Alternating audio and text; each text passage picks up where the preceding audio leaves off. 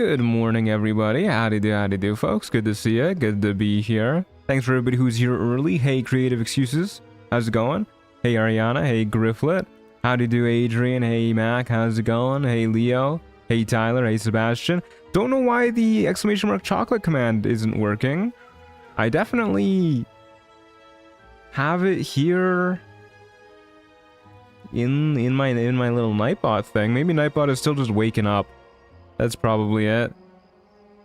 Anyways, thanks for being here, folks. Really glad to have ya. We're gonna be playing some Baldur's Gate 3 today, if you'd believe it. We're gonna be playing some Chocolate Edition. Really excited to see what this changes, see what the whole deal is. Pretty excited. Hey, oh my god, I'm gonna fuck up your name. Metaverse? Probably not it. Metaverse? No, I don't know. Oh, there you go. There's Nightbot. Hey, JJ, how's it going? Hey, Matthew. Hey, No-Show. Hey, Samuel. Hey, Tor. How's it going, Eco? Good to see ya. Hey, Mar. Cool transition there. I am glad you like it. Hey, Kelsey. How's it going? Hey, Flair. Good to see you, Punchy Punch. Hey, Mr. DJ Deadify. How's it going? Yeah, we're gonna be playing some Hexblade. Originally I was planning on like remaking the Baldur build, but I did briefly look into Chocolate Edition. I didn't want to like spoil myself on all the changes, but I looked very briefly at what Paladin and Warlock have going for them, and it seems like both of them are a lot more focused on being like really good at monoclassing now. Neither of them seem as good at multi-classing, which I'm totally okay with. And I really want to play Hexblade Warlock, so we're just going to play Hexblade Warlock, and there's actually some changes all the way up until later levels with Hexblade, so it's not like we're missing out on changes anyways. I'm super stoked. It's going to be a good time. For those of you who don't know what Chocolate Edition is, it's an overhaul mod that changes a little bit of everything. It changes the way initiative works, it changes the way pretty much every class works. I think every class, just period. Changes some feats, adds new feats. Even adds some new classes that are meant for the origin characters, but you can actually take them when you're not an origin character. I just realized I did not plug in my silent mouse. Give me one moment, folks. Give me one moment. Have you played RE9 yet? No, I was watching my partner play though. And it looked like a pretty, I mean, I was having a good time just watching. Sorry, I'm plugging in my mouse right now. Give me a second. I keep forgetting to do this before stream. Goodness gracious. Yeah, it was definitely a good time watching, good time playing. There you go. I only was able to watch a couple hours of it though, just the beginning. And yeah, it looks super fun, it looks super good. I do think it looks kind of jarring switching between Leon and Grace. Because, you know, Grace's gameplay is so survival horror-esque, and then Leon's is just like, yeah, roundhouse kick an innocent lady who was just turned into a zombie. Hell yeah. Say a funny one-liner afterwards. Do it, Leon. It's a little crazy. Hey, BB Bingus Bongus. B Bingus Bongus. Sorry, I had an extra B. Good to see ya. How's it going? Goes from Resident Evil to Devil May Cry. Yeah, it's a little silly. Is the full game out? Yeah, RE9 is out. Came out on the 27th of February.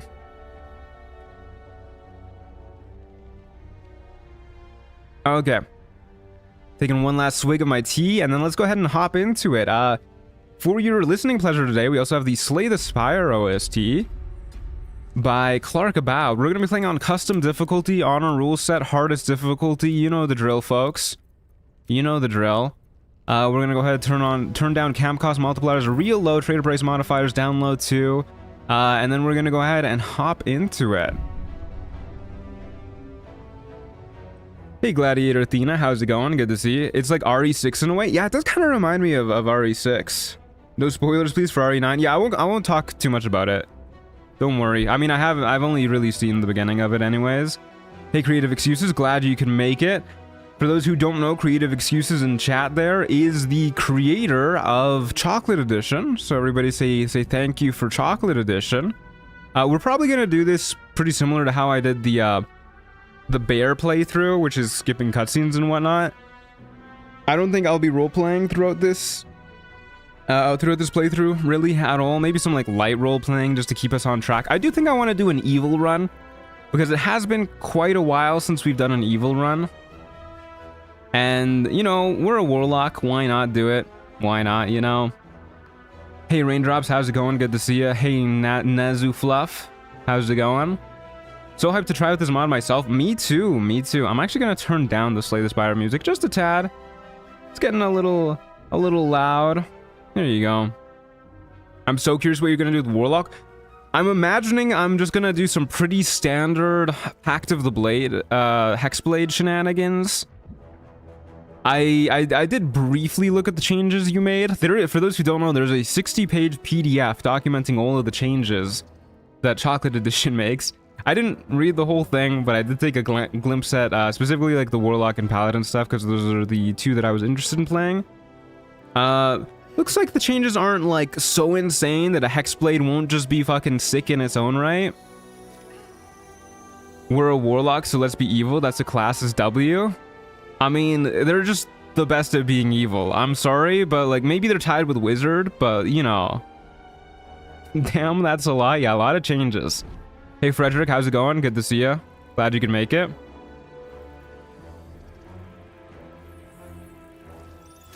Creative, do you plan on reworking Radiant Retort? I know... Well, I don't know if he reworked Radiant Retort, but I do know that there's at least a change to improved Divine Smite that makes it toggleable, so you don't have to worry about it as much when you're a Paladin, which is very cool. Just, does Chocolate Edition add new items as well? Not as far as I know. Not as far as I know. Okay, so for those who saw the thumbnail, you may have an idea of what we're going to be playing race-wise. We're going to be a half-elf. I was thinking about it last night. We're going to be a wood half-elf specifically, because I like movement speed and I like shield proficiencies. Those are very cool. Yeah, I don't think the race really matters too much. I was just thinking of like, you know, it's been a while since I played a wood elf. It hasn't really been that long, but I really like movement speed. I like wood elves a lot. I think the more I play of wood elves, the more they are becoming my favorite race. Which is, you know, like, I don't know, it's just so hard to do without the extra move speed. I love it so much. Fey Ancestry is pretty good too. Yeah, it does make killing Priestess Gut a little more annoying, because you can't do like the just get Corilla to kill her. But on the bright side, we're evil, so we won't really be doing that anyways. I'm a Wood Elf Truther as well. Yeah, Wood Elves are just so good. So here's some of the new classes that are kind of, oh my god. Put on some clothes, would ya? That are kind of designed for the origin classes. So you can see it's like, this is for Shadowheart. This is for Gale. This is for Will. This is for Karlach, Lae'zel, and Astarion. And they give some features that you wouldn't really get from a class otherwise, just like starting off with like one level in it. So like Will, for example, gets Blade's Flourish, pretty cool.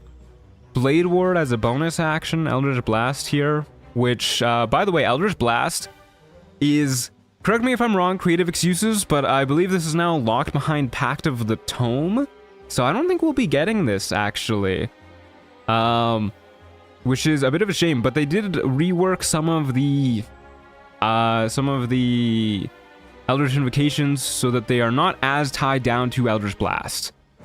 Will's is pretty decent, not gonna lie. The better Flourish with no short rest is bomb. Yeah, I mean, this seems amazing, not having to short rest with this.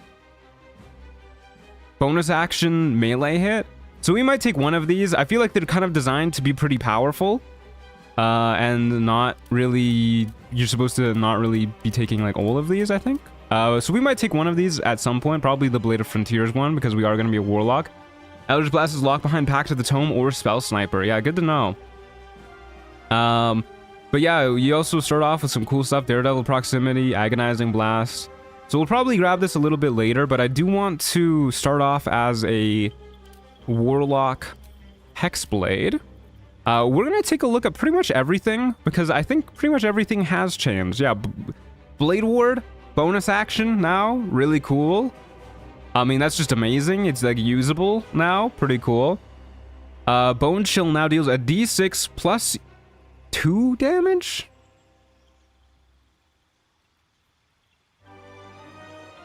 Our charisma mod is +3, so I guess it just does +2 by default. I don't think that's adding our charisma modifier. We'll see. Blade Ward there as a bonus action has a per combat cooldown though. I mean, that's still way more usable than regular Blade Ward. Start off with a Warlock spell slot as always. Let's take a look at some of our cantrips here. So we're for sure gonna be taking Booming Blade. I mean, it's just, you know, it's Booming Blade. We're gonna need that bad boy. True Strike as a bonus action. Gain advantage on your next attack roll. That's pretty good. Zephyr Shot is a brand new cantrip. Imbue your next shot with forceful energy. If the attack hits, absorb some of that energy back and gain some move speed. So this just says weapon damage. I'm assuming this just adds your weapon damage again to your next shot, which is pretty interesting. I guess this feels like it's probably more for ranged. I mean, it says melee here actually. Maybe this is just like because it's a melee buff. I'm assuming that means it's just like a melee buff kind of thing. Zephyr Shot is a bow cantrip. Okay, yeah, that makes sense. That makes sense. That melee thing is a tooltip issue. It's very handy having the mod author just like in chat to answer all my questions as they come up. Damaging cantrips are 1 dice size smaller plus proficiency bonus. Okay. That makes sense. That's where the +2 is coming from. I like that. I like that. Makes the average damage a little bit better. This is new too. Lightning Strike. Channel a bolt of lightning through your melee weapon and strike a target, dealing your weapon's damage as lightning damage. Gain 1 lightning charge based on your cantrip scaling. Your main melee weapon damages fully lightning when using this cantrip for the duration of your turn. Additional damage only applies once per action. Lightning charges are only applied on the first successful hit. That's pretty interesting. So this is just like a way to change our damage type. We probably don't want to have both Booming Blade and Lightning Strike. Were I to wager, seems like it's a little bit much to have 2 melee-oriented cantrips. So let's try out the new one. I'm sure Booming Blade is amazing. We'll probably pick it up later. But let's do that, and then we'll also grab a ranged cantrip just so we have an option. Let's just grab Bone Chill. Bone Chill's my goat. This looks so cool already. Yeah, a lot of changes. This is probably going to be a pretty slow playthrough just because, you know, we're going to read like everything. So Hexblade gives us shield, which looks normal to me. Wrathful Smite is no longer concentration. I think this used to be concentration. Don't quote me on that. This is like a can you spot the difference game for me. I think this used to be concentration. Are we doing the classic Shadowblade and wreck everything? Probably not. I know Hexblade's weapons have gotten changed to be a little, or sorry, not Hexblade's weapons, but Pact of the Blade's weapons have changed, got a little bit more interesting. Maybe Hexblade too, perchance. This looks pretty normal. Yeah, I know Pact of the Blade weapons have changed. So we're probably going to be using those because they're pretty interesting. Hexblade's Curse looks also to be the same. Yeah, looks pretty familiar. Although this is normally once per like short rest or something. I don't see the short rest marker here. But maybe that's just like a Larian tooltip issue. Or maybe I'm just misremembering. See, this is gonna be driving me crazy because I'm probably gonna misremember a whole bunch of things. Anyways, we get Hex Warrior 2. Medium armor, shield, martial weapon proficiency, very cool. That's very, very nice. Yeah, we can of course bind our Hex weapon, letting us use charisma instead of strength or dex, so we don't really care too much about strength at all. Dexterity is still of course very nice. Hexblade's Curse is still short rest, just a Larian issue. Yeah, that makes sense. Okay, so as much as we like the idea of a smite that doesn't use our concentration, let's take a look at some of this other stuff here. Armor of Agathis looks to be the same. Arms of Adar looks pretty similar. I mean, actually, I don't know if Arms of Adar normally prevents targets from using reactions, because I just never have, like, looked at that spell in general. Is this that big mod added to manager? Yeah, this is in the in-game mod manager too, folks. Charm Person, Expeditious Retreat. Expeditious Retreat now lasts 5 turns and is no longer concentration and is a free action when you to cast. This is really interesting. I mean, I'm a big Expeditious Retreat fan in general, especially in the early game. But I actually think I might like this a little bit less than regular Expeditious Retreat, especially for a Warlock that gets so few spell slots. Hex looks to be the same. We're probably gonna go ahead and take it. This looks different. It says until long rest, end 5 turns. Grant an ally and yourself the ability to reapply this effect for the cost of a bonus action until the next long rest. Okay, so it lasts for 5 turns, and then you have a buff that lets you recast it as a bonus action until your next long rest. Pretty cool. Arms of Adar tooltip is bugged. It deals plus charisma mod and damage. Oh, okay, so it actually got a damage buff too. Yeah, I mean, this is pretty good. It's not concentration either, which is really, really good, actually. That actually almost makes me want to take it, even as a Warlock. We have Witch Bolt and Wrathful Smite. We've looked at Wrathful Smite already. Witch Bolt looks to be pretty much the same. I think we'll go ahead and still take Shields. I like Shields so much. It's a little worse on Warlocks, of course, but I don't know. I really like Shields. Hellish Rebuke is really good early game, too. We'll probably take Hellish Rebuke. Actually, no, let's try out new stuff. I don't know if Hellish Rebuke has got to change. We know Arms of Adar did. Maybe Arms of Adar will be good. Is this the Slay the Spire OST? Yeah. So let's go ahead and rock these two. Hex is tried and true classic. I love Hex. I'm always going to take Hex. And then we'll take Arms of Adar too. If we don't like it, we'll swap it out. We'll probably swap out for like Shield, Protection from Evil and Good, something like that soon. And then we're gonna go ahead and set our background to what's a significantly warlocky background. So I don't know if any of you have done the exclamation mark backstory command yet, but she did sell her soul for chocolate, and I feel like that's something that a noble would do. So let's go ahead and make her a noble. And then we'll sort out our skills here, our stats here rather. So we definitely want 17 charisma, probably want at least 14 dexterity. Noble Wine Mom. Yeah, I feel like Noble makes a lot of sense. Sell your soul for chocolate. Seems like something they would do. Shield is a bad Warlock spell if you're primarily Warlock because of opportunity cost from force upcasting it. Yeah, it's definitely worse on Warlock for sure, but it's still just such a powerful spell that I honestly don't mind using like a 5th level spell slot on it. Okay, and then let's go ahead and probably buff up our Constitution more than Dexterity. This seems okay. Eventually we'll probably want to get the Armor of Agility, but I like having high Constitution as a Warlock. You get to concentrate on your like long-lasting spells like Hex. Very cool.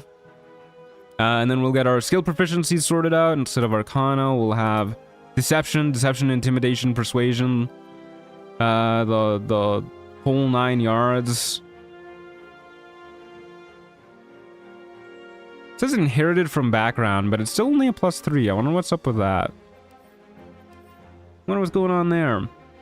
Will you allow yourself to respec in order to try new stuff in this run? Nah, probably not. I don't really like respecking. I'm okay with making mistakes. And besides, there's way too much in the Chocolate Edition mod to try out all in one run anyways. We're gonna miss stuff. Yeah, Warlock proficiencies are amazing. I love them. Okay, and then, so I know the lady in the thumbnail is like incredibly hot.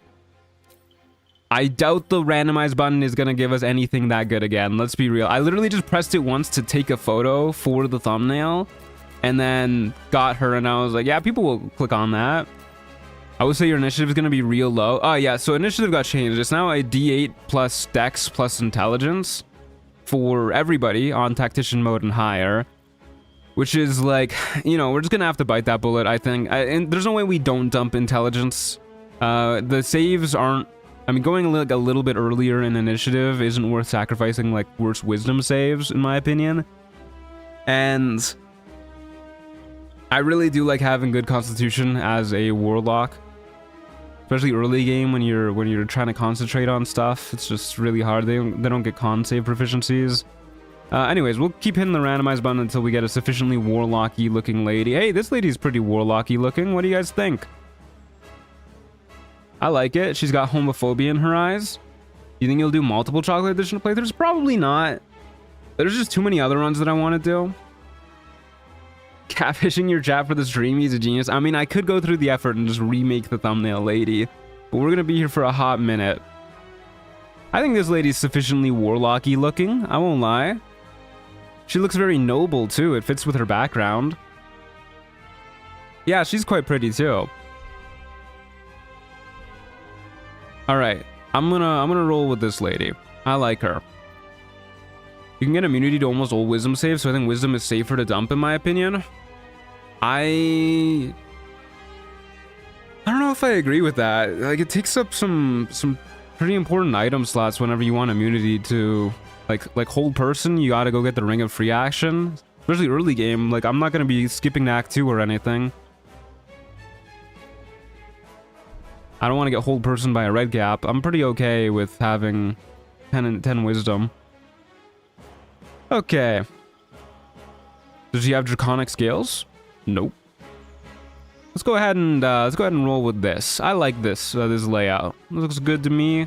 Let's go ahead and proceed. We need a name, folks. We need a name.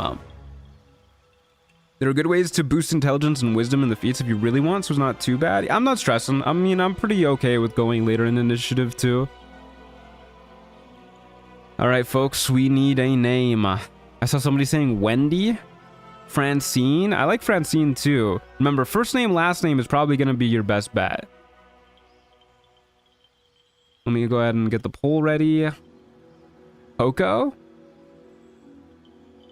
I'll throw in Coco. Helen Hershey II. I like the theme of having all of our warlocks be the second or the third or something like that. Coco Puff. There's first name, last name. Sure, yeah, I'll take that. I'll add that on to Coco. Francine au chocolat. I don't know if that's gonna fit, but I'll throw it in. Agatha de Chocolat. Like, getting a lot of de Chocolat. I don't want to have two characters with, or two name options with the same last name. Victoria Wonka. All right, sure. Victoria Wonka. Why not? Why not? Astrid Alvarez. That's a really pretty name. Okay. What are we going, folks? Also, hey, Astrid, how's it going? Wonka last name is a good idea. Yeah, I like it. I like it. We got some good chocolate-themed names here. Victoria Wonka goes hard. Yeah, it's pretty good. It looks like it's pulling ahead. Although Helen Hershey is putting up an effort in its own right. I like Coco, but Victoria Wonka wins me. Victoria Wonka's pretty good. Helen II is very noble. It is. Yeah, she is a noble. Helen Hershey II is pretty good. Although I guess Willy Wonka is like kind of an upper class dude too. Like he's got like indentured slaves basically. What's more noble than that? I use that Shattered Flail for my Blade Warlock. It works until I get Act 2 Hammer. That's very brave of you. I'm partial to Helena over Helen. Yeah, they're pretty similar. Okay, I'm gonna go ahead and call the poll in a moment here. Give you guys a few more seconds. I'll give you 5 more seconds. 4, 3, 2, 1. All right, looks like Victoria Wonka is the winner. Congratulations to Victoria Wonka. Always knew she had it in her. Could you try to use the Shattered Flail? Nah, I'm good. I'm gonna mess around with the new Pact of the Blade stuff. All right, let's go ahead and hop right into it, folks. Let's get her done. We do need a guardian. I will choose one. Ooh, beautiful. What a babe. Victoria with homophobia in her eyes. Yeah, she's just like Yenna. Wonka has a factory where kids disappear and he's rich enough to not get chased by the police. Yeah, he's definitely a noble. He's got the noble background. The Pontent robes are calling. I don't think they are. I do not hear the call of the Pontent robes. Randomized cooked? Question mark, exclamation mark. I agree with the question mark, exclamation mark part of that statement. Yeah, that question. We don't really care too much about the opening cutscenes because, like I said, it's probably not gonna get edited into like a roleplay run or anything like that. We're not gonna be roleplaying really, but I'll let it play out for a moment where we chat. There's a mod that changes your guardian into some NPCs and I love it. You can actually change your guardian into a cheese wheel. Okay, we gotta play. Maybe at some point we'll redo the heavily modded run. And then we'll go ahead and load it up with like everything in the in-game mod manager because there's a lot more mods now in the in-game mod manager. There's a lot more silly ones too. And now that we're on patch 8, the VODs will not age, which is a problem. Like that's the main reason why I didn't turn the heavily modded run into a actual edited playthrough, because by the time I would have turned it into one, patch 8 was already out and I didn't really want to be putting out patch 7 content. The heavily modded run should probably be a once-a-year run. Yeah, honestly, with the amount of mods people are putting out, probably. There is actually a mod that I really want to check out sometime soon. I don't think it'll take like too long to do a playthrough with it. But I found out that there's like a fully... like a big quest mod that got added that's like a whole bunch of... I think it's based around vampires in Act 2. I can't remember what it's... called. Give me a moment to search this up. Oh man, Evelyn was talking about it to me the other day and I did not write down the name. Whoops, I'll figure it out later. Curse of Strahd inspired? I don't think it was Curse of Strahd inspired. I don't even remember it was vampires. I'm pretty sure it was vampires. It was something. It was pretty good looking. But I'll find it later. I want to check it out. But it looked like it just added yeah, some pretty impressive quests that I think Evelyn was saying that they were like voiced even. Some of the dialogue in it was voiced, which is pretty cool. Baldur's Gate 3 is finally done updating. Yeah, it's been done updating for a while. At least major updates. I think patch 8 came out. My god, when did it come out? It was like May last year or something. It's been a minute, right? Do you have an idea of the build you're working on, or just exploring and taking what comes? So you can do exclamation mark build for like a rough idea of it, but because I don't really know all of the changes or what to expect, we are probably going to just play it by ear pretty much. But I'm imagining we're gonna go for like arcane synergy or arcane acuity shenanigans like we would normally do with a sort of Spellblade build. I know I got a patch update like a month ago. Yeah, that was just like a hot fix. That was just a bug fix, man. That wasn't like a real patch. Damn, Lae'zel, you got your cheeks out and everything. Why do the Gith just have their cheeks out, by the way? Why do they do that? Yeah, this opening cutscene is so good. I never really pay attention to it too much. Usually I just got my eyes glued to chat while this is playing. But good lord, this is beautifully done. Poor Lae'zel. To assert dominance? Yeah, that's real.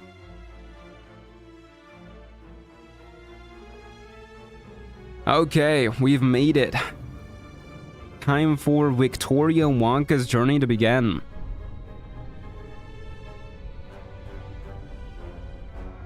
Based on what Bazel says later, apparently Gith are into recreational sex. So you're saying it's for easy access?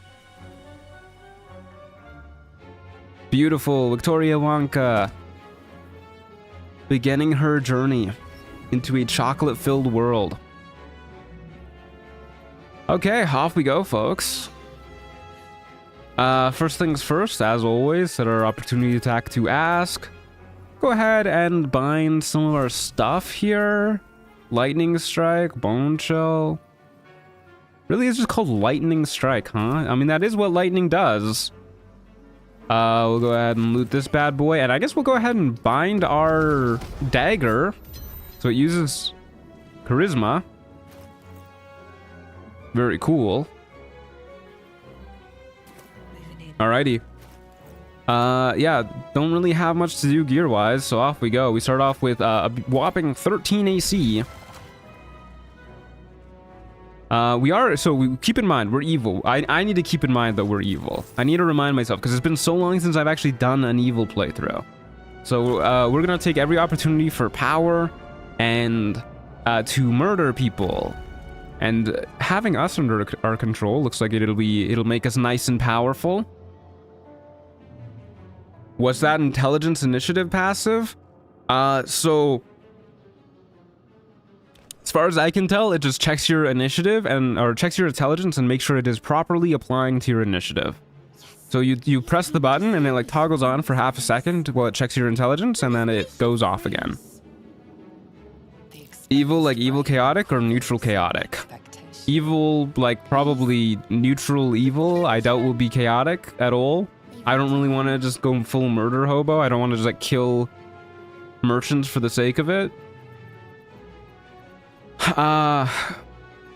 Tell me what to do. You got it. Let's go ahead and use our beautiful dexterity skills to plop this brain open. Easy peasy. Yes, lightning strike works with extra attack. Hell yeah. The extra damage from it only applies once per turn though. Yeah, that makes sense. Yoink. All right, we will not mutilate us. Us is gonna come with us. Plop. What a juicy brain. All right, let's go. Yeah, we're gonna be skipping dialogue this playthrough. We're not gonna roleplay too much or anything, so I'm not too stressed about it. We're just gonna have a good time. Check out the chocolate edition mod. Why she kind of got the Gunther color palette going on? Yeah, I guess my warlocks are kind of similar. They're nobles. They got the same color palette. I didn't even notice that. Okay, off we go to chat with Lae'zel. Should be a good time. Hello. I was afraid for us when you said murder people. Well, us isn't really like a people. They're more of like an it, you know?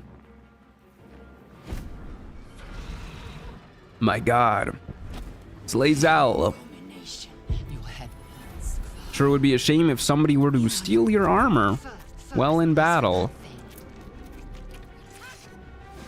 Okay. Hey, who needs to worry about initiative? We rolled 8 on our initiative. Have you ever seen such a high initiative roll? I'm gonna go ahead and yoink that. Thanks, Lae'zel. Good to have you. Good to see you. Catch you on the flip side. Always a pleasure. Always a delight. Off she goes. Bye. Okay. The imps have been buffed. This is the first thing that I'm seeing. Maybe I'm losing my mind, but I'm pretty sure these imps are supposed to have 7 HP. Let's go ahead and use our lightning strike to murder these guys. Hey, that was a lightning strike.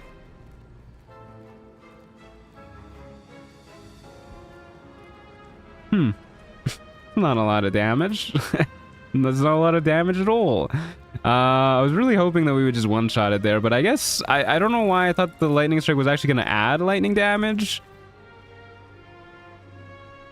But it just turns our lightning into, or turns our weapon into lightning damage rather. That's okay. We're not worried about these guys. Us will finish them off. Is Chocolate Edition considered harder? I don't think so. I don't think so. I think actually the general consensus that I've read on it has been that it is actually a little bit easier, because it kind of makes kind of makes a lot of the weaker abilities more powerful. It kind of brings everything up to par. And it does nerf some abilities, but yeah, I think for the most part, the general consensus from what I read is that it is a little bit easier. Watch out. Oh my god, we rolled in that one. That's not good. Okay, there you go, us. Yeah, that is tragic. Okay.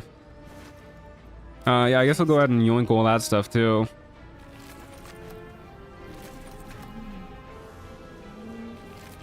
And yeah, whoever said in chat that I could have grabbed Lae'zel's sword, you're right. I definitely could have. So let's go ahead and just do that now, because why not? Thanks for the long sword. Thanks for the long sword. Get back in the pit, Lae'zel. Get in the pit. Bye.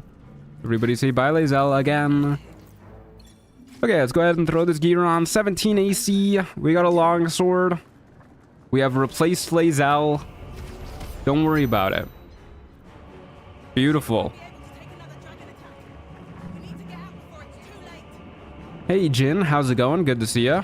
Who are we today? We are Victoria Wonka, who sold her soul for chocolate. Yeah, poor Lae'zel got brought back to life just to fall immediately into the pit again. Is the extra encounter mod also in the run? No, it is not. The full mod list is in the description. Go ahead and boom, lightning strike. Holy shit. That is a dead cultist. Lightning strike. Lightning strike. Beautiful. We're so powerful. We're not gonna kill the brain here because then us gets mad at us, and we don't wanna do that. But I guess we'll go ahead and grab some stuff over here anyways. Grab our scimitar, our key, a little bit of stuff to sell. Never hurt anybody. Yoink the potions in here. Yoink the 4 gold over there. Very cool. Go ahead and throw on the crossbow, because I think this is actually... maybe it's a little bit better than just using Bone Chill right now. The Bone Chill adding our proficiency bonus actually makes it like a lot more worth considering. My first time playing Baldur's Gate 3, I didn't like Lae'zel, so I didn't invite her to camp. Then I found her dead corpse from the Shadow Curse. Felt kind of bad. Yeah. I mean, to be fair, she is really, really rude to you. What's the chocolate mod? Exclamation mark chocolate, or scroll up like 3 messages. I get it, because it's chocolate edition? Yeah, because it's chocolate edition. Okay. Let's go ahead and do some pre-dashing. We are quite fast as is, but you know, a little bit more move speed is pretty nice to have. And off we go to the helm. I like how she's still in initiative. Oh, you can hover over her to see her soul beneath you. All right, into the sphincter we go. My first time was playing with my friend, and we couldn't find Lae'zel's cage and just kind of left her to die since we couldn't keep playing to the point where she just shows up. Rip Lae'zel. Nearly killed Astarion too after he pulled a knife on you. Yeah, they make it kind of hard to like a lot of the companions when you first meet them. I find Shadowheart really annoying when you first meet her too. I mean, not on the Nautiloid, but when you like meet her on the ground, she's just comes off as a little holier than thou.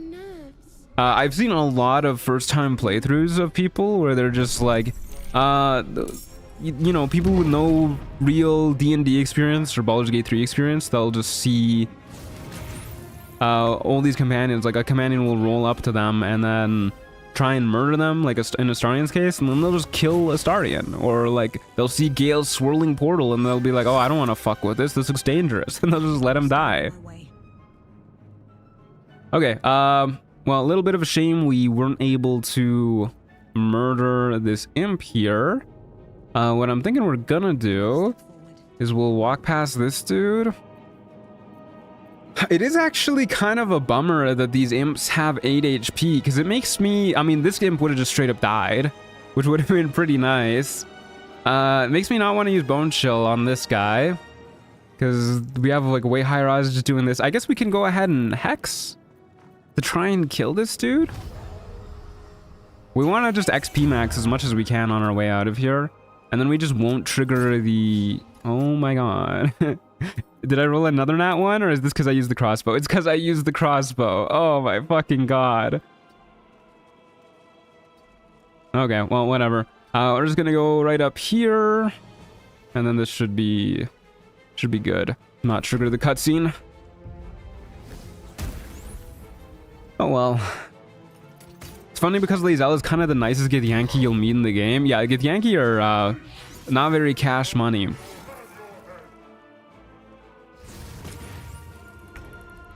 Okay, us, go ahead and get me some XP. Thank you. And then I guess maybe we'll have us go after this dude next. The Hellboars aren't really worth killing. For those who don't know, they give 3 XP as opposed to an Imp's 10 XP. And now we kind of have a choice here. We can go ahead and... We're actually pretty much guaranteed to kill with a Bone Chill. I should have used Bone Chill last turn. We would have killed if we did, probably. We can go ahead and Bone Chill and then just hope that whoever spawns isn't too scary. I guess what I should do, realistically, is get them to spawn. And then see exactly where they're falling in initiative. Because I don't know if the D8 initiative is going to change things. Okay, yeah, they're going after us. We get another turn before them. So I guess what we can do is we can go ahead and... I mean, they're grayed out. They have the timer on them. So that means they shouldn't do anything this turn. We can just go ahead and keep running up. And then maybe next turn we can just dash all the way to the end. We should be able to. I kind of like that the commands are a little standoff. I wouldn't trust a person after being kidnapped myself. I mean, it definitely makes sense story-wise why they're standoffish. But I also understand why new players don't trust the companions at all. So we, with 13 AC and no defensive spells or anything like that, we should probably just leave here. We should definitely just leave here. Surely missing out on 10 XP won't come to bite me in the ass later, right, guys? Right? We can actually even go ahead and use Rush Attack to just get all the way to the transponder without triggering opportunity attacks. Whee! Okay, off we go. The Helm's alien transponder. You made it in time. Hey, Burger Time, how's it going? What are the changes so far? Bone Chill has changed. Well, I guess every damaging cantrip has changed. We got a new cantrip. Arms of Adara has changed. Initiative has changed. There's been a lot of changes. 10 XP never fucked up a new playthrough. Yeah, it won't come to bite me in the ass. The character selection gives you a quick backstory for each companion, which kind of spoils things on your first playthrough. Yeah, it definitely does. Definitely does. Okay, well, I guess we can go ahead and skip all this nonsense too. I'm too used to just yapping over the cutscenes instead of skipping them. In older CRPGs, it was so easy to tell if somebody was important. You know, I haven't actually played a lot of older CRPGs. Maybe we'll have a retro month sometime. Technically, Eldritch Blast has not changed. Buffing it with extra average damage would have been ridiculous considering how good it already is. Yeah, okay, well, not every damaging cantrip has been changed, but most of them. Okay. We made it to the beach! Yippee! Let's get out of here. Come on, Victoria Wonka. Okay. Let's go see what hat we got. My favorite part of starting a new run. Hey, Lae'zel, good to see ya. She really misses us. She just couldn't wait to meet us on the beach. Hey, we got a violin. And our hat is the ignoble hat. It's kind of fitting for our noble Victoria Wonka. She's so beautiful. I love her floppy hat and her giant hex icon hanging over her head. Really adds to the ambiance. Fashion icon, oh yeah. Okay, let's go ahead and mayhaps murder some more brains. That sounds like a pretty good idea to me. There's one attack cantrip not listed in Warlock. It's a rad ranged attack that inflicts rad orbs. That sounds pretty cool. That sounds pretty rad, dare I say. Okay. Hey, Brains. How's it going, guys? I guess I'll just pop into their view for a moment to scare them a little away. And then we will sneak. And I'm sure this will go great. We definitely won't die to one of these Brains here. We are simply going to dip our weapon and shoot over yonder. Will this be a good run? I mean, I hope you guys end up liking it. I'm actually amazed. We might die here. I'm amazed that that brain lived. I've never actually had them live through that explosion before. That's quite bad. That is an astoundingly low amount of damage. I mean, the DC isn't high, but yeah, I think this is... I've just never rolled this low, probably. Okay, well, that's a little spooky. I also didn't get a surprise around there, so I guess what we do is we fall back, heal up, and hope that we don't die. Sounds like a good idea to me. We could also go up here for the high ground for a little bit more AC, which is probably a little bit safer. I think if we go down here, they'll still get line of sight on us, and we might be on low ground. Average heal. That's about what I was expecting. I was really hoping they just died to the burning there. I thought there were supposed to be 3 brain puppies here. There's more if you have more than one player character. Or like more than one character that you're controlling. So if you have like Lae'zel with you, or Shadowheart or something, there'll be more of them here. But when there's only one character, it's only 2 of these guys. Okay, let's go ahead, and you're probably gonna burn to death. There's a 75% chance you burn to death, and I think it'd be really funny if you don't and then murder me, so I'm gonna leave you alive. And we are going to instead try and murder this dude. We'll use our crossbow. And then we'll heal up. Okay, and we'll just keep going this way. Surely he will die. Hey, he did die. Huge. Nice crit miss. Very nice to hear. And then we will go ahead and hex you. Murder you. Never mind, I lied. Oh well, should be fine. Oh my god. Oh, good lord. Hey, we got our Hexblade's Curse healing us. That's nice. Okay, let's go ahead and take a short rest. I'm amazed we maintained concentration through all that. Okay, beautiful. We will go ahead and loot all these guys. Make sure we grab our potion of speed. I think one of these guys is a potion of speed, right? Is it this guy up here? One of these guys has good loot on them. Gotta love the early game. Oh, yeah. Okay, we'll hit level 3 in a moment, or level 2 in a moment. Yeah, there you go. My potion of speed.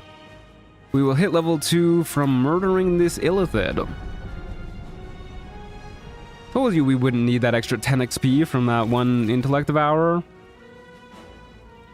I'm coming for you, Squid Man.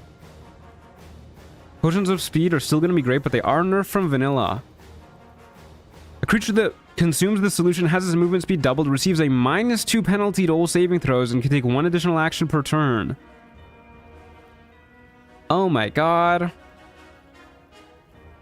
No AC boost? -2 to all saving throws? What are you doing to me, Creative Excuses? Taking my rage out on this Mind Flayer. Okay, level 2. Is regular haste like that too, or is that just potions of speed? Okay, we get another warlock spell slot. We get another warlock spell too. You know, we are a Hexblade. I kind of want to take the Wrathful Smite. I mean, this has got to be better now. Now that we're, now that it doesn't use concentration. Regular haste is also like that. Oh dear. Shade Clinger armor about to go crazy. I doubt we'll do Shade Clinger armor glitches. Okay, so let's take a look at our Eldritch Invocations here. I'm sure, I know at least some of them have changed. For example, Agonizing Blast. When you cast a cantrip that is not a weapon attack, add your Charisma modifier as force damage to the damage it deals unless it is negative. So this works on old damaging cantrips, well, yeah, old damaging cantrips that are not weapon attacks. Not just Eldritch Blast now. Armor of Shadows looks to be the same. Beast Speech looks to be the same. I think Beguiling Influence is the same. Devil's Sight looks the same. False Life looks the same. Mask of Many Faces looks the same. I don't even remember what one with shadows normally looks like, but we'll say that's probably the same. Fiendish Vigor is worth reading the spell tooltip. Oh, is False Life different? Oh, it is. Gain 7 temp HP, reduce damage taken by 1. That's pretty good, dude. You will like Fiendish Vigor, I promise. I mean, you know me well. I do like damage reduction. That tooltip is broken? Uh-oh. It reduces damage taken by 2. Oh. That's pretty nice, dude. I like that.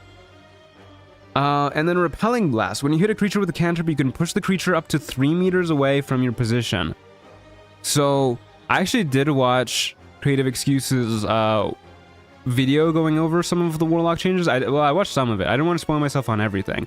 But I did see the part where they mentioned the combo with Repelling Blast and Booming Blade. So this actually works with every cantrip now, including weapon attack cantrips. So you can hit somebody with your Booming Blade, it'll push them away, and then if they're a melee person, then they kind of have to walk back to you. So this is actually really good with Booming Blade now. I mean, either way, we're taking this, because this is just like a guaranteed push with our melee attacks now, our melee cantrips with like Lightning Strike, Booming Blade, stuff like that, which is pretty good. But yeah, we'll go ahead and take this. Doesn't mean we miss out on Mask of Many Faces to talk our way through all the goblin stuff, but like whatever. We gotta try out some new stuff. And then we'll also go ahead and I mean, we still gotta try out Arms of Adar. I'm sure I'll use this, right? Totally at some point. And then there's also feat changes and new feats galore. I don't think we're gonna look through every single feat here and every single feat change, but let's go ahead and take a brief look through some classics. So I know. Oh, Heavily Armored is new. Whoa, you increase your AC while wearing heavy armor by 1. I don't think it always did that. Also increases an ability score of your choice by 1. We could grab this, increase charisma, get heavy armor proficiency, and increase our AC by 1. Feats on even levels or just level 2? Just level 2. So you get a feat at level 2, and then we'll get another one at level 4. Yeah, I guess getting a feat at level 2 is a change in and of itself that I just forgot to mention. Medium Armor Master is buffed too. I mean, this isn't even heavy armor master. That's just heavily armored. Heavily Armor Master got changed. Now incoming damage is reduced by 2 while you're wearing heavy armor. Just flat out, all incoming damage is reduced by 2. That's crazy. Look at Dungeon Delver.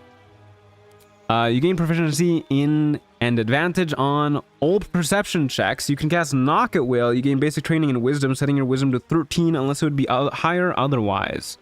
Yeah, that is significantly better. Heavy Armor Master probably needs a nerf. It needs a nerf so badly that I'm honestly debating grabbing Heavily Armored and Heavy Armor Master just to get Heavy Armor Master. Look at Actor. Your charisma increases by 1 to a maximum of 20. Your proficiency bonus is also doubled for deception and performance checks. Is this... I don't even remember what Actor is normally like. Is it not like this normally? Okay, let's take a look at mobile. I love the mobile feat. Actor is unchanged. Yeah, I think Actor is just normally like that. Your movement speed increases. Difficult terrain doesn't slow you down when you dash. If you move after making a melee attack, you don't provoke opportunity attacks from your target. Increase your strength or dex by 1. Okay, so this is the new part. which is, I mean, mobile's already so good. Increasing an ASI by, or increasing an ability by 1 is so nice. Normal actor is pretty good, yeah. Moderately armored is new, too. Increase your AC by 1 at all times. That's not even medium armor master. Okay, let's take a look at medium armor master.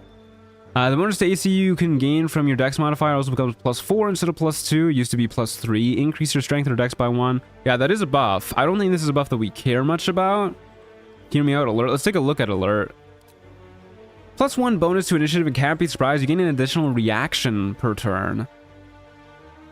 So I know that enemies with alert still have the old alert where they have +5 bonus to initiative. The additional reaction is pretty interesting. I'm sure you can do build stuff with this. But +1 bonus to initiative. I mean, I already wasn't the biggest fan of alert. You guys know that. But +1 to initiative means that I'm definitely not taking this.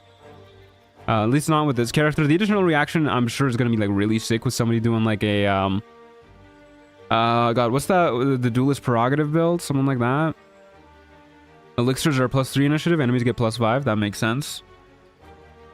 Okay, let's take a look at some of the new feats real quick. As you can see, there's a decent chunk of them.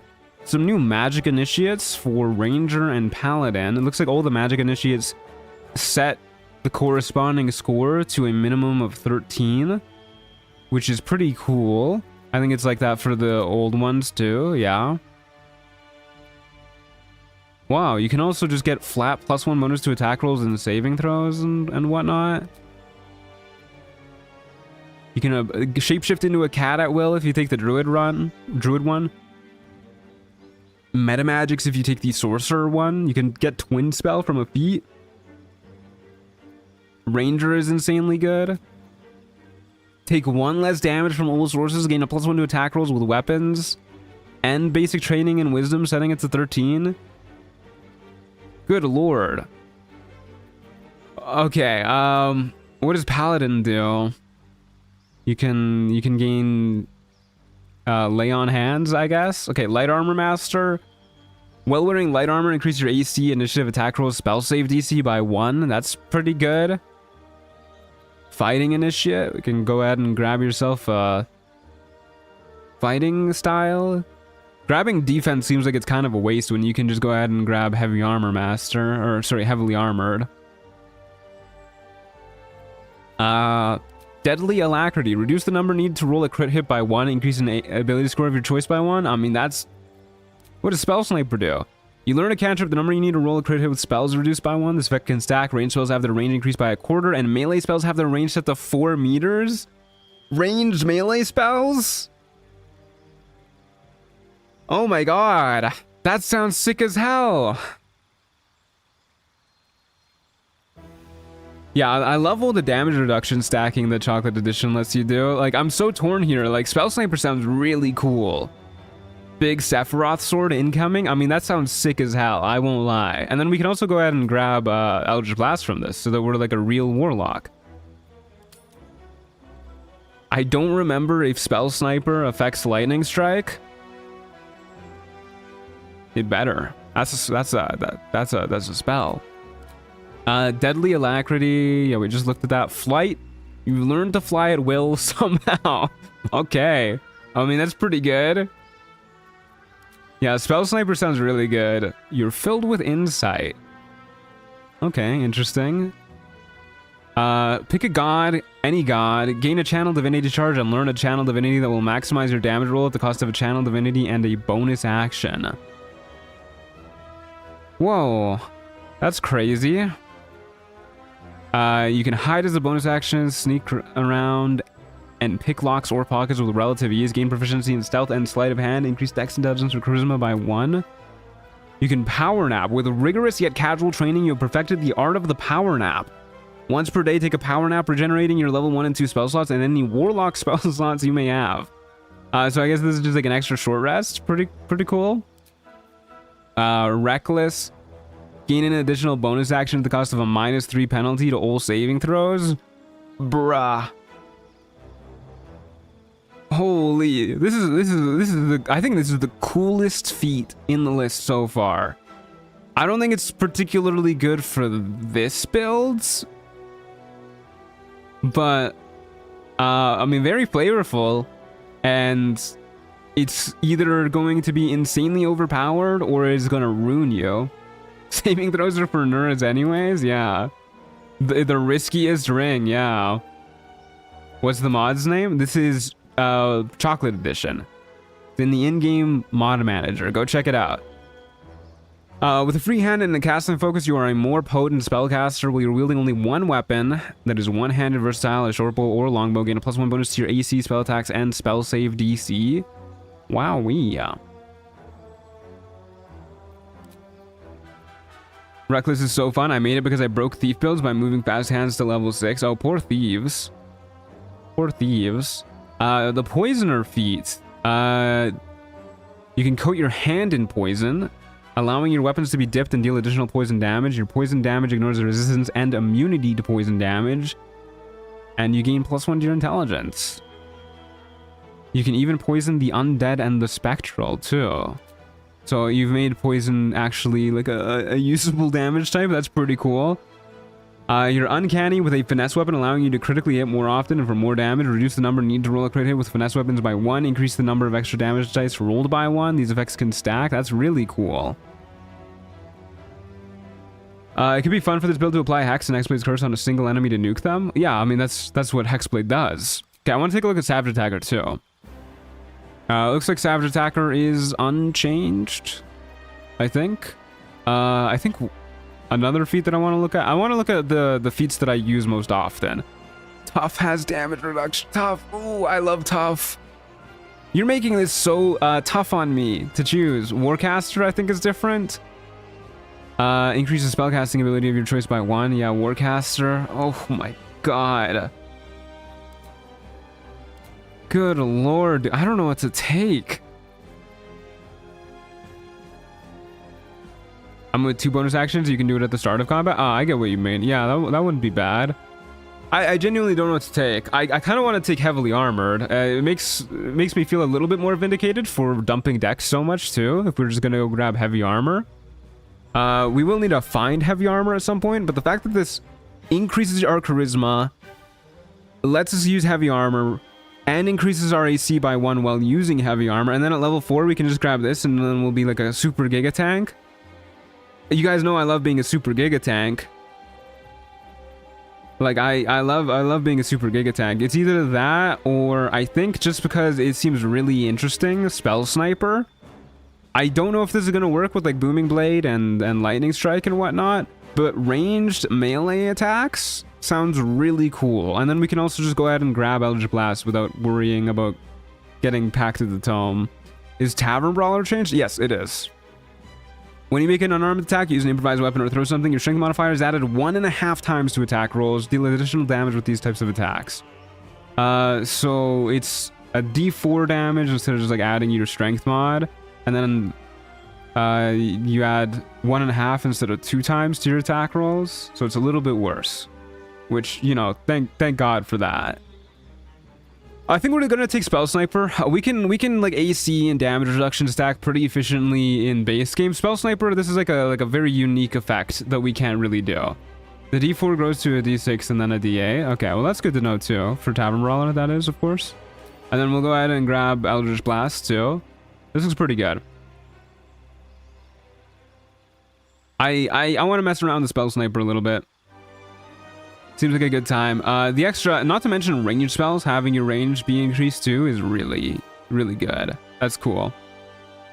Okay, we were staring at the level up screen for quite a while here, but there's a lot of new stuff to look over. Let's go ahead and grab Spell Sniper. And let's go ahead and bind our Eldritch Blast real quick. Yoink. Okay. Very cool.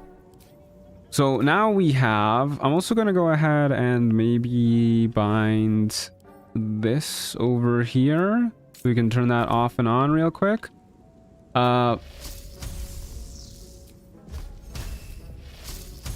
This doesn't look like it's ranged.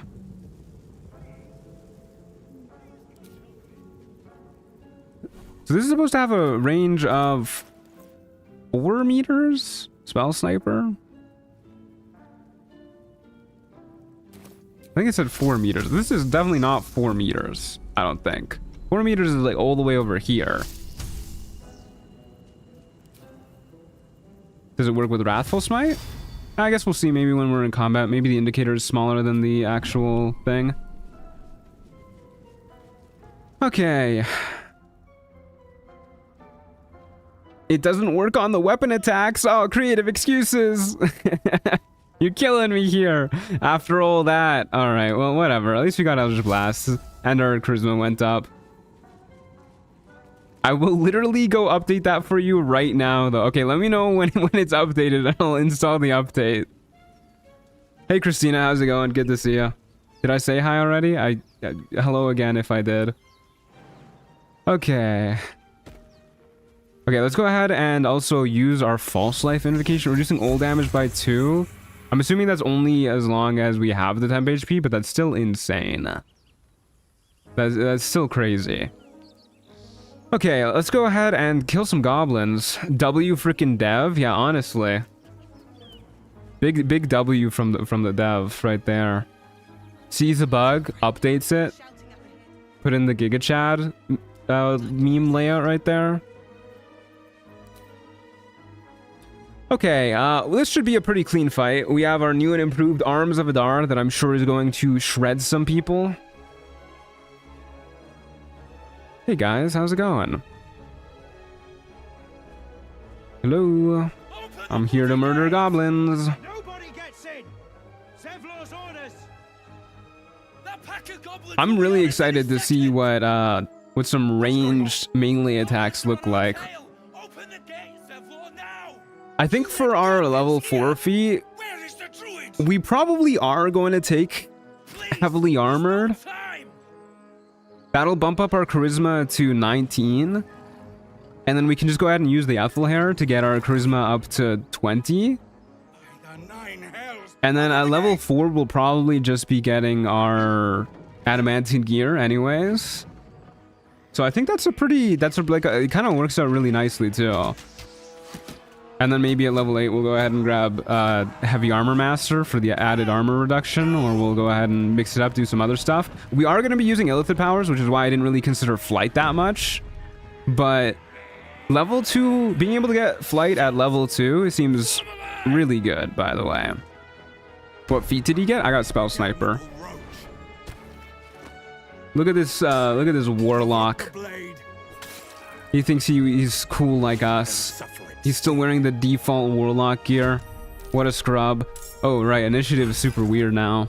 Yeah, we're probably always going to be going like either mid or bottom of initiative because of the way it works now. Hey, Black Sheep Butterfly. How's it going?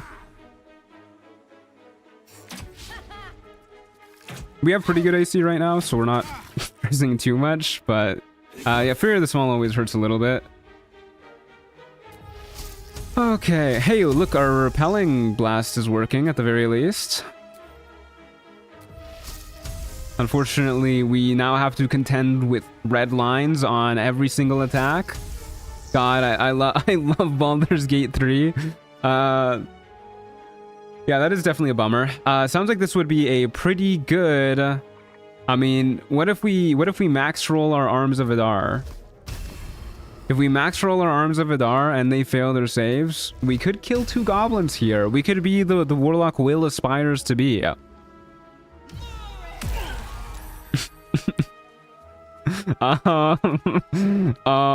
that could happen. Quick pommel strike. Yay, 3 damage. We are not the warlock that Will aspires to be. We're probably gonna swap. Oh, there he goes. We're probably gonna swap out Arms of Adar pretty soon. I think even with the buffs, it's not doing much for us. Oh, I want to make sure that the buffs actually applied. Hey, creative excuses. I've found another bug. This Arms of Adar has not been buffed.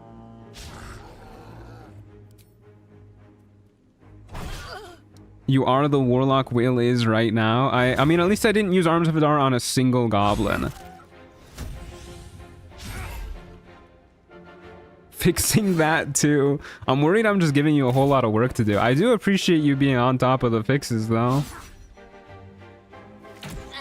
Ow. Okay, at least that Fury the Small didn't do like anything to us. Okay, well, I guess we'll just go ahead and... I mean, we could go for another Arms of Adar. It's like pretty likely to kill this guy at the very least. Maybe not this guy, but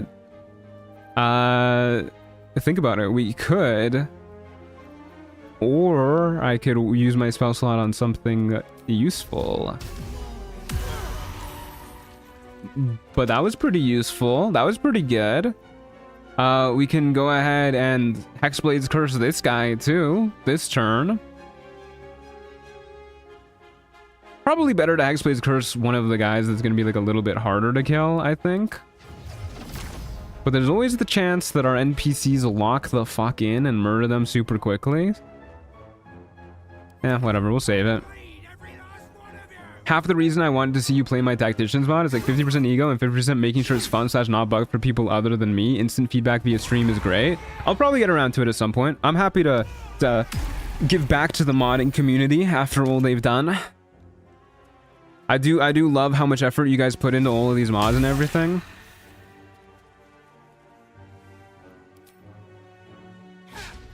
Oh yeah, you're right. 14 damage is higher than Arms of Azar should be able to hit. Oh. Maybe it's only when they succeed the saving throw it doesn't work properly? Because this guy took 1 damage. Yeah, it's only when they succeed the saving throw. Doesn't work properly. Interesting. Unless it's supposed to be like that, but that would be odd. Okay, yeah, let's go ahead and murder this dude real quick. Don't like that the Booyag is still alive, too.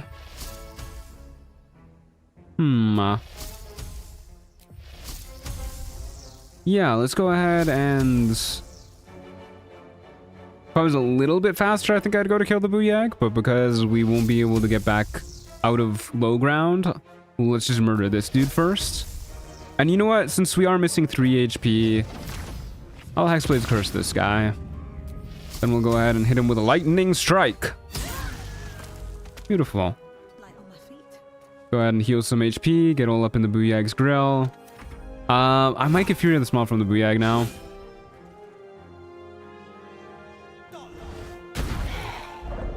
Thank you, Will. Very kind of you. Imagine if Zevlor just kept blowing on the horn, how much better this fight would go. Maybe people are right to hate on Zevlor. Zevlor, your people are dying. Well, I guess they're not really his people. Well, look at them go. Okay, can't do anything to get in melee this turn. So let's go ahead and shoot. Goblin Brawler. Or we could False Life, so that we are not in danger. It's not like we're taking damage from these guys this turn. Yeah, let's go ahead and make sure that we're safe. Who cares about the NPCs? We're evil. Oh my god, he's coming for me. Okay, you know, that's just kind of deserved, honestly. Help me, Will. Help me. Oh my god, they're just missing. Oh my god. Okay, well, what if we die now? This is gonna be really awkward. I was spamming skip and accidentally punched Zevlor the other day. Poor Zevlor. Don't really like how hard it is to hit Zakrug, but I mean, we don't have much else better to do, so yeah, there you go. And then that didn't work, so we'll go ahead and do that. And you know what if we actually do just run away? How about that? I take it back, we're not a melee warlock, we're a ranged warlock. Ow. Ow. That didn't hit. I don't know why I said ow. Will, you gotta help me, man. I'm 23.57% sure Zev knows exactly what he's doing here. You think he's just letting the druids die? I mean, I wouldn't blame him, let's be real. We can go ahead and get high ground and then shoot Zakrug. That's not the right button. Hey, there you go. Beautiful crit hit. For a lot of damage, too. It'll just keep going up. Still not missing too much HP. I don't know why Zakrug has like a... Oh my god, I don't know why he hates us so bad. Good lord, man. He's gotten 2 crit hits against us. Eridan's group does not belong to the Druids. They're some type of mercenary group.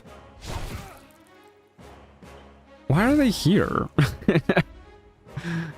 What are they doing here?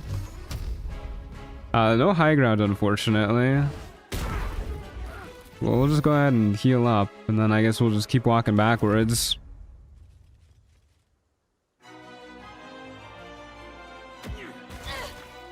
They were sent by Leroican to find the Night Song.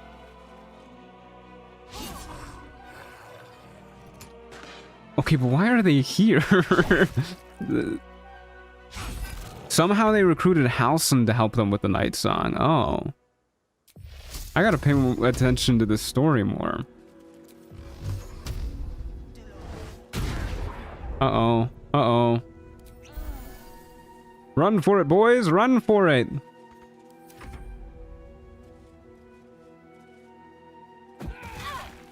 Good lord.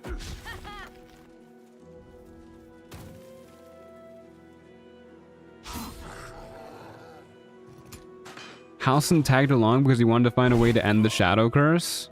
Well, they certainly won't be finding the Night Song this playthrough. Hey, we did it. We murdered somebody. Hexblade's Curse applying once again. I love how consistently you get healing from this too. It's so nice. What's the chance for this again? To apply Hexblade's Curse? I swear to God I used to know it, but it is not in my head anymore.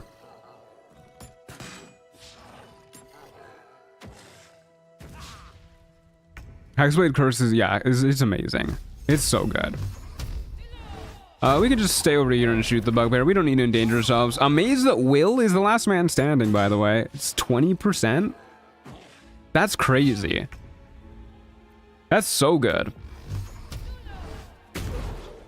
Yeah, that's absolutely insane. On every single weapon attack? These are the things you learn if you play through the game and listen to dialogue. That was the last of them. Listen, Inside, it's either I gotta talk or I gotta listen to people talk, and I can't do both at the same time.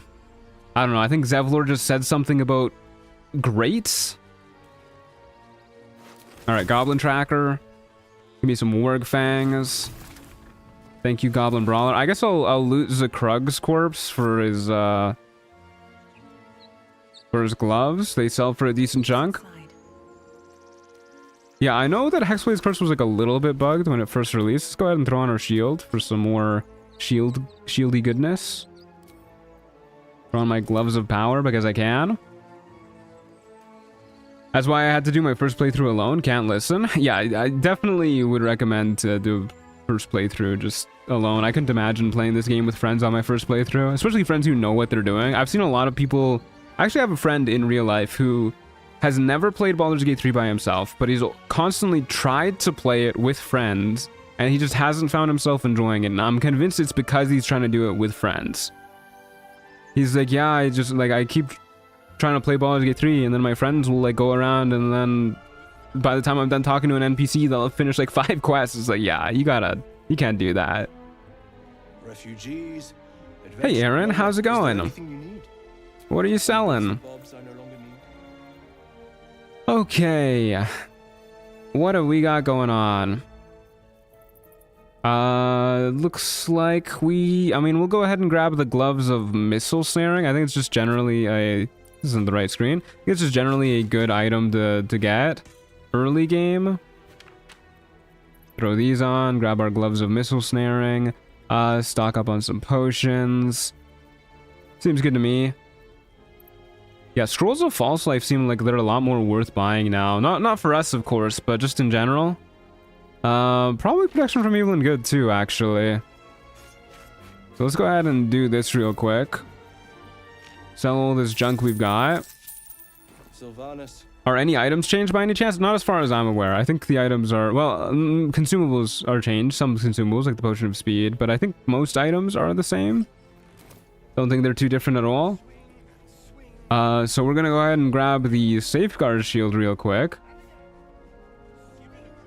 Is the ring of flinging blue now? Wasn't the ring of flinging blue for... Hasn't it always been blue? Am I losing my mind? I might be losing my mind. Let me see your wares. Oh, some of the items are changed. Fewer bug fists, fewer buffs. Okay, well that's good to know. I'll keep an eye peeled for that stuff then.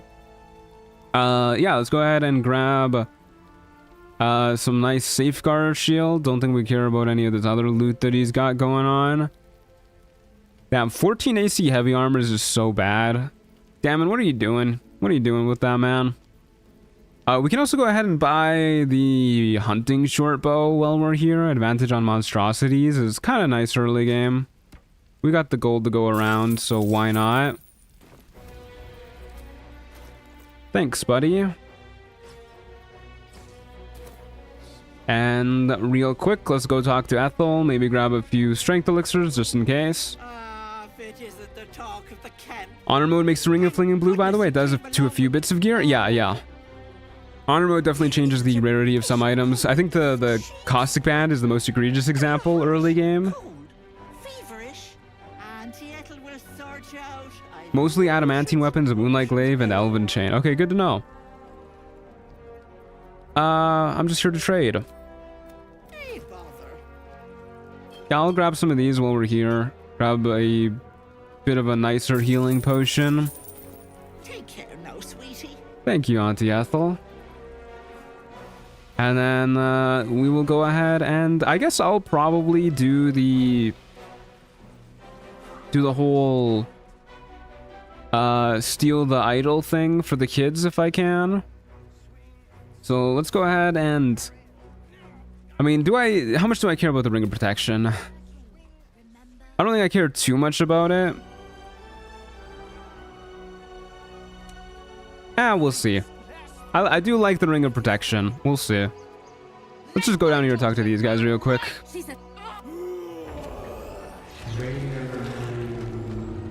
Sorry, I had to jump scare you guys with that one.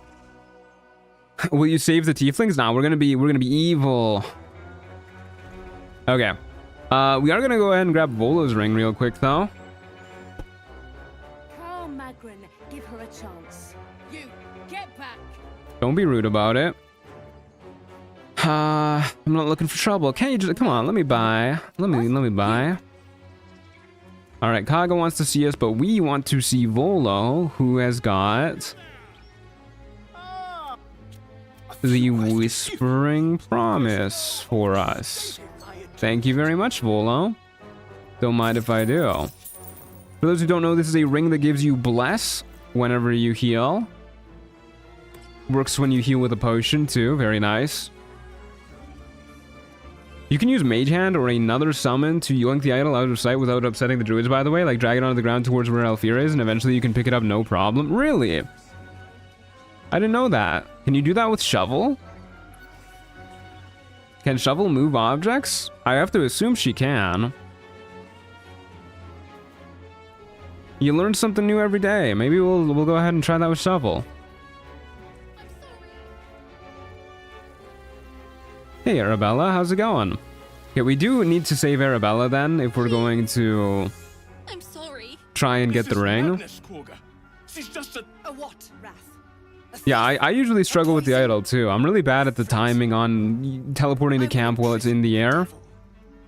And I will cast out every stranger. God, as evil as I try to be, I don't think I can be as evil as Girl, Kaga. you mean parasite. Good lord. She eats our food, drinks our water, then steals our most holy idol in thanks. And keeps Alright, doing let's go ahead and hit her with the old persuasion check. Release her. I'll see that she stays out of trouble. I will not see that she stays out of trouble. It's evil because we're lying. Very The well. key is that you're also standing by Alfira and you send the summon down alone so nobody can yell at you. Yeah, that makes sense. And my serpent shall feed. Deal it to me. Okay, thank you, Kaga. Halsin isn't. Halsin isn't here. We are gonna go ahead and talk to Nettie real quick. Don't worry, I'll skip through the dialogue. But I want her parasite that she's got locked away. Hello, Nettie. How's it going? I see you. I just learned Shovel can't use the elb actions. Yeah, I'm pretty sure the only familiar that can is Scratch. I'm more important than some bird. I'm a noble. Sorry if it was asked before. Does this work with Trials of Tab? I don't see why it wouldn't. I need help now. You seem healthy enough. Something crawled into my eye. Can you help me? We need to be quick. Yeah, you're the one who's fucking slow walking. They did short races so dirty with their walking animations. Like, they really waddle more than they walk. Okay, anyways. Not to hate on short races too much. Tadpole crawled out of his head soon after. I'm hoping for a less grave cure. Let's see what we can do. What's that plant? But first things first. She's being awfully suspicious. Maybe we should murder her. Anything strange? We can skip Nettie's yapping. What a relief. I know, seriously. Nothing? An Intellect devourer spoke to me. You're asking a lot of questions. So tell me, where'd you get that thing? Cure me To first. hell's with it. Oh my god, what? Seriously? She tries to murder you if you say cure me first? Oh, fuck me. Alright, well. You know what? I'm gonna save just in case she murders me, but we'll try and intimidate her. Alright, there you go. I'm sorry, but I can't let you go. Hello? That was a successful intimidation check. What? I do not feel like I succeeded. Okay, we'll go ahead and hit her with another intimidation check, because I like being mean to Nettie. You can't hit me, let alone kill me. Don't make me put you down. You're right. That's right, nerd. The others dead. Master Halsin did say the Beta Druid Nettie was dormant. bows down to Alpha Victoria Wonka, as it should be. Okay. I'm glad you're coming to your senses. Good lord, Nettie. No wonder people like murdering her so bad. American healthcare be like, I don't know, getting you to like die instead of giving you healthcare is kind of a Canadian tradition. Shoutouts to that one time when that actually happened, where somebody was like, oh god, what was it? They were like, hey, I'm feeling like really unwell and I need medical attention, and then like some nurse or something was like, have you looked into medically assisted medical assistance in death? And then the person was like, what the fuck? And then it hit the news. What do you mean should be changing? That's good news. Whatever he found there. Go and get him. I've sent birds to find him. Oh, she sent birds to find him. If you can find Halsin and get Yeah, him, whatever. I'll find him. take it one step at a time, Nettie. Come on. She doesn't even know how to walk properly. Time to skulk about. Okay. Go ahead and grab me that dad ball. You should just kill Nettie. I was really tempted. I'm a little nervous fighting druids early game. They just have so much HP, and she has heat metal. If she uses heat metal, we might just die, because heat metal does 2d8 damage, and she can do it every turn to us, and it's unavoidable. And we have 19 HP.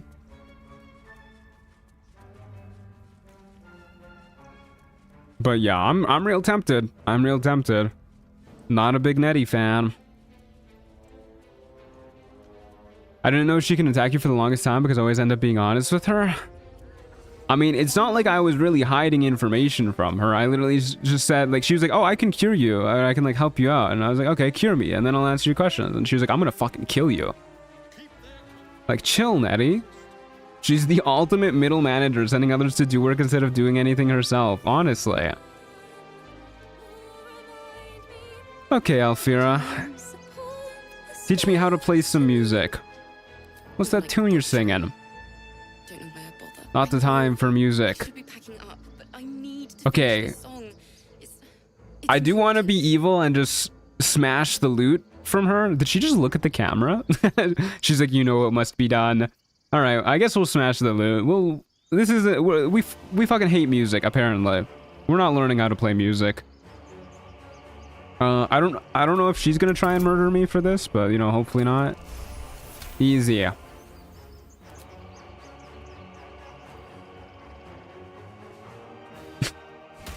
Oh my god! What did you do? My teacher gave me that and she's dead! You bastard! I don't know if I've done that before.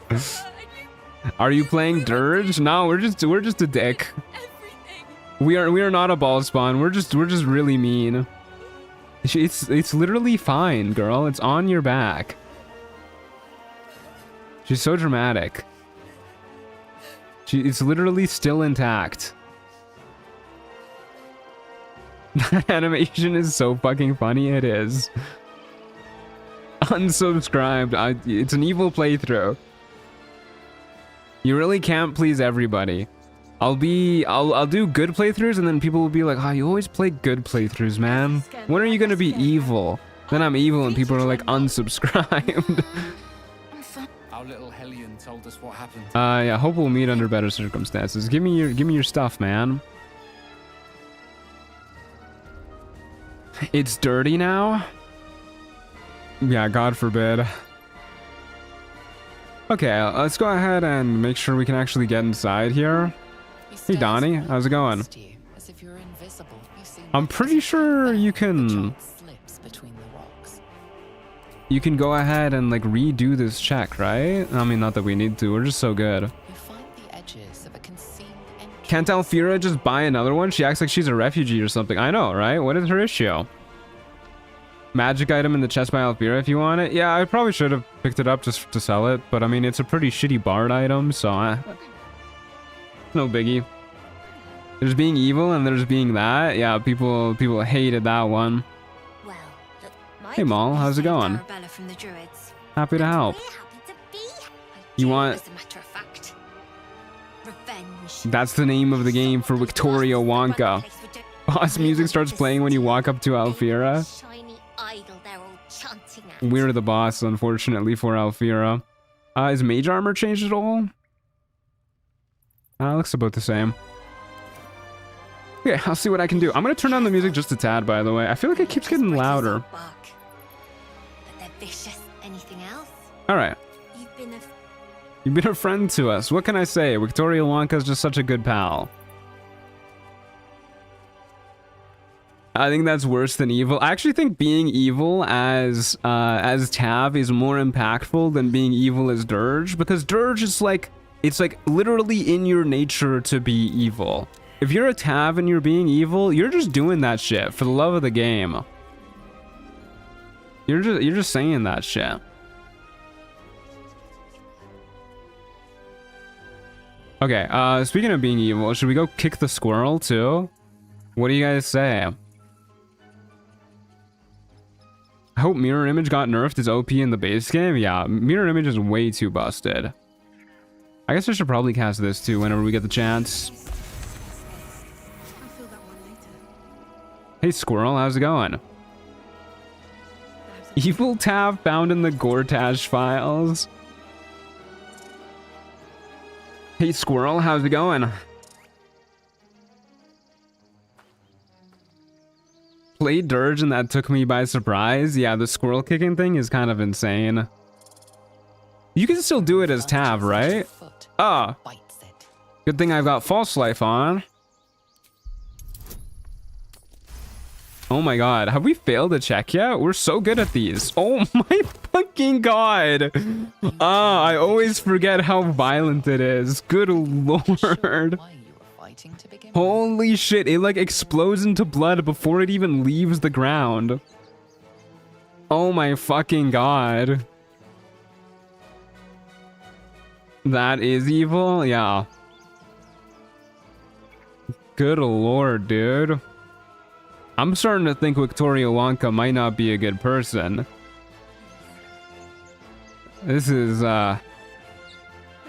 I might be a little evil, guys. I don't know why I'm waiting for them to open the gate. We should just teleport out. Okay, well, that's what we need to do in there for now. Let's go ahead and grab our guidance amulet and then go talk to Raphael. Evil choices animations are so funny in this game. They're just so over the top. Like, you don't just smash Alfira's loot. You make like an evil face while you do it, and you do it multiple times. You like look her in the eyes before you do it as well. You don't just kick the squirrel. You kick it so hard that it bursts into blood before it even makes contact with the thing that you're kicking it into. She can kick me like that any day. Live Victoria Wonka reaction. Hey Raphael, how's it going? Well met. I like how we managed to skip dialogue so efficiently there that he didn't... Oh, hello, Tom? That he didn't even get a word out. middle of stuff. It might just be Thanks for the free food, Raphael. by a friend. Nope. I could fix it all. Then fix it. Hope. I like the wheeze. Hope. Okay, free guidance amulet, very cool. Miss Wonka may oh my god. Miss Wonka may be evil, but she'll not speak to Yenna in Rivington. That'd be island behavior? Yeah, I'm gonna do my darndest to avoid talking to Yenna. As we do in most playthroughs these days. Now the real evil test, will you be able to kill Scratch? No, that's... no, I will never be mean to Scratch on any of my characters, not even my evil characters. I love Scratch too much. He's just such a little guy. Yeah, let's go ahead and throw our guidance amulet on. He got the most important word out though. He did. He hit us with the cum. Why is everyone trying to avoid Yenna? I just find her really annoying. I find kids annoying enough when they're just like talking around me. If they're talking at me, that's like even worse. Not even Ball himself would hurt Scratch? Yeah, he better not. Are you gonna take over the brain and kill everyone? It does seem like we're going that way. It definitely feels like that's what we're leading up to. I'll take some spoons and forks. Hey, look, we got a broken loot. Maybe we should give that to Alfira. Be like, hey, I got a replacement. Just give her another broken loot. Go ahead, grab some free camp supplies. Poor Aridin and his pals, not even here. Okay, let's go recruit Scratch real quick, my goat. You might as well kill the tieflings. Yeah, we're gonna kill the tieflings, don't worry. We're gonna raid the grove, for sure. It's been a while since we've done a good grove raid. I can speak words. I can say them real good. Hey, Scratch, howdy do, my friend. Good to see you. Can I pet you, please? Arf, arf, gararf. I was just thinking the same thing. Raphael misreads Victoria's snobbishness towards people. Fixing her problems is hope, but he fails to understand in Victoria's mind. If he can fix her problem, then do it, servant. Exactly. Alright, let's go ahead and peer at his collar. Hey, easy. You see a name Victoria might be our best character yet. She's like yet to fail a roll. Also, I totally forgot that I had tea here. I keep doing this. I keep making myself tea before starting stream and then completely forgetting about it. And now I just have cold tea. Yep, that's frigid. That sure is frigid. with a deep Almost like it is broken negative wall. 3 degrees. Actually, that's really warm compared to lately. Come with me, Scratch. He whines, but remains rooted by the corpse's side. Being evil is the strategy? Yeah, it's an evil run. We're gonna be evil. Alright, come with me, Scratch. You could say you have iced tea. It does feel that way, yeah. Okay, we'll see Scratch soon. Are we killing the owlbear cub? That also feels pretty evil. And I don't really like fighting the owlbears anyways. They give like no XP. I do like picking up Rogue's Morsel, apparently. And we could go ahead and Try and intimidate our way through the goblins. We're pretty good at intimidation. I'm sure we could manage. I believe. It's actually been so long since I've walked in the front without being a drow that I don't even remember if you can talk to these guys. I'm pretty sure there's illithid powers that we can use here, actually, now that I think about it. I think we can just walk in and use an illithid power and be fine. Hey Soji, yeah, it is indeed an evil run. Thank you for the well wishes. There'll be no skewering happening here now. Let me pass.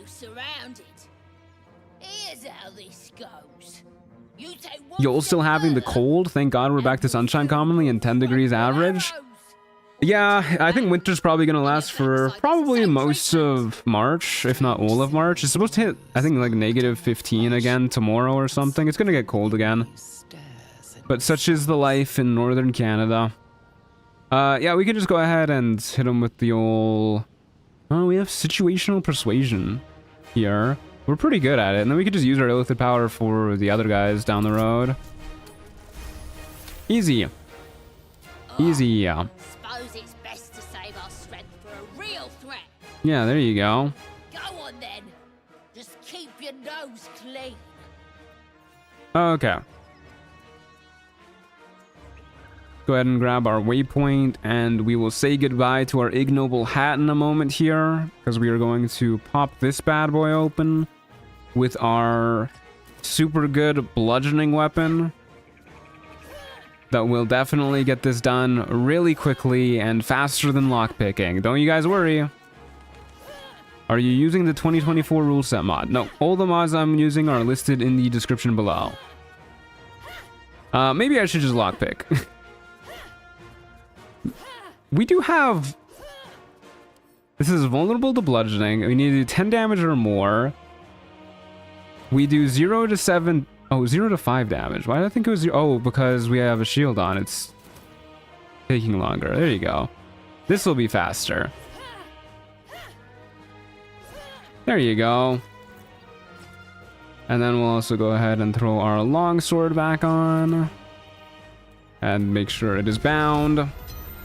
Do you have the transmog mod? Nope. All the mods I'm using are listed in the description.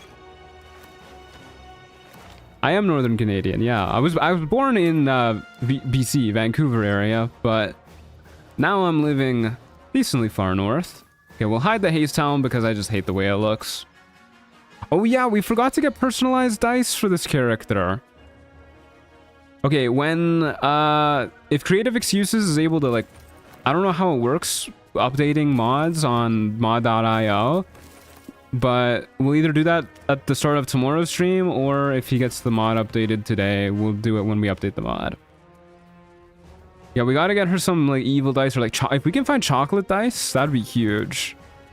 That would be phenomenal. It is very quick. Okay, well, whenever we exit back to the main menu next, we'll go ahead and update our dice. Almost done, just bug testing. WDev. Okay, let's go ahead and scare these guys off too. And then we'll go ahead and grab shovel. I'm going to go ahead and quick save first in case something goes horribly awry. Hey fellas, how's it going? Quick someone make chocolate dice? That would be rad. Let the streamer bug test. I'll just like install the mod and then my entire game breaks. Corrupts every single save file.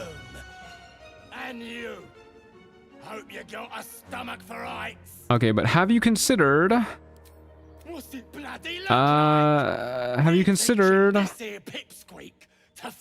Why are you doing this? Have you considered... funds over, release the gnome at once? Yeah, I want him. I want to torture him. Have you considered... There you go. Illithid Wisdom. Yeah, I'll use guidance. Whatever, why not? Are you using the list all mods in the description mod? Nope. All the mods I'm using are listed in the description. Whatever you want. There you go. Runs across your mind. You feel She does not look sated. She looked like she was a little constipated for a moment. All of his bluster seems to vanish. Okay, see you later, guys. Hey, we leveled up from that too. Let's find you something to eat. Some free sheep leg. Don't mind if I do. And before we level up, real quick, everybody say bye. Bye, Barkus. Is it easier to be evil without a party? Oh yeah, for sure. There he goes. You don't have a whole bunch of goody two-shoes getting sad because you yeet a gnome into the next neighborhood. Alright, let's go ahead and level up. He should have taken the fly feed at level 2. He would have been fine if he did. Okay, level 3. Huge. 27 HP total. Level 2 spells. Pretty cool. Blur is a bonus action that lasts for 3 turns. I think this is significantly worse. Means pre-casting it isn't nearly as good. And 3 turns is not a long time. But I mean, to be fair, Blur is quite powerful as is. Branding Smite is still concentration, which is kind of a bummer. Cloud of Daggers looks to be about the same. I feel like Crown of Madness is normally an action too. Darkness seems to be about the same. Don't even really remember what Enthrall is like. I think Hold Person is the same too. Invisibility looks similar. Mirror Image is still the same. It is just as brokenly powerful as before. This is way too powerful. We're just not going to use Mirror Image because it's such a busted spell. So don't worry about that, guys.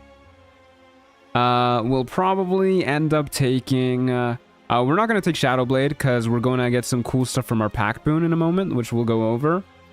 I guess we'll go ahead and take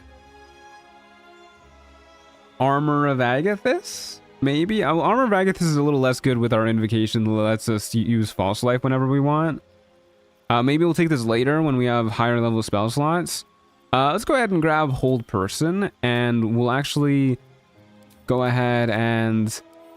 even with Arms of Adar being buffed, I'm still not very impressed by it. Even, I mean, it's like not really working as strongly as it should be, but it still seems a little lackluster. So we'll go ahead and also get Cloud of Dagger. It's just kind of a better AoE spell.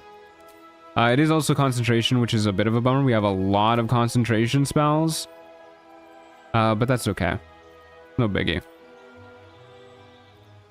Hey, Soulfly, how's it going? Good to see ya. Good game balance decision, Truant. Yeah. Okay, so Pact of the Blade. Let's just summon a Pact weapon. And these Pact weapons are pretty interesting. I'll show it off in a moment here. We are, of course, proficient with these. Let's just bind our Pact weapon, too. Yeah, let's just go ahead and level up, and then I'll show you guys what they do. Crown of Madness is really fun to use. You know, I've never actually really used Crown of Madness. It is a bonus action. Yeah, let's go ahead and grab Crown of Madness. You've convinced me. Yeah, we'll go ahead and do that. Okay, yeah. And then we'll swap out Arms of Adar for Cloud of Daggers, and then let's go ahead and take a look at our Pact of the Blade. Okay, so Pact of the Blade lets us summon some weapons. And these weapons each have a unique damage type to them, which is pretty dang cool. So we are very customizable in terms of how we approach fights because of this. And we can basically benefit from any form of vulnerability or avoid any form of resistance or whatever we want. Which is, yeah, it's pretty dang cool. Very neat, yeah. And these weapons are also, I believe they come in as +1 weapons too, though it doesn't say it there. So we can just go ahead and be like, well, we probably want a one-handed weapon. Let's go ahead and grab a flail.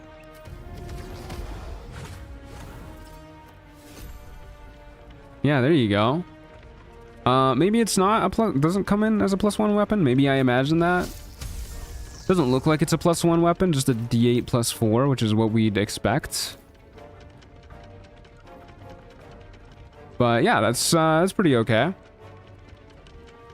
Either way, have a whole lot of elemental options now, so we're probably going to be using these weapons as our main weapons, and then I'm sure we'll getting... It should be a +1, ...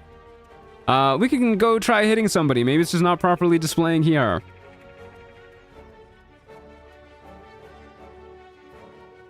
Let's go murder this dude, if we can. Yeah, let's just go ahead and, you know what, Wrathful Smite, boom. Then we'll take a look at the damage rolls. Yeah, that is definitely not a +1 weapon. I think the normal non-Hexblade extras are +1, so it's just like a weird interaction with Hexblade that's making them not +1. That's okay. It is what it is, but I mean, it's still pretty cool. We have, yeah, a whole bunch of variety of damage types, and it almost makes me want to... What if we're like an Ice Hexblade Warlock? What if we grab like the Snowburst Ring and deal cold damage with this, and then we'll carry like water bottles around to get people wet and whatnot, and then we can wear like Nere's boots or something to avoid slipping? That sounds like it'd be pretty cool to me. Hexblade gets 3 extra weapon types. Summon a greatsword for a sec. Okay. Greatsword. Yes, this is a +1 weapon.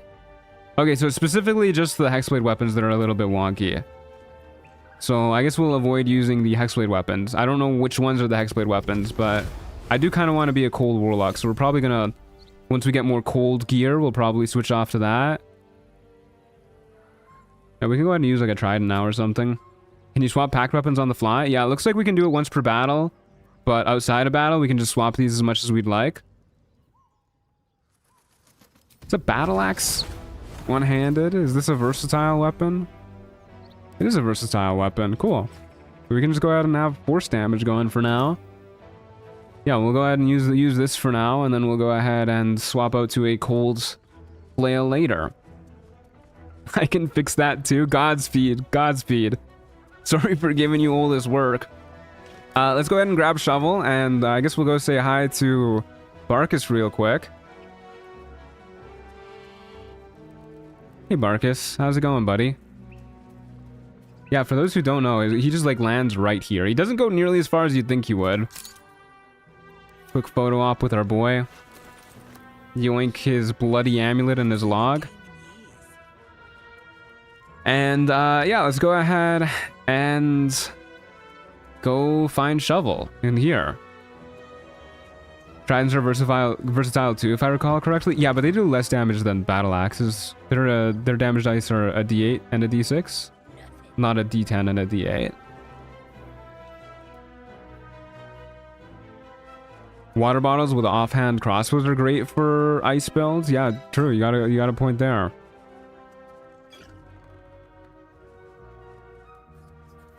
I was not expecting him to be dead. I mean, there's no way he's gonna survive that fall, that's for sure. Okay, let's go ahead and do everything we gotta do in this room over here. And then we'll go try that trick where we use Shovel to grab the Druid idol. If that one chatter is to believe. I trust that one chatter. I don't know about you guys. Let's go see our buddy Barkus. Smash cut plus fly sound effect. Yeah, we gotta edit it like that. That's a good idea. Okay, let's get some easy XP for heading in here. I'm Ara Silverleaf. That's how names work, brother. Yes, I'm an ally of your master's. He's a foul lich. Cleans wounds. Get rid of the worm. Alright. Thanks, Mirror. We can go ahead and grab some basilisk oil while we're here. Featherfall scroll is quite handy to have. Chatwin Deverly, I believe you. Maybe we can kill the spider this playthrough. It's been a long time since I've fought the spider. I think I fought it like once on honor mode, if I'm being honest with you guys. I don't remember enjoying fighting it on honor mode, but maybe we'll do it again this playthrough. I doubt it'll be like too hard. We'll see. We'll go ahead and grab the book while we're here, though. You can trust this, Truant. We believe we're right 50% of the time. Those sound like good numbers. I'll take that. I love walking the long way around to pick up this book. Worst traps in existence, by the way. They just don't even like trigger half the time. Okay, now that we have all of this stuff, let's go ahead and head back over yonder.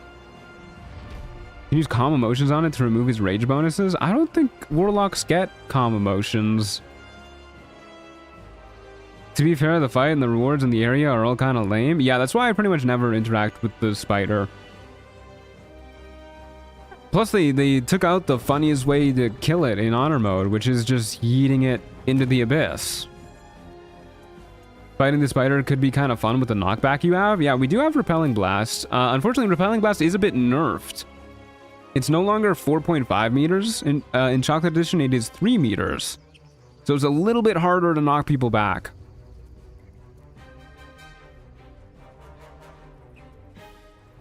You can't do that in honor mode? Yeah, you can't knock the spider. I mean, you can knock the spider into the pit, but it just teleports back out of it. The same way that like flying enemies do when you knock them into pits.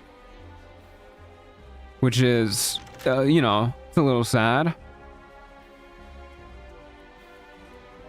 Okay, we'll summon Shovel, and then we'll go ahead and send her in, but we'll do it up here. I was told being in by Alfira is the place to be, and Alfira loves us, so I'm sure she won't snitch on us. Okay. We are a warlock, so we do get Shovel for free. Don't need to worry about that. Good to see you too, Shovel. Illy, your name is Shovel. Shovel is fine. Make sure you don't change Shovel's name here, otherwise they will not be resummonable. Some light pillage, perhaps a bit of murder to follow. She loves that. You have such a way with words. Okay, make sure you talk to Shovel again. Once she calls you a spell shite, then you get to resummon her once per short rest. Okay, so we're just gonna hang out up here, and I am going to trust mysterious chatter to not lead us astray. I think it was Teal who said this. I might be misremembering. I believe in you, Teal. Just checked. Literally, only the flail was missing the +1 enhancement. Okay, well that's pretty funny. Good, we caught that at least. Okay, we'll go ahead and quick save. Go invis? I don't think this will help. Because I think moving this is going to break the invis. But we'll try. Yeah, definitely. The time has come. Oh no. Move the outsiders. Okay, maybe I have to be hiding, like actually hiding with the hide action. Okay, this is why we saved. This is why we saved. The Outlander serves Evlor. We're gonna kill the tieflings, but we want them dead ourselves. Okay, it's clearly because we weren't close enough to Alfira. No, I don't got anything to hide. Just out of view. We'll be right next to Alfira. There you go.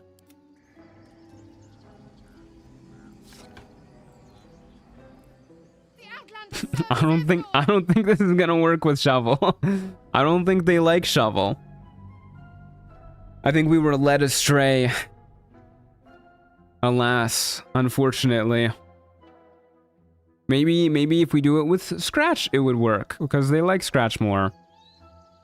Very well. Oh well. 'Tis what it is. Not too big of a deal. If we're gonna go all in on the ice build thing, we wouldn't be using the Ring of Protection for very long anyways. And, you know, maybe we'll pick up Mage Hand later. Probably not, but maybe. You never know. Okay. Let's go ahead and I guess just head towards the Goblin camp. It's just Mage Hand because Shovel can be a talking head in dialogues. Yeah, that makes sense. That definitely makes sense to me. Yeah, I've had Shovel talking to Pool Drip the Zealous before too. That's okay. Shovel, you go invisible, and then if we need you in fights, you can just go ahead and gank somebody. Thank you very much. That is a good trick to know, though, that you can do that with Mage Hand. Can Scratch be a talking head? Maybe we can just do it with Scratch. We'll check with Scratch later, too.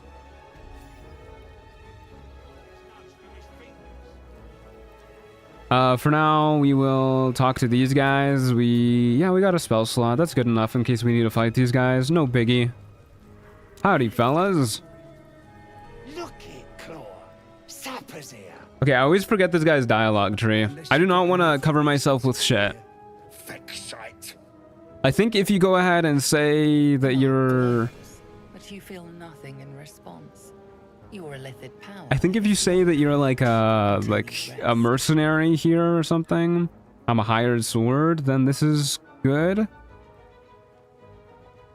Then they're just like, go in. I'm pretty sure this is the one where you don't have to cover shit on your face. Down, Claw. Back. Yeah, come on, Claw. Keep it together. She's a little overexcited.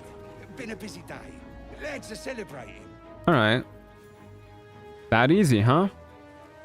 Fun fact, by the way, you can go ahead and talk to Sentinel Olak, and you can actually trade with him for guaranteed Warg Fangs every day. So if you like Bloodlust elixirs, you can just long rest spam at Sentinel Olak to get all the Bloodlust elixirs you want. When you use Crown of Madness, enemies will prioritize nearest person. Keep that in mind. Enemies will target the Madness enemy as well. Love the spell. Okay, so use it with enemies who are close to other enemies. Is the game fun so far? Yeah, lots of cool changes. Lots of cool changes. The voices in your vision. Yeah, I hear you. There are 3 figures before you. My god, this young man looks so handsome. Power And he has so much hair. I hope he never goes bald. you feel at night. I imagine you must have questions. I do not. Please leave me alone. Hear me? I don't know. You need me. I have 0 questions. Goodbye. I'll wait. We're probably gonna murder her. What are the changes? There's a lot of changes that Chocolate Edition makes. There's a 60-page PDF. If you go to the mod.io page, there's a link to it there. But it's a little too much for me to just go over. Let's go ahead and grab our waypoint over yonder. I wish we had Baltash, but you didn't put it in the mod list. Yeah, I'm pretty sure we don't have Baltash enabled. I mean, I think he would have been bald in that shot right there, but we'll see. Maybe he'll be bald in a future stream. Perchance.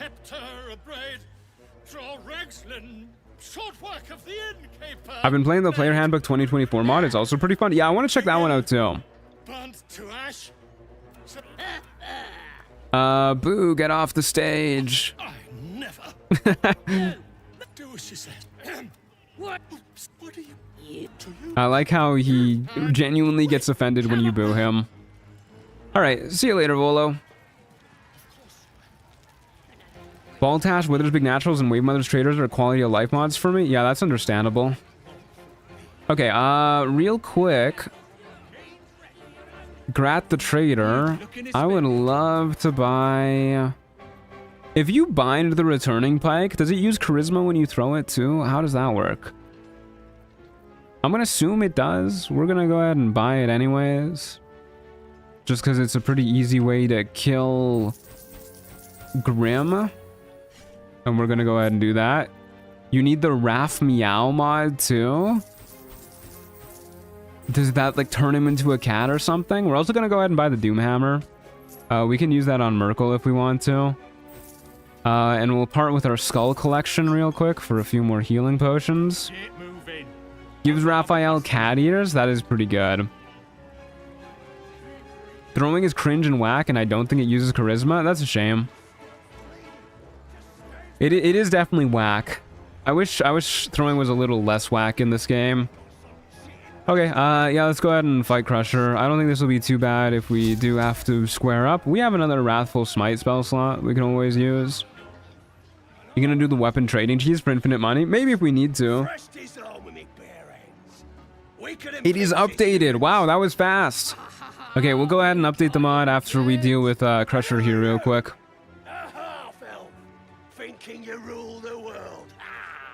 Okay, Crusher. At least I'm not 3 feet tall.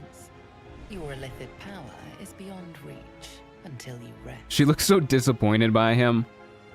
It's a fact, you're nothing but dirt beneath my feet. Things are changing. Yeah, I won't forget the dice either. Absolute on our side now. I think technically I have made a way to throw weapons with charisma in Chocolate Edition. Oh, hell yeah. Best Chocolate Edition change so far. Makes throwing weapons a little less annoying as a Hexblade. Hell yeah. Pretty face. How about you kiss my feet instead? We're so good. My god. Look, mate. Have you ever seen somebody roll so good? Alright. One roll is all we need to deal with Crusher. He gets all sad and then goes to pee on a bridge by himself after that. Gotta take a piss. And of course we are going to slowly stalk him. Where do you think you're going, Crusher? I never noticed Wiki's face tattoos. What the hell? Yeah, she's rocking those. They blend in a little bit. They're really hard to see when we're just like in the character screen. But yeah, she's got that shit on. Also has a lot of face grime. But she's beautiful. It is big janky to do it right now, though. You have to be a Draconic Sorcerer in combat after breathing your new breath weapon on something. Okay, so maybe we won't be doing that. We are, however, going to find out if Chocolate Edition has made Shadowheart more chill. Which I doubt it has. Nope. Hasn't gone unnoticed. It's about to be returned in What is that weapon she has? That's not normal. Ow. There's my temp HP. I thought she was able to just shove me into the river for a moment, actually. Okay, Shart. Goodbye. Yippee, we got the artifact. Thank you. Stole Lae'zel's clothes, stole Shadowheart's artifact. We should go ahead and steal Astarion's haircut next or something. Alright, Crusher, I'm gonna murder you. Stand still for a while. Wait a second. Why was that one a 65% chance to hit? Okay, easy kill. And we healed off of it too. Go ahead and grab Crusher's Ring. Now we're even faster. Now we have 13.5 meters of move speed. Pretty cool. I love being a wood half-elf. Hey, Arson Froggo, how's it going? Good to see ya. What is this? What is this hammer she's got? Does she normally start with this hammer? Am I losing my mind? Here, we'll steal her clothes. There you go. That looks pretty slay. She looks very warlocky with her clothes on. Should we just rock this instead of the armor? She does look very slay. She usually has a mace? Yeah, I thought so. Okay, what else was I gonna do? Oh yeah, I was gonna update the mod. That's important. Okay, let's go ahead and do that. Drop a little quick save and off we go to the main menu. I have no clue why she has that hammer. It should have been a dagger. Hey, I couldn't tell you either. She gets that as a backup if you take her mace, but I don't remember you taking hers. I guess, yeah, I don't know. I don't know. Okay, let's go ahead and update Chocolate Edition. BG3 Chocolate Edition. How do I update this? There's no update button. Did I do it? Is there like a amount of time where we need to wait for the update to actually like hit the page? Okay, let's go ahead and find some chocolate dice at the very least if we can. No such thing, unfortunate. Raph Meow. It's too late. We've already seen Raphael properly. Too late. Might need to relaunch the game. Oh, my mods take forever to load because I have like 5 million of them. Oh man. Okay, well we'll relaunch in a second. But let's go ahead and find some dice real quick. We want some evil looking dice. These are pretty evil looking dice. There's Warlock dice. It's called Warlock dice. Not called Warlock dice.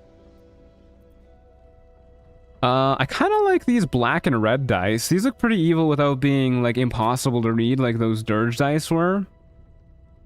Let's go ahead and use those dice, I think. I think those look pretty good. Yeah, a lot of the really fancy looking evil dice are just like absolutely impossible to comprehend. Marble dice looks like a white chocolate. True. True, you've got a point there. It does look a lot like white chocolate. I wonder if there's just like brown dice. It's kind of brown.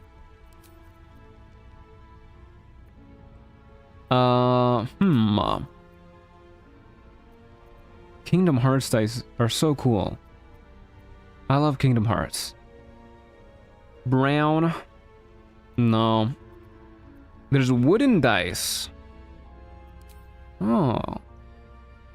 Oh yeah, we could pretend that like this one is chocolate. Yeah, that looks pretty good. Okay. Yeah, let's go ahead and use those. All right, sorry folks, real quick, we're gonna go ahead and relaunch the game. Hopefully this doesn't take too long.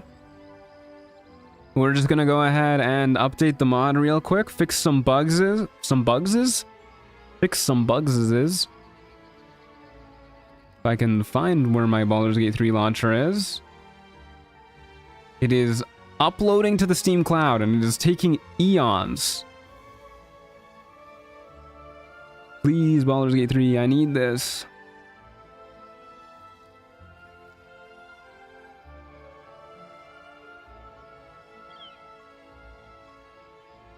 Okay.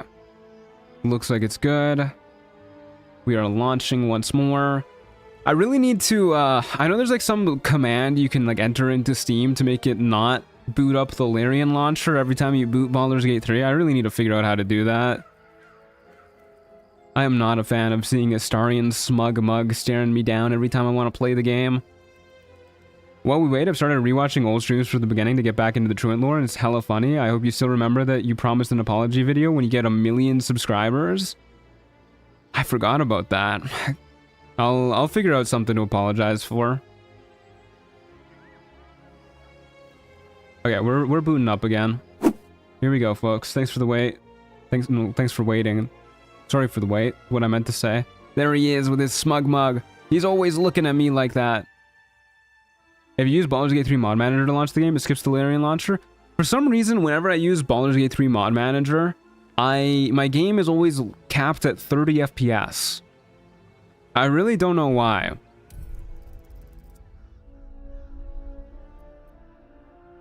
It was an apology for you being responsible for Scratch's death in the Bartholomew run? Okay. I can apologize for that when I hit 1 million subs. Hey, here's Chocolate Edition. Right up at the top for some reason.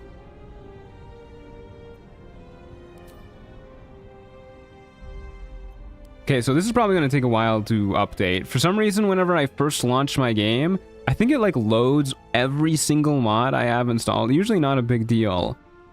Because I usually just do this before stream. But we might be here for a minute, folks. while everything loads. Go to game properties and paste this in your launch options. Of course, with your own path. I'll try and remember that for later, but thank you. Thank you very much. It loads and usually wants to update everything. So sorry. Really? I don't think I've ever seen anything auto-update. Oh, well, we'll hang out for a bit. Why do you have that underwear mod? Oh, this? This comes with a debug thing that is actually, this sounds like I'm making it up. I swear to God, it comes with a debug thing. You can use it to like conjure up green screens and stuff. It's really useful for thumbnails and posing characters and getting shots. I swear to God, it's real, guys. I swear to God. I swear. Oh, it sounds so made up now that I say it out loud. I really mean it, guys. Well, I guess while we're waiting, I'll tell you guys. Oh wait, hold up, it updated. Yippee! Never mind. I won't tell you guys the story. We're not gonna downgrade. Yeah, we'll keep all those new mods on. I figured it's because you played with Evelyn. Well, maybe that would have been more believable, but that's not the truth. I swear to God, it's because of the debug thing. It also lets you conjure a lot of gold in a punching bag training dummy. Yeah, it has some... It actually like has a lot of behind the scenes things that are pretty handy for video making. The goon ant exposed. No, it's not true. It's not true. Okay, let's go ahead and make sure that our flail works now. Hey, it does. Look at that. Dev really fixing things on the fly. Spell Sniper now working with our melee cantrips. Cool. We have 4-meter ranged melee attacks now. Crazy. All right, we're so back, people. We're so back. I did get invited though. This is what I was gonna say when I was saying it was story time. I did get invited to. I'm actually gonna take a long rest here, so that we can get our Illithid power back and trigger all of our Dream Visitor cutscenes and whatnot. I got invited to go to a party by a friend on Friday, and they said that the party would be after a climbing competition that they have at 8:40 p.m. So the party is probably going to be at like 10 p.m., which I don't know if I'm just like getting old or something, but even when I was... who the hells are you? Even when I was like 19, starting a party at 10 p.m. is insane to me. Like, that's bedtime, guys. I do not want to go to a party at 10 p.m. So I told them, I was like, what if we just like started parties at like 10 a.m. in the future? And at first I said it because I was kind of joking, but then I got thinking about it and I was like, why don't people do that? Why don't you have a party at 10 a.m. and then like have some drinks, drink until like 3 in the afternoon? That's still like 5 hours of drinking, and then you can take a quick power nap and then everybody can go home, and then you still have your evening to prepare for the next day. You're now old, Druid. I don't know. I think it's a good idea. All right, we have Scratch now. Once we get his ball, we're gonna try and steal the statue with him. Like, at least when it comes to house parties. If you're going out to like the club or something, then yeah, obviously do it later when people are actually there, but... I'm 26, that still sounds like a drag. I'm 26 too, yeah. Okay, yeah, let's go ahead and head inside. He had me until 10 a.m. Okay, well, what time do you think parties should start then? 11 a.m.? Hey guys. You replaced Arms of Vidar now? I did, yeah, just because it was... I mean, like, honestly, even when it was working properly and we were getting the boost to it, it's just not a very good spell. But it's good you fixed the issues for it. I'm glad to hear it. I'm not here to talk to a lowly guard. Something stirs deep within you. 2 to 3 p.m.? Well, then you have the same problem. Where you like... you get drunk and then people are still gonna have to stay the night and sleep over and whatnot, because there's no way people are taking a power nap and then driving home at like 3 a.m. What is Lone Wolf Chocolate? Lone Wolf just means you're playing with a single character. Chocolate Edition is a mod. You can do exclamation mark chocolate, or yeah, look at the message directly above you and it will say it there. Okay, let's go ahead and grab our initiative bow, because I'm sure that's still good, even with the initiative being changed. Light drinking up until like 8 p.m., 10 p.m. max. If you're light drinking, then yeah, go until like 8 p.m. or something, then everybody can still get home as long as they're not like fucked up out of their minds. Let's go ahead and grab an invis potion too while we're at it. Bow of awareness, please. Thank you. Love me a bow of awareness. You can go ahead and have our bracers of defense. Aren't going to be using those. Pleasure. Okay. Go ahead and get a boost to our initiative. I bought the hunting short bow in case we were going to have to fight some of those goblins, because I'm sure they were going to summon spiders or wargs or something, some form of monstrosity. But we just never fought them. We just rolled really well the whole time. Pretty cool.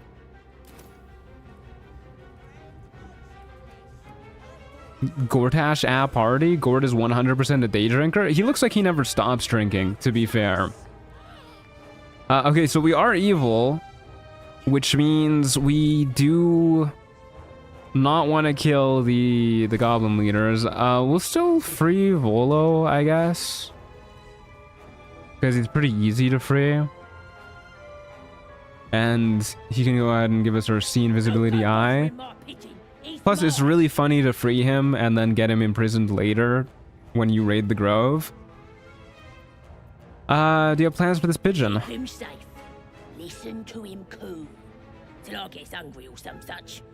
What's it to ya? Parties are too much for me at any time, honestly. Yeah, parties are a lot for me too.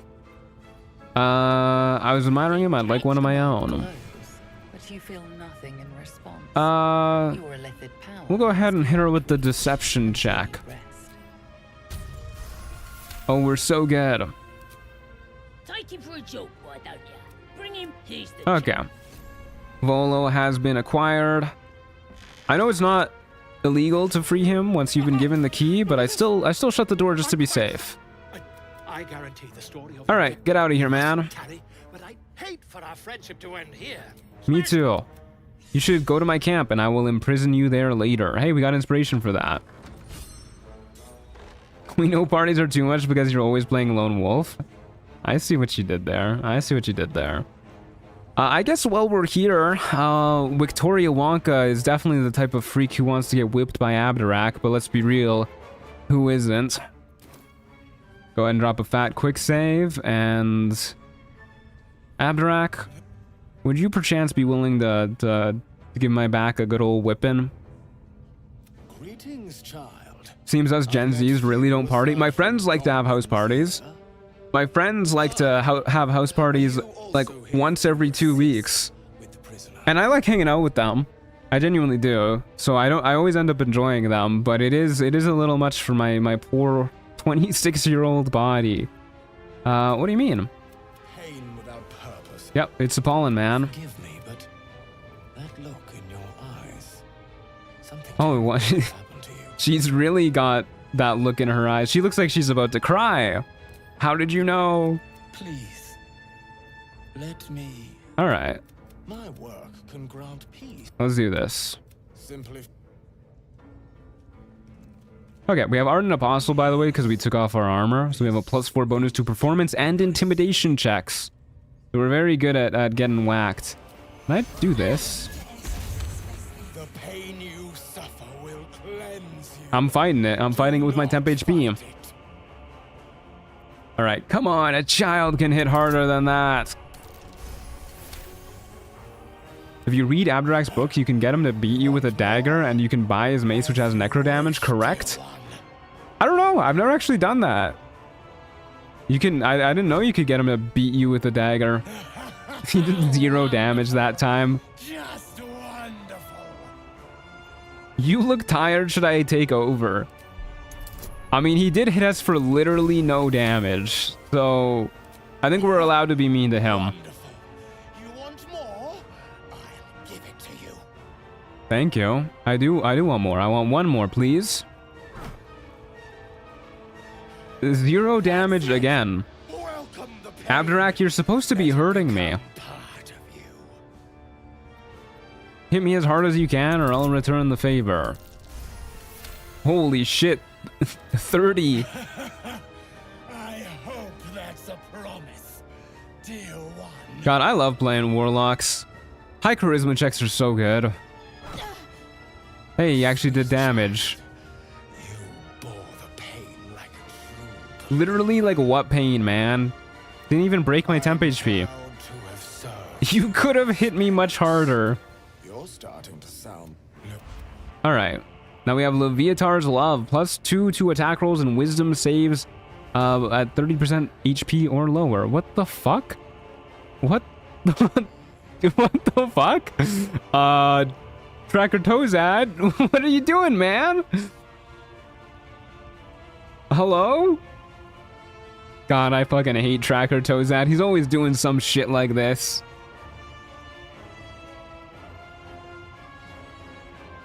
That's not me. I didn't do that. I hope you wouldn't. He's... Oh, he fixed himself. He just like fell off the stairs and fixed himself. All right. He heard all of our talk about partying and he was like, yeah, I can boogie too. Okay, where to next? I guess we'll go ahead and get our brand from Priestess Gut. And then we'll go ahead and make our way down to the Underdark. But he felt a little silly. Yeah, we all get a little silly sometimes. God, everybody wants to touch Victoria Wonka. Why should I let you brand me? Faithful recognize one another quick sharp. That way nobody'll mess with. Since you're evil, Minthara? Question mark? And smirking emoji? Nah, I'm not gonna have smut scenes live on stream. Not again. Not since the poly run. Brace yourself. This'll sting. Did you put your armor back on? No, I definitely did forget to put my armor back on. I got way too distracted by Tracker Tozad. That's a good reminder. Still. We'll go ahead and get our brand and then be on our merry way. Thank you. Goodbye. Oh yeah, I gotta throw on my... Maybe I can help with. Oh, I forgot to go to her chapel and get into the Underdark for this. She's not moving though, is she? Because we didn't continue the dialogue? Yeah, we're good. Okay. Yeah, okay, I'll throw on my new dice soon. Next chance we get. And then we're gonna go ahead and also go down here. We'll talk to Minthara once we're actually ready to do the raid, which probably won't be for a little while. Actually, we'll get a chance to swap out our dice right here. Okay, we're gonna go ahead and use our golden walnut. I mean, this looks pretty chocolatey, right? That looks pretty good. I like that. Oh, we're so good. Have we actually failed a check yet? Like, not even like an inconsequential check. We haven't failed like anything. She actually called Victoria, but she has a speech impediment. She's got like the vampire speech impediment. My name is Victoria Wonka. Ha ha ha ha. I want to suck your blood. Okay. Let's go ahead, get this going again, and we will show off our mad charisma skills here. Victoria Wonka. I like that. Let's hit her with our deception. Why are you looking at me like that? I live here. Damn it. We failed the check. I don't want to use inspiration for that. Okay, whatever. It's no biggie. Shovel, quickly. Go, go, go. Oh, we'll just turn Shovel invisible. It's whatever. Look at how speedy we are. She's the world's quickest crab walker. We're actually so fast. We have so much movement speed. Oh, I did forget to turn Shovel invisible. Alright, we'll just summon Shovel later. It's no biggie. See you later, Shovel. We will go to our fun little skeleton friend over here. For those who don't know, this guy usually has some pretty good loot on him. Usually, you know, sometimes he has an elixir of lightning resistance instead. But hey, if God forbid we fight Answer, that might be useful. Creative excuses. Did you change Answer's greater worm scales to perhaps be not alive?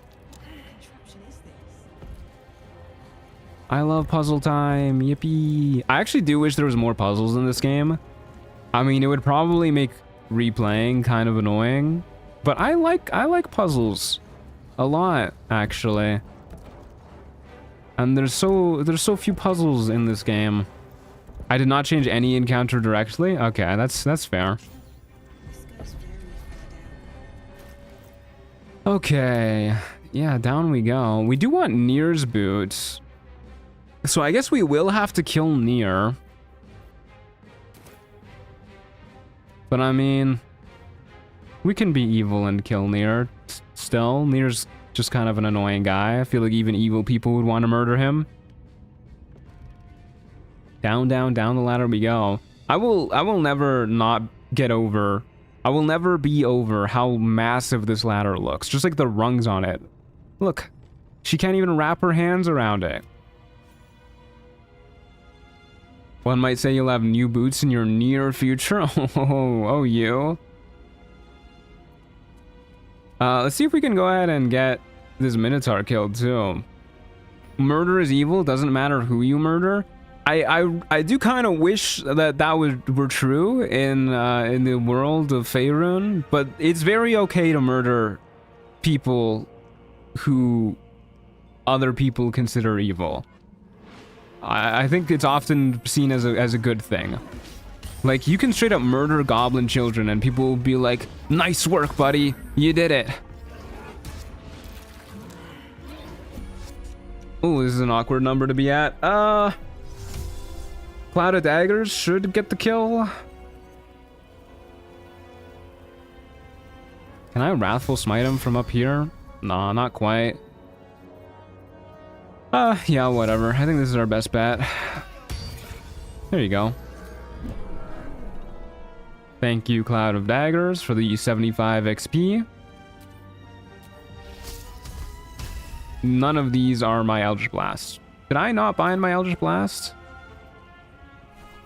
I could have sworn I did. There you go. I can't shoot it. I can't click on it. There you go.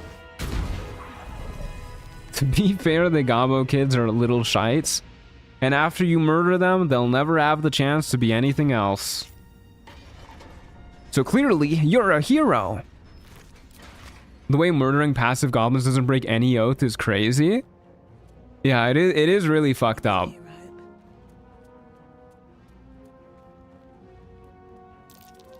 Okay, while we're here, we might as well also grab Falara Louv for the free XP.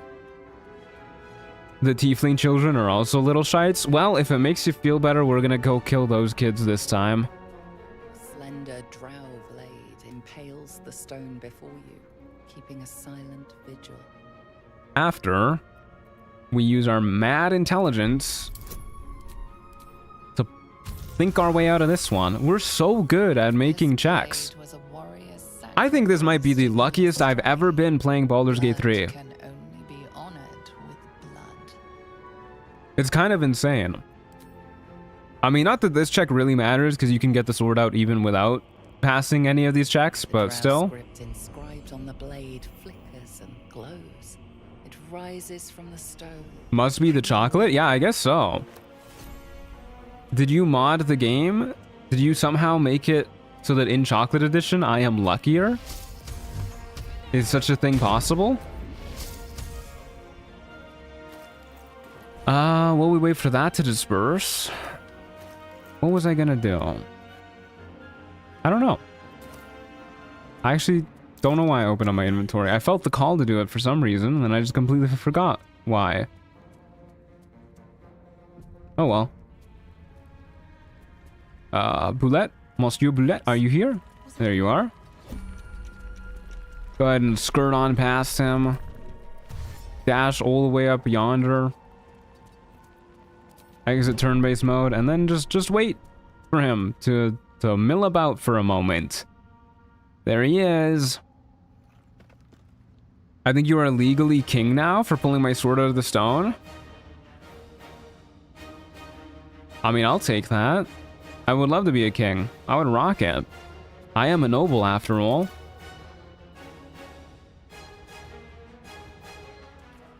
Dragon sickness, you felt the call of your hoard of loot? I guess so, yeah. I mean, it is quite the hoard too. I have a goblet, a rotten tomato, rotten chicken eggs, a broken loot. Who wouldn't want to admire that hoard? More or what? Your mind is a canyon. They're doing what? They're doing what? I don't know who you are, but you're not welcome in my head. What? I'm doing what? All right. I love that joke. Get me out of here. Stones in the... Oh, hold up. Almost walked right into the sport. Stones in the Underdark handing out swords is not a logical way to discern the governing body. I disagree, Mr. Python. I think it's a great way to go at it. Please go away, Timid Spores. It'll always be funny. They do say that repetition is the key to humor. If a joke wasn't funny the first time, just say it like 10 more times and people will laugh.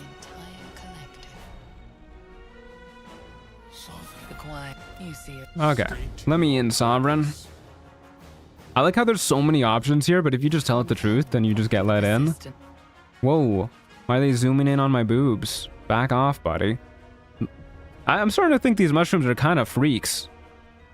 After that first dialogue and then that zoom in right there. Or better yet, have someone else say it slightly louder. Yeah, now you're getting it. That's definitely pretty funny. Okay, let's go ahead and grab our boots of speed real quick. Hey, Thula. Give me those boots of yours. Don't. If you grab the boots by force, people get like really pissed here, right? I gotta try and remember this. Easy pass, of course. But her boots catch your eye.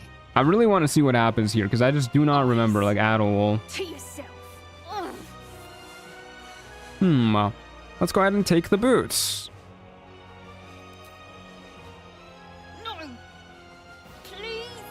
Yoink. Oh yeah, no, you're good actually. Free boots of speed. Shouldn't be sick, nerd. Let's go ahead and talk to the Sovereign too. Sovereign's thick. Just rip it off and cure her by throwing the antidote. What if we need that antidote? I want to cure some gnome. The quick save kills me. I just want to save in case I die. I don't really care if she gets mad at me. I just don't want to get murdered. A violent vision grips you. Dwagger, dark dwarves, chopping myconid remains. Nice treads heightlet. I like the idea of calling gnomes heightlets. Oh, that's a bummer, dude. Yeah, I'll totally handle those guys. As long as you give me free stuff, nerd. Get played, loser. Thanks for the free haste spore grenades. Ha! I like how she laughed at that, too.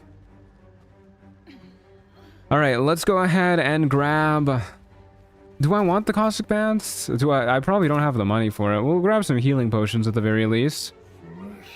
Oh my god, I literally don't like you, man. Don't talk to me. Sorry, I'm getting too into character. I'm getting way too into character. I feel bad now. Sorry, Sovereign Glut. I guess we'll grab an Elixir Vigilance. Obviously significantly less good than in the base game, but still pretty okay. What's the plan for gear? Well, we're still mostly playing it by ear because we're still figuring out what exactly Chocolate Edition is about, but I think we're gonna go for a cold damage build in melee because we have this fun little pact-bound flail. So we'll probably end up using the Snowburst Ring, and we'll grab Nere's boots and some of the other cold-based gear that is scattered around Act 2, maybe. You're in your villain arc, hating your heart. Yeah, this is why I don't play evil runs too much. We'll grab some bombs, too. I'll take a look after stream to remind myself where exactly all the cold-based items are. We obviously aren't going to use Morning Frost because we're doing Packbound Flail stuff. But we'll figure it out. Melee cold damage sounds like a fun idea. Yeah, I mean, you can definitely do melee cold damage with in the base game. But it's not really as easy to do as with Hexblade as it is when you're just able to conjure this shit up. So we'll lean into it. Are you gonna let Isabel die? Looks abandoned. We can. I don't see why not. Yeah, we could use Morning Frost in our offhand too, if we want to.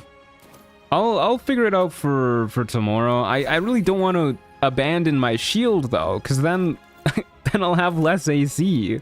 I like having shields. Hey guys, how's it going, fellas? Check. Got someone sneaking up on us. You could dual wield Cold Snap in the offhand? Yeah, Cold Snap might be something worth considering. I think maybe I like that a little bit more than Morning Frost, Too loud, sun sky. because it's a little bit more unique. But yeah, Morning Frost is just better. Hey, dude. Noise gets you eaten down. His gnarled fist grips and But have you considered the fact that I am branded? I love AC maxing. Me too. Just anyone now, are they? Dual wielder does come with +1 AC and a +1 to any ability score, so it's not bad at all. Run in and die. Oh, dual wielder comes with a +1 to ability scores now too. Hunt. I mean, yeah, that's pretty good. Dead. That is pretty good. Okay, we'll probably end up doing that. But yeah, for today we'll probably focus on just our usual route, and then we'll probably get Morning Frost tomorrow, depending on what our time is like. Anyways, what are you doing here, man? Kill a slave and fetch Got the boots right here. swift work. Thank you. Okay, I guess I should probably throw the boots on while we don't have anything else to throw on. The wielding warlock sounds badass. It does sound pretty cool. I mean, I don't think we can have 2 hex weapons at the same time, but still probably worth it. Okay, yeah, let's go ahead and get some adamantine gear. I guess that means that we're not gonna take heavy armor, or heavily armored though, if we're gonna be dual wielding. Which is kind of a bummer, but it is pretty unique to go dual wielding Hexblade Warlock, I think. It's a fun little build.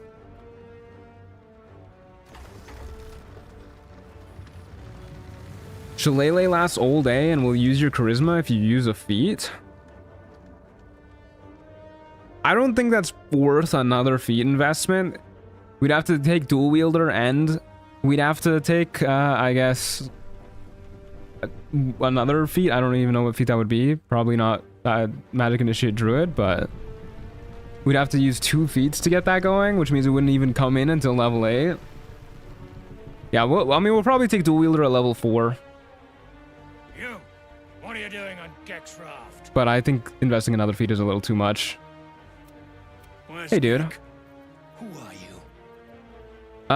you? Seek the Sergeant. I believe she's keen to get these boots back. What about Gek?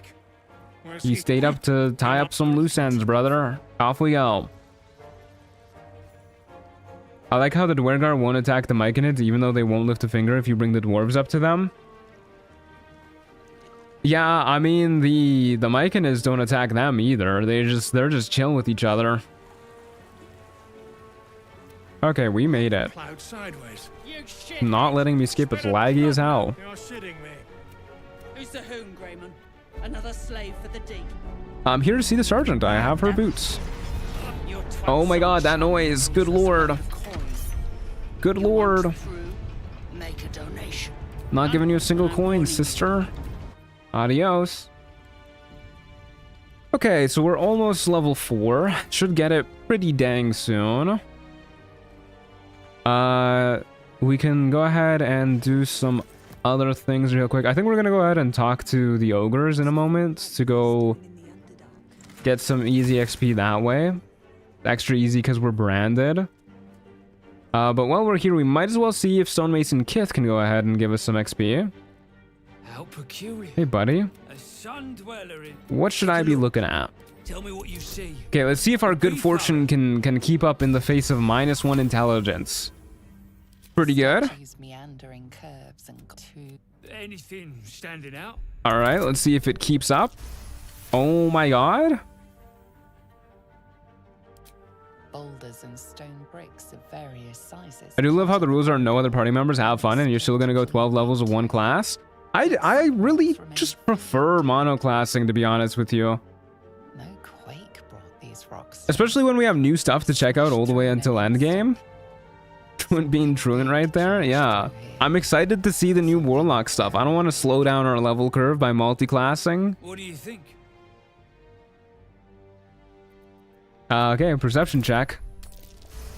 Oh my god, I'm the best dice roller to ever do it. Have you ever seen anybody roll so many dice so well? But my work has only begun. Well, let's see what you've got. Okay. Bloodlust elixir too. Is this different? It doesn't look like it, but I mean, hell yeah, bloodlust elixirs are amazing. That's all. How much XP do you get for that anyways? 35? Not a lot, but that's okay. Yeah, let's go ahead and whoops, hello. Okay, Dana, nobody cares about you. Yeah, let's go ahead and talk to Elder Brithvar here. Get a lay of the land, and yeah, we do want Nere's boots to help us avoiding slipping and sliding, especially if we're gonna side with Minthara, we won't get her boots. So let's go ahead and yeah, get ready to kill Nere. Don't really like Nere anyways. True soul, no less. True soul indeed. Should we take Nere's debt? I hate these true soul cultists. Should split your head open and poke around in there if you. Okay, buddy, but have you considered You're one of them. deception check? Holy shit, dude. The rule of averages will get this run so hard to come Act 3, calling it now. Got a proposal. Nah, we're just gonna roll this good all throughout the entire run.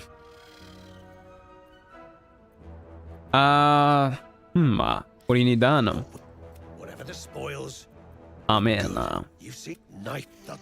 You still standing about? Okay. Another 30 XP for doing that. Real quick, let's go ahead and just head back to the Blighted Village. Go get some easy XP from the ogres. Complete opposite from the Cursed run. Yeah, this is like... This is so different from our last Warlock run. The last Warlock run, we were rolling nothing but like nat ones every day, every time. I mean, we haven't really made a lot of rolls in combat, so we haven't had a ton of opportunities for crit misses. Maybe we're just really good at rolling outside of combat. Okay, fellas, please don't murder me.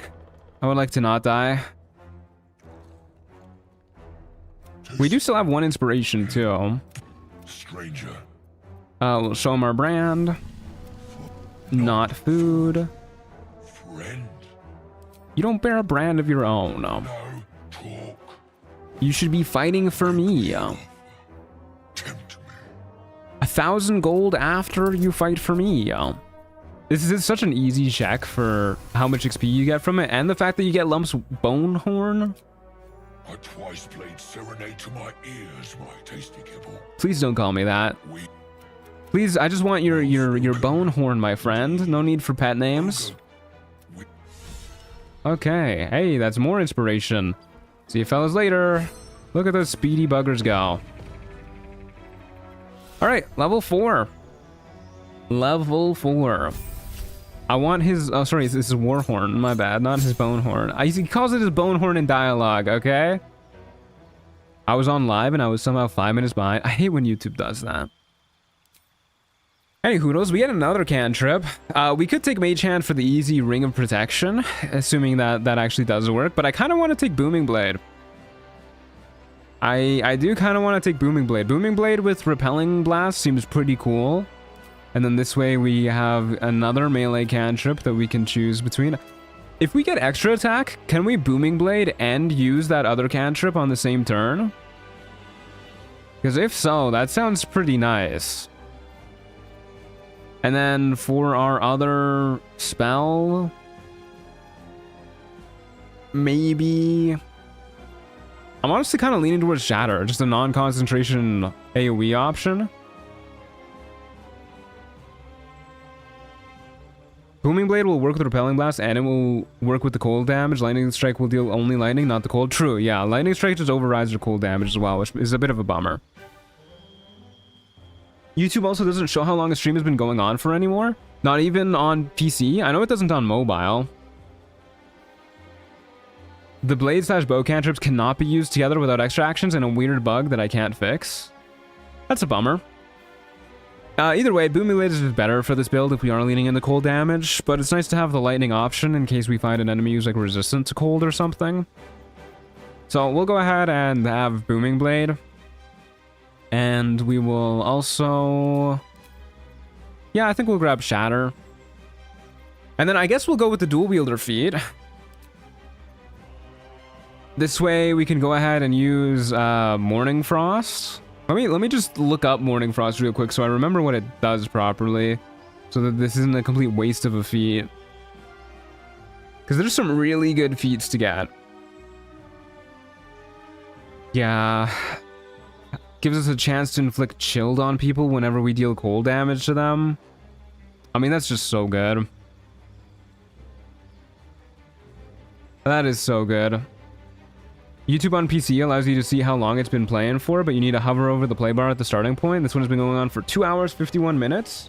Sounds about right to me. Okay, we'll lean into Morning Frost. Yeah, we'll do this. So we'll bump over Charisma one more so that Ethel's hair can take it all the way up to 20.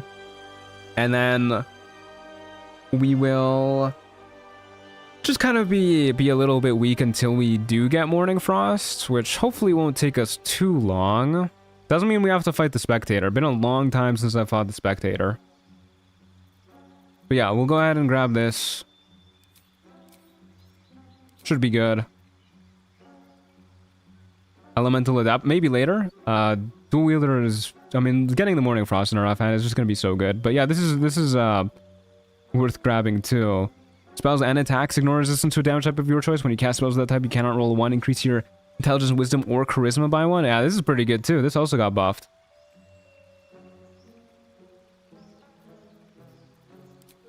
Okay, yeah, we'll grab Dual Wielder. I think this is a pretty neat build that we're going for. Best Frosted Chocolate and Baldur's Gate. I couldn't agree more. And yeah, we don't really care about swapping anything out for now. Okay, looks good to me. Obviously, our cantrips are a little bit tight. Probably, if you're optimizing this build, probably best to either take Lightning Strike or Booming Blade. Probably Booming Blade is better for this build. But I wanted to try out the new melee cantrip. We'll also go ahead and bind Booming Blade. Yippee! And then instead of taking Lightning Strike early game, actually probably instead of Lightning Strike and Bone Chill, you take like Mage Hand Friends, something like that. Since you get Eldritch Blast from Spell Sniper at level 2, but this build hasn't really been planned out. And Bone Chill's not a bad option to have. It'll still probably help us out against Merkle. If I can remember what hotkey it is. There it is. God, the range on our range cantrips is so crazy. Okay. Let's go ahead and move. Let's go ahead and teleport. Hold up. There's something else that I was gonna do somewhere in this area that I've forgotten to do. I remember what it was. We are going to go this way. And we're going to grab... Totally forgot to talk to these guys over here. We're gonna go grab the parasite from the dying dwarf over here. Because it's just a free parasite that I totally forgot to grab. Lightning Strike will still have good use cases though. You can use it for lightning charges and then smack a cold whack after once you have extra attack. They'll call her Ice Lightning. Yeah, hell yeah, that's the plan. Although, yeah, I mean, it's gonna be a little bit awkward unless we get an extra action, because if we can't use them both together in one action. You can't die. Please, stay with us. The mark glows, but you feel What happened to your body? The injured man locks eyes with We'll hold it stare. Please give me your parasite, my friend. We were reporting to Edwin. You need to find this beast and avenge your brother. Go, fight the owl bear. 370 XP too. Why let its host And memories welcome the tadpole's influence. Yoink. Absorb its potential. Alrighty. Huge. We got 3 tadpoles. Okay, so I'm thinking... I mean, I really like Call of the Week, but I guess against Nere, maybe we just want to go ahead and grab Favorable Beginnings, Luck of the Farms, and then we can get a guaranteed crit with our big Smite ability now. And then we'll just work towards Call of the Week next. Sounds like an okay enough plan to me. You can't use Booming Blade with Lightning Strike, but you can still whack a Spell Smite or something. True. You're very right. Someone earlier mentioned that being a massive spoiler for first playthrough, and they were 100% right. Yeah, the companions. Yeah, I think that's... I'm like 2 hours back, but hot take, but origin characters shouldn't be playable until you've completed at least one run. Maybe make them lock behind that character's main questline. I think that would be interesting. I think that's not a bad idea. It kind of like takes the spoilers out of the character creation menu if they're not available as options. But I think a lot of people just prefer to play origin characters, so I think it's probably for the best that they're not locked. Anyways, now that we got that, we can go ahead and move into Grimforge. And then we'll go ahead and murder Nere real quick. And yeah, I guess we'll end up leaning in. I do kind of still want to get heavy armor as our level 8 feat, especially if we're sacrificing our shield. So maybe what we'll do with our adamantine gear is we'll make the medium armor and the heavy armor, and then we'll just swap to the heavy armor later, or we can just sell it if we decide not to. Yeah, that seems like a good idea to me. But either way, for now, let's go ahead and kill the Scrying Eye, wherever it is. I hate when the Scrying Eye goes someplace. You're not supposed to leave. Camp feels a bit weird when playing an origin character. Their tent is missing. That's kind of sad. Rare medium armor pick. I think it'd be even rarer for me to do light armor. It does feel kind of bad having... weirdly enough, it feels kind of bad having low dex when going with medium armor. Even though theoretically this is the perfect amount of dex for medium armor. But armor of agility exists, and it's just the best medium armor in the game. By far. Come with me, buddy. Come faster. I would recommend making an adamantine heavy armor and the scimitar. Well, then we wouldn't have adamantine medium armor, which is all we can use right now. We definitely need to make medium armor. Dude, where the hell are you going? Why is it so fast? Come this way. Plus, if we're leaning towards cold damage, I don't really want to use the scimitar, unless you're saying the scimitar does cold damage. Come with me. Keep coming this way.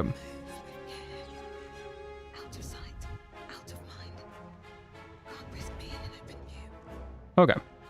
Stay there for a moment, buddy. I'm just gonna go ahead and down a strength elixir, so that we can very easily shove you off the edge, and we'll just wait for this dude to pass. Don't go anywhere. I'm not sneaking around to get your attention, buddy.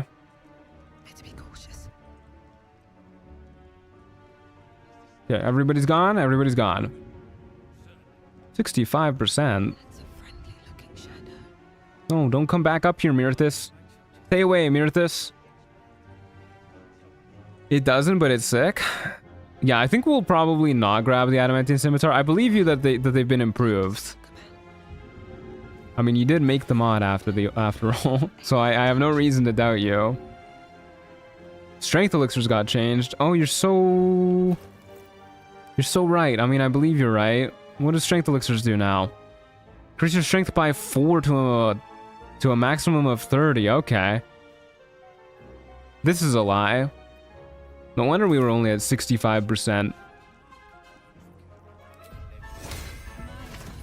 Well, we'll do this to make it a bit more guaranteed. And then once Mirthis stops fucking around... Mirthis, you really gotta go, dude. Stop looking at me! Thank you. I know we can just shatter this thing too, but... Okay. There you go. Easy 75 XP. God, Mirthis is patrolling like crazy. I've never seen them patrol this one spot so hard before. I don't know why I'm up here. Whatever. We got temp HP. Yippee! I love temp HP. Okay, Brithvar. Job done. Let's go ahead and murder Nere. Good work. Time to bust Nere out. Time to bust Nere. Whoa, buddy. At least buy him dinner first. Okay, we'll also summon Shovel while we're here. And turn her invisible. Definitely a good call on the strength elixir nerf, by the way. I really like this change. I think this is much more how the strength elixir should have worked in the base game. I like that it goes up to 32, so that high strength characters actually get pretty good use of strength elixirs. I think that's very cool. Did heroism elixirs get changed? Thank God, no, my beloved. Okay. I think we are good to murder this guy. Don't think this fight will be too hard. Actually, we're weirdly... Oh, hi, Theodosia. Come here. Come up.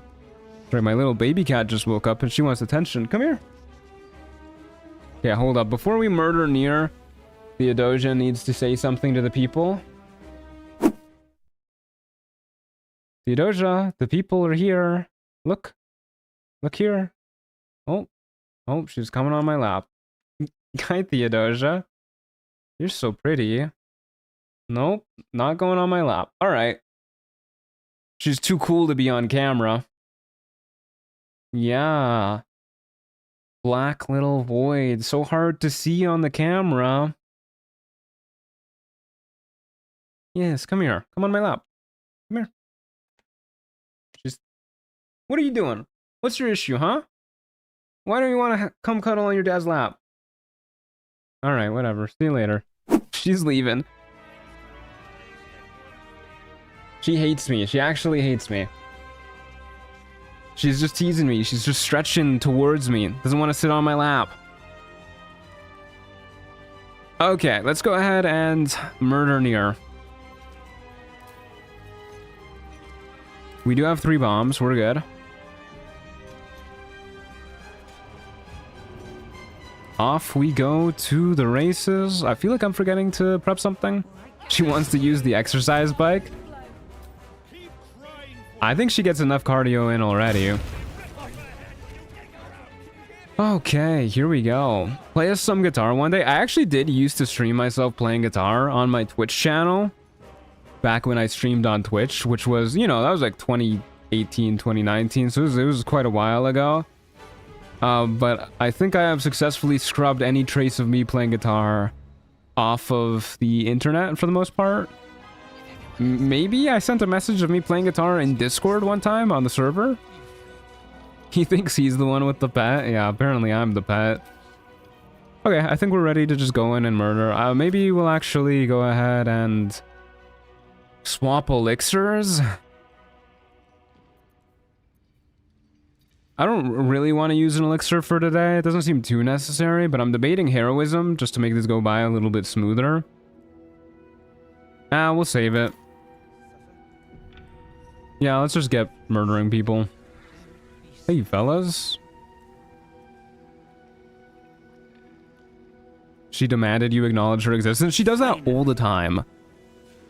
She'll just walk up to me and then she'll just scream at me until I give her like 5 seconds of attention, and then she'll be like, oh god, you're always bugging me, and then she'll just leave.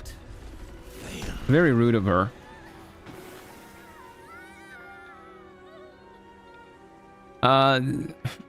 Finish the slaves, true soul, for the absolute.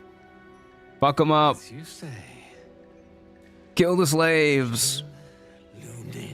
Noticing the Slay the Spire music? Are you gonna make a Slay the Spire 2 video when it releases? Probably not. I might play it on stream. Can we still get Brithvar on our side if we kill the slaves? Can I find the chocolate mod on the Nexus? Is it from somewhere else? No, it's in the in-game mod manager. Not on Nexus at all. It's a nice and easy to install.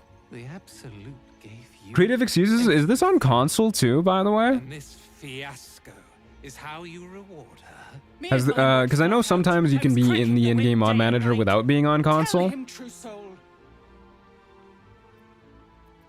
You were lazy, Thrin. Without me, Nere would be dead. No, I did everything. It is on console. Well, there you go. Nere pities you, Thrin. Your errors. Not only is it easy to install on PC, it's easy to install on console too. Sorry. Just not the bug fixes I just made today. Yeah, that makes sense. Yeah, that's very cool. I love me an easy to install mod. I don't know why I'm not skipping this cutscene. We're just watching him do all the evil shit. I wish I could be this evil. Bloody hell's had enough of your shit. Yeah, you tell him, Brithvar. Come turning my people. Striking through. I like how he's mad at Nere and not at me for just being like, yeah, fucking kill them, do it, murder them all. Drop the You're done. Okay, true soul. let's get it. Let's attack Nere. Strike him down. Nah, dude, I want your boots. Heretics. Let Nere be your end. God, he's such a dweeb. Oh no. Bottom in initiative. We rolled a 3. I think that's... yeah, that's not good for us at all. I think that's the lowest it could go. Does it minus our intelligence, actually? I guess it must.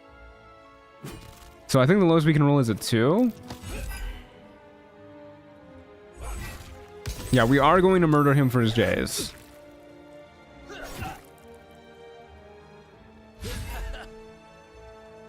It does subtract intelligence? Yeah, I figured it would. So every now and then we'll just get a little unlucky and we'll have this stuff happen. Dana, save them! Murder everybody! Or that guy, yeah, why not? Good lord, they really want to shove that dude into the lava. Oh yeah, I do have the +1 from the initiative bow too. So yeah, 3 is the lowest we could roll. Oh my god, they hate him. They absolutely loathe that guy.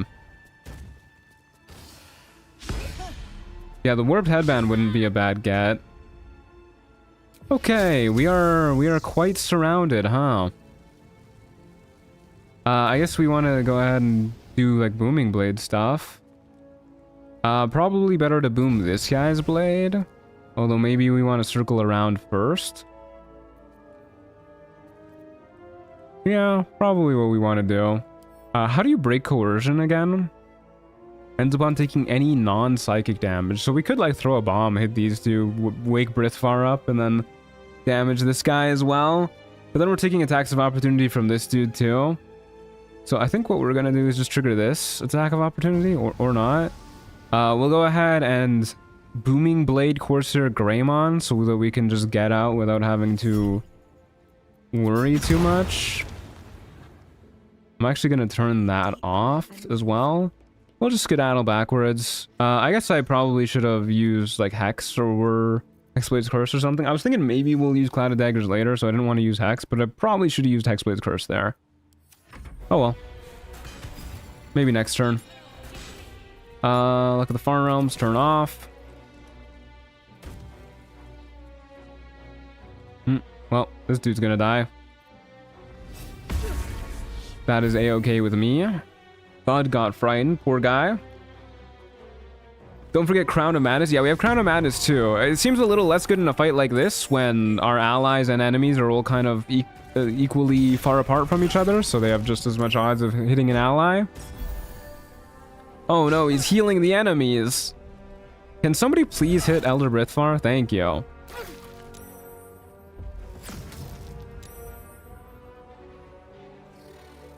Come on, Dana, murder them all. Or use grease too, that works as well. Chocolate edition seems pretty interesting. I would definitely recommend it. It feels very fresh, I'll say that much. I mean, that play alone that we just did on our last turn, Booming Blade somebody to avoid taking an attack of opportunity. That's not something we could have done in vanilla. You know what? Try and break this dude's concentration. There you go. Good job, Shovel. Elder Bithvar will not be mind controlled anymore. And then we can go ahead and... Yeah, you know what? For now, let's just go ahead and Hexblade's Curse, Mindmaster Fonmara. And we will... Look at the range on our Booming Blade, dude. Look at how far this shit reaches. We don't need to be anywhere near her. We can just Booming Blade her from a mile away and then walk backwards. This is better than the mobile feat. We have ranged melee attacks that push people back. Good lord. This is really, really cool. That is actually insane. Yeah, it's good. It's good fun. I like that. You mean you don't need to be anywhere near? Oh, you. Is this a friend of mine who's in the lava? Yeah, that guy's gonna melt to death. Oh well. Shovel, just keep swinging at people, I guess. Funny story, Wild Magic Barbarian can range melee attack from even farther. Yeah, I saw you made a bunch of changes to Wild Magic Barbarian. It looks pretty interesting. I was debating also doing my like Tiger Barbarian build that I've been wanting to do for a while, but as far as I could tell, there wasn't a lot of changes to Wild Heart, or sorry, what is it called? The Totem Barb, the Animal Barbarian. I always forget what it's called. So yeah, I ultimately decided on Hexblade because it looks like there was way more changes to this. And there were new changes too, so hopefully I'm featuring stuff that not a lot of people have featured before. Wild Heart? Yeah, Wild Heart. Okay. Okay, I think we just keep doing the same thing again. Maybe at this point we also drop a Hex. She's so small. Can't hit her through the boxes, sadly. But we can hit her from pretty far away. Yeah, I'll drop a Hex at this point. I think our allies, we have enough allies that I think we can get away with this instead of doing like a Cloud of Daggers or something. Plus, Cloud of Daggers would probably hit our allies. We're starting to get those rainbow damage rolls. We're so fast. I think I want to keep Crusher's Ring on like all the time. Oh my god, that was a lot of damage numbers. Action, surge, dash, critical miss. Quite the combo. I think Wild Heart is the same as Totem Warrior in 5e. Yeah, I just get the names mixed up. Rip Stoneguard Kur. Hey, nice crit hit. I don't really want to knock Nere into the lava, but he's kind of asking for it just standing right there. Hey, we healed for 8 hit points. They killed our hex-cursed person. I'm really tempted to shove Corsair Greymon into the lava too, but he also has some kind of nice loot on him that I kind of want to sell at the very least. Everybody's just asking to get shoved into the lava. No, they've ensnared Dana. The fucking Mindmasters keep shrinking themselves. I think Dana's gonna die soon, fellas. Alright, well, whatever. We'll just hit this dude again. Here we go again. Here we go again. That won't work. Oh, we have tenacity on this too. And it uses our charisma. That's pretty rad. I think it uses our charisma. I don't think our strength is that high. Yeah, why not? We don't really have anything. That triggers Hex. Wait, this is so good.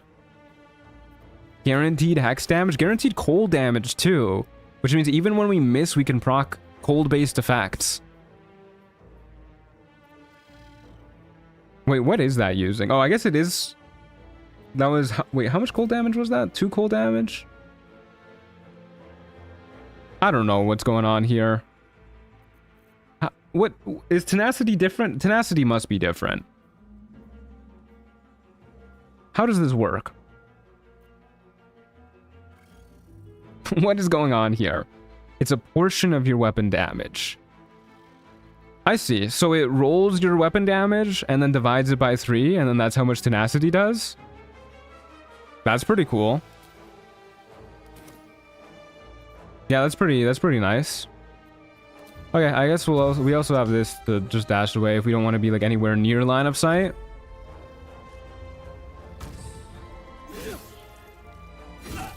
Yeah, I think that's a pretty interesting way of doing tenacity. It means that it scales a little bit more with like damage roll. Oh, that's just embarrassing. So weapon damage divided by 3 because it was eating channel oath smites without giving the damage.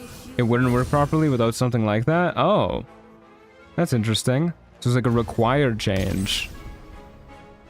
I hate how Nere's dash triggers his own legendary action. That's so goofy.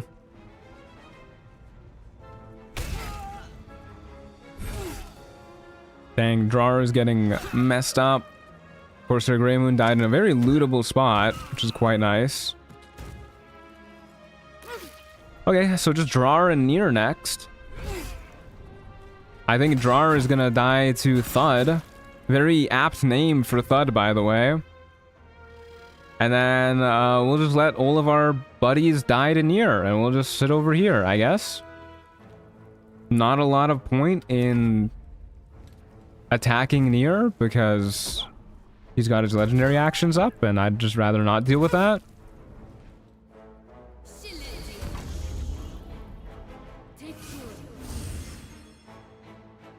Thud was born to be a barb. He really was, yeah. Whenever I hear the name Thud, I always think of that one Terry Pratchett book, which my brain is telling me is just called Thud. Either that or Thud is an important part of the book. It's been so long since I've read the Discworld books. I really need to read them again. Oh, man.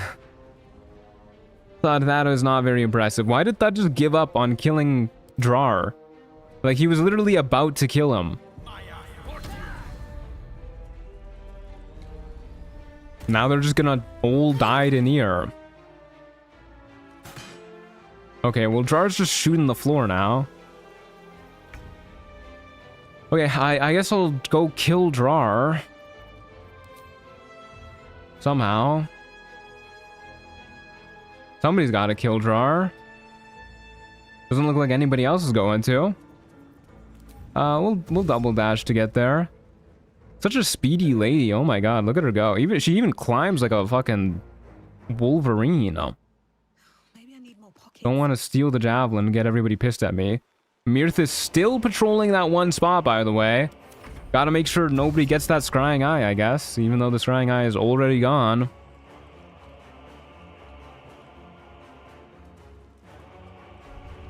Now they're coming up to kill Drawer. What resistances do you have, by the way, while this is up? Just physical immunity? Psychic resistance? Okay. You're coming with me? Whoa, buddy. You should never have what here? Got a whole bunch of perverts over here. God, killing Nere is so tedious. Gotta wait for the long ass animations of them crawling back up onto their feet too.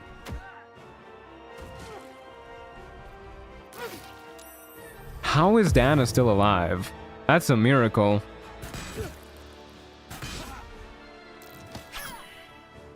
Okay, well, we're helping. Hey, oh wow, this is a pretty neat combo. Whispering Promise with Hexblade's Curse means every now and then we just get blessed for free.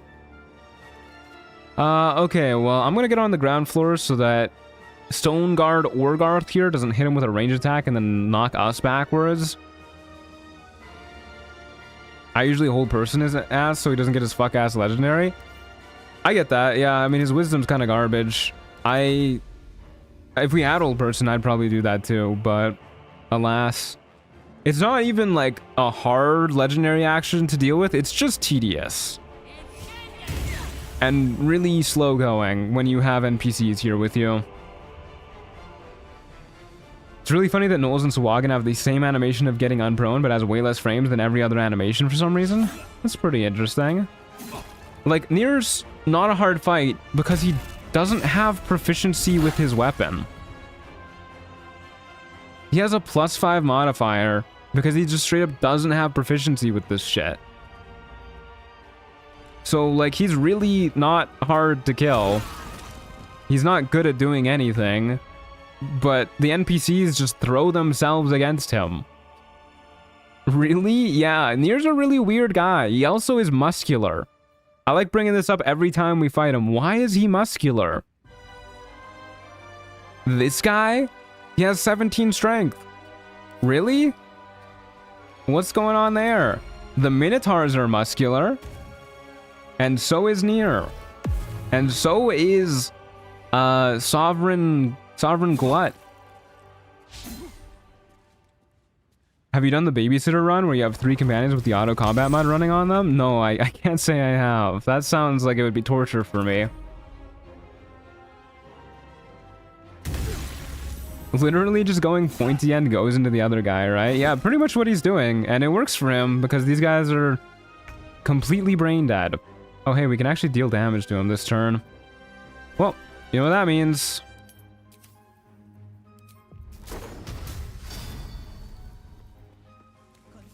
Boop. That didn't deal as much damage as I was expecting. I guess because he has psychic resistance. Still a little rude. Okay. Well, you guys can finish him off. We frightened him, at the very least.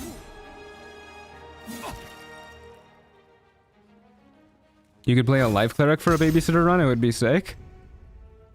I mean, I'll throw that on the list, but I don't think it's going to be very high up on the list, so I wouldn't get your hopes up about it. I probably could have just killed him with like a cantrip or something there, but whatever. Dana's dead now. What are we going to do without Dana? Alright, this is a dead Nere. Again. God bless tenacity. Shit. It's not actually very fun, wouldn't suggest it. Okay, yeah, maybe I'll hold off. Here's your cut. Just like Brithfast said. Thanks, Kiergroth. Flameshade. We'd a cut and run. Who is bro yapping to? They're dead, man. Moonrise charge in. Alright. If I see you slavers again, I'll tear you apart. Think I catch so much of a whiff of you, I'll have you flayed and fried up for dinner. Okay, well, we gotta kill this guy. I got shit to be doing.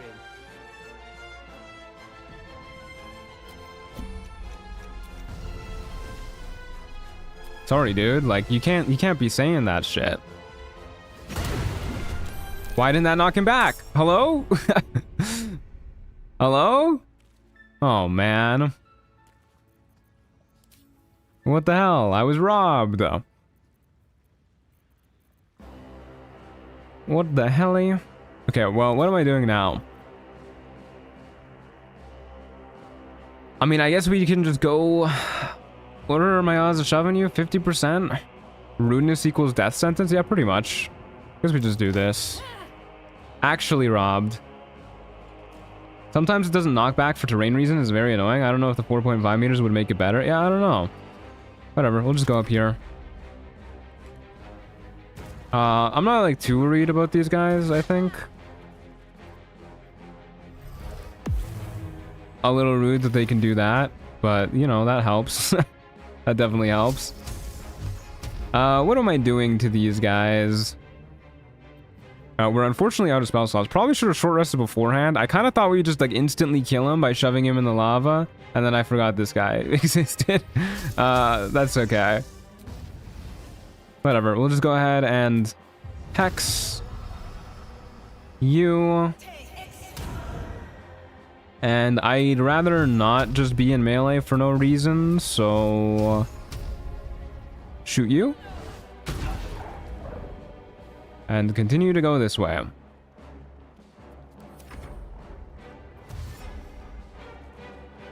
If this guy ends his turn near a ledge, we'll just try and do the same thing to him, except, I guess, that way. That's pretty good. Oh, are you coming up as well? No. Okay, I wonder if this is going to be far enough to push you. I don't think it is, actually. I think 3 meters is a little too short. Mirthis, you fucking rat bastard. We were fighting up here earlier and you didn't come in. Okay, well, whatever. Yeah, I don't think this is going to be enough. Very rude.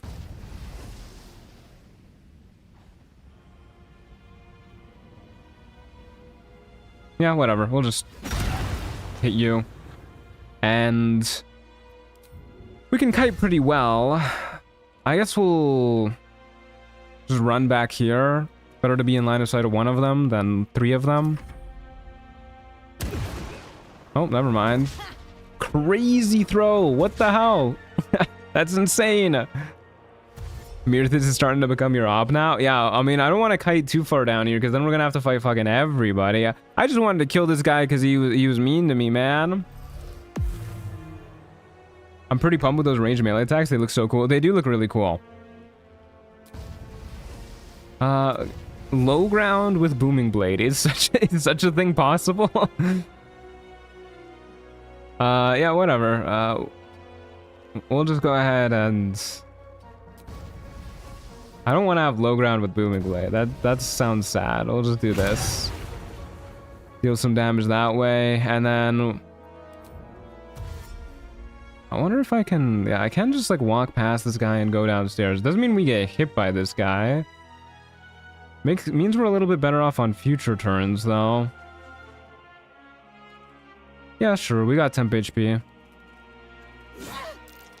And damage reduction. Interesting.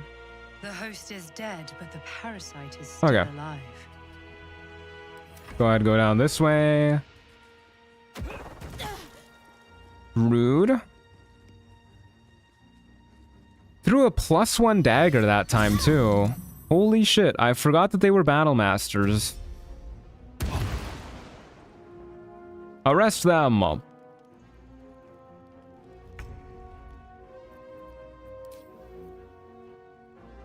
Okay, let's go ahead and down a healing potion for sure. And then we need to find an angle where we can actually knock this guy back so we don't take an attack of opportunity. And then I would love it, actually, if we could get him, like, over here somewhere. So that we could just knock him off the chasm that way. Hey, Gamer Pickles, how's it going? Good to see you. Ugh. I was hoping you wouldn't be able to see us here, but I couldn't really see the upper platform. Crazy angle. Now my camera's stuck on the upper level. There you go. Yeah, this is like the worst possible angle that we could have gotten him in, actually. Hey, there's Hexblade's Curse. Okay, now we go here. Actually, is this still a bad angle? God, the camera's killing me. He could probably hit us from here somehow. Okay, I guess we're just not getting him in the lava. I guess we'll just go like this way.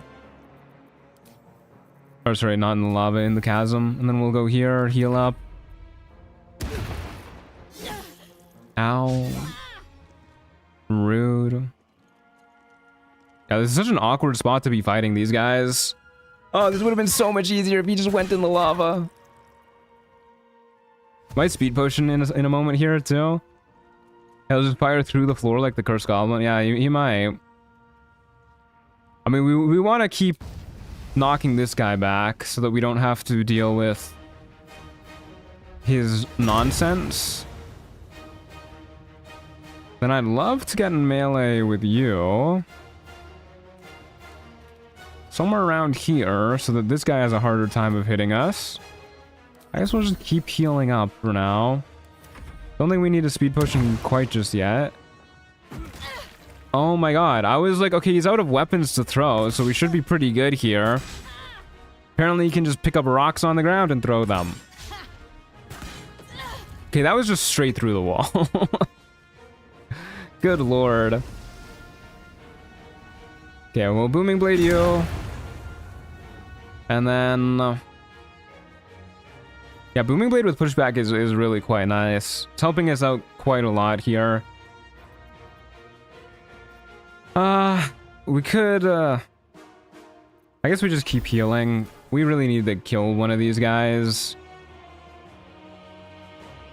I don't know where we go to avoid getting shot by these guys. They're really good at shooting these guys.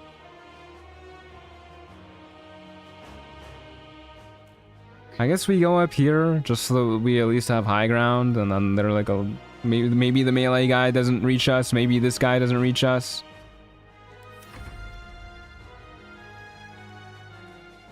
He's not melee. I keep thinking he's melee. He's not melee. He's ranged.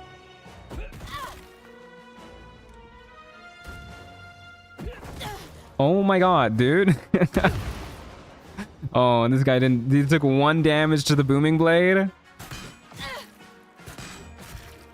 Come on, guys. Okay, this guy's dashing at least.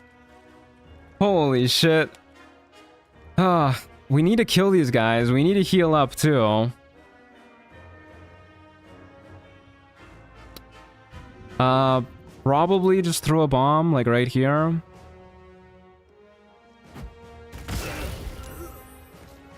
That way we heal, kill 2 of them. We can go ahead and get in melee and then heal up using this, and hopefully this guy doesn't kill us. I mean, yeah, we have to do this. Rude. Okay, this guy definitely had disadvantage shooting there. I don't know why he didn't move back further, but... Okay, there's gotta be an angle where we can get him into the void here, right? No? Oh, this 3 meter pushback is killing me. Yeah, just shy. Oh well. Yeah, we'll just go ahead and shove him down and then heal up again. Wait, he didn't take any fall damage? That can't be right. That can't be right. How has he done that? Okay, at least he's dashing.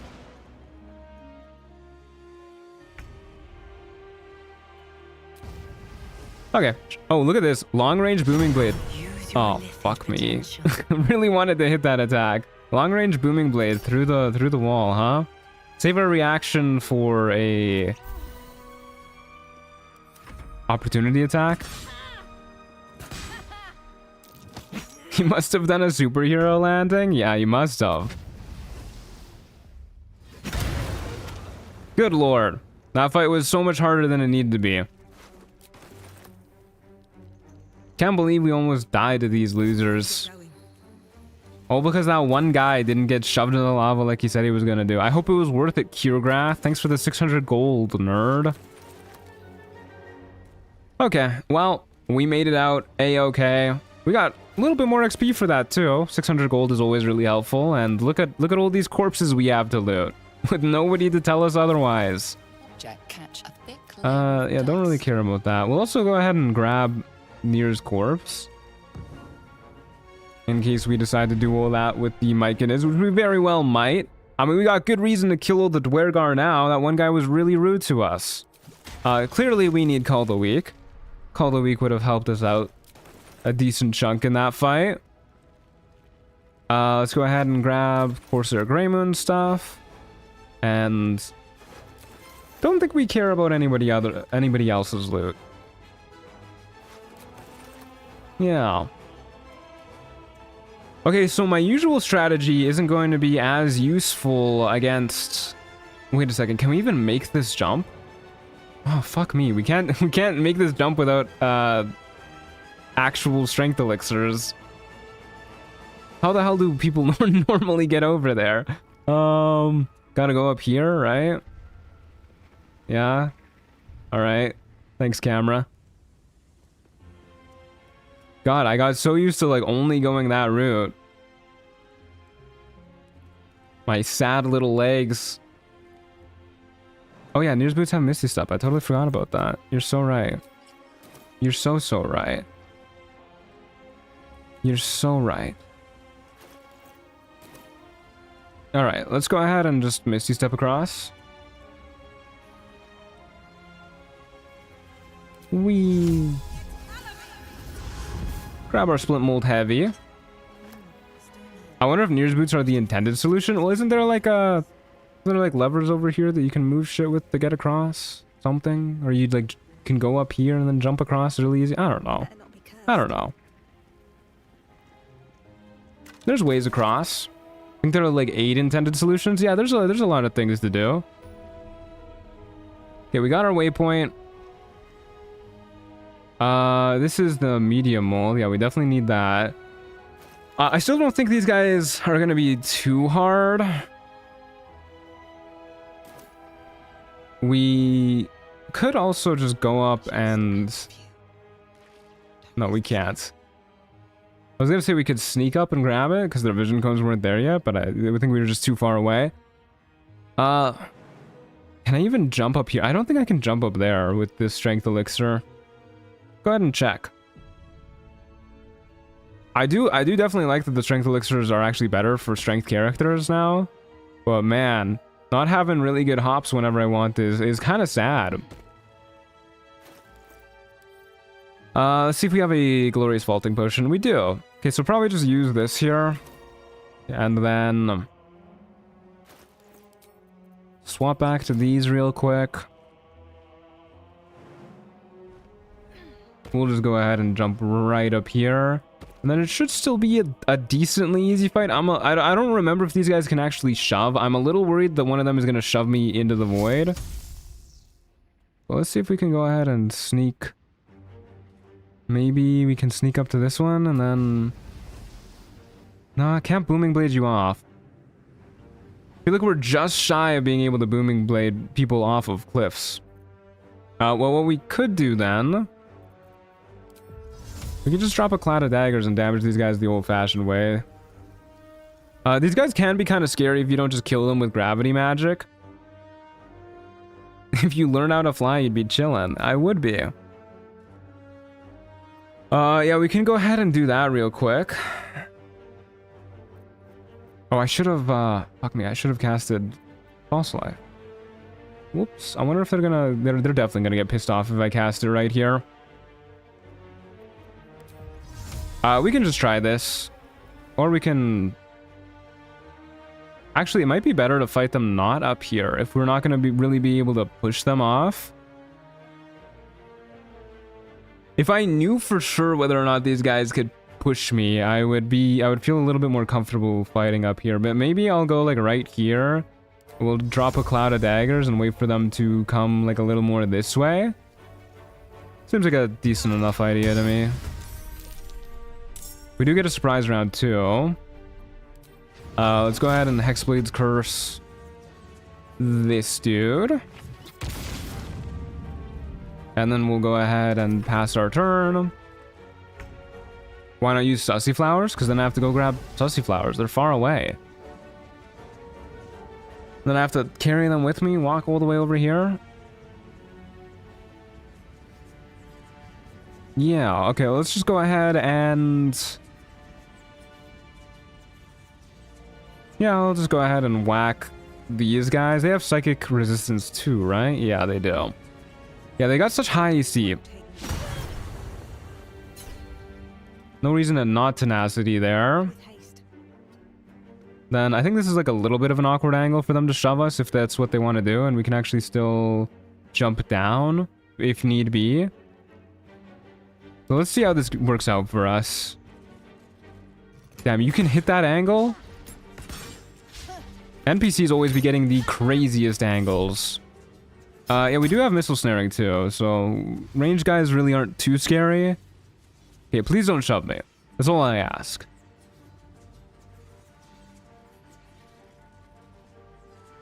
Okay. That's not a shove.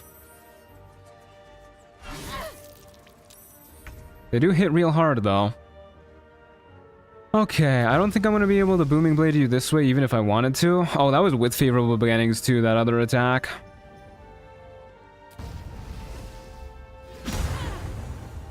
Yeah, this is really rough, actually. I think I should have jumped down last turn, actually. I mean, if we want to live, we can always invis potion and then just walk away. But let's try and fight this out to the bitter end, see how it goes. I think...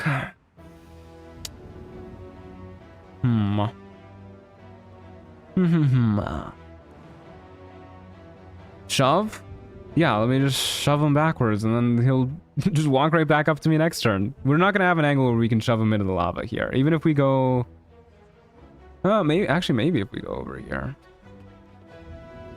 No, I didn't think so. Yeah, the red line. Yeah, I think we're just a little bit cooked here. I guess our best bet is honestly to just heal, and then try and get like a good line of sight where these guys don't have the easiest time of hitting us, but I don't think that's gonna really help us out. Should have done that first, actually. Okay, well, Cloud of Dagger's helping at the very least. Maybe next turn we drop another one here, if this guy doesn't kill us. Yeah, this should probably be what we do. We really want this guy to die so that he can heal us up. If this guy... The ranged guy gets to go before anybody else, which is kind of a bummer, because the ranged guy has a chance to just kill us from far away. So I think what we're gonna do is we're going to do this. Hey, Miss Jane Doe, how's it going? Good to see you. Yeah, I think we just do this. Would have really loved if that guy died immediately, or whatever. Then we do that, and then we just pass our turn, and then hopefully the ranged guy doesn't kill us. Good. 8 more healing because the guy with our curse died. God, I love Cloud of Daggers. Wow, I'm amazed this is getting the arc that we wanted to. So we still have less active, so yeah, we could just go ahead and do this. Beautiful. And then we shut this down. And I think what we're actually going to do is, rather than heal, maybe get up in this guy's grill. What are the ranged guys' attacks looking like?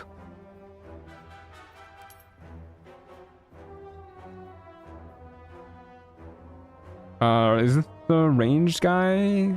No, that's the melee guy, I think.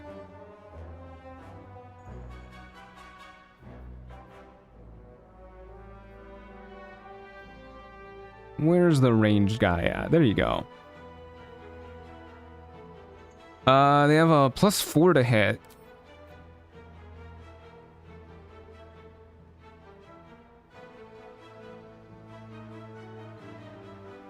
I think these guys are pretty prone to triggering attacks of opportunity and then just walking out and not shooting with disadvantage anyways, which is why I'm debating healing here. I think we're gonna heal. Yeah, I think we'll just move forward and heal. Won't have disadvantage on hitting us, but it's a little bit safer. They only have a +4 to hit. We have missile snaring too, so it's no biggie.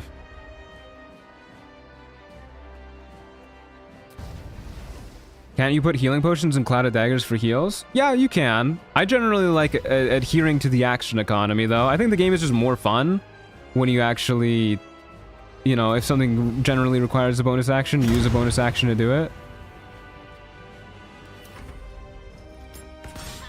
I could also do like a million other things to avoid having to fight these guys in the first place. But I like playing the game as Larian intended. God forbid. Okay. Yeah, we'll go ahead and max out our HP. Probably should have done that first. I just asked my question forgetting I'm about 20 minutes behind. Imagining I've just asked that at a completely random and stupid time. Oh, you're talking about the boots of speed question? What a punk. Yeah, I know. Kind of fucked up. This guy's being real rude. How come they're not letting me hit them?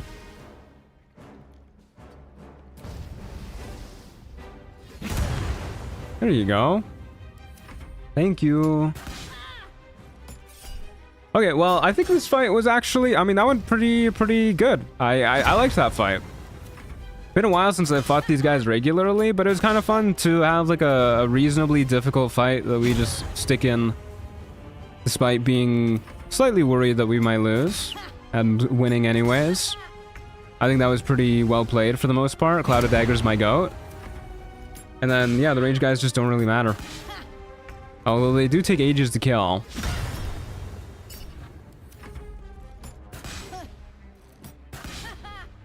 And they're not very good at hitting.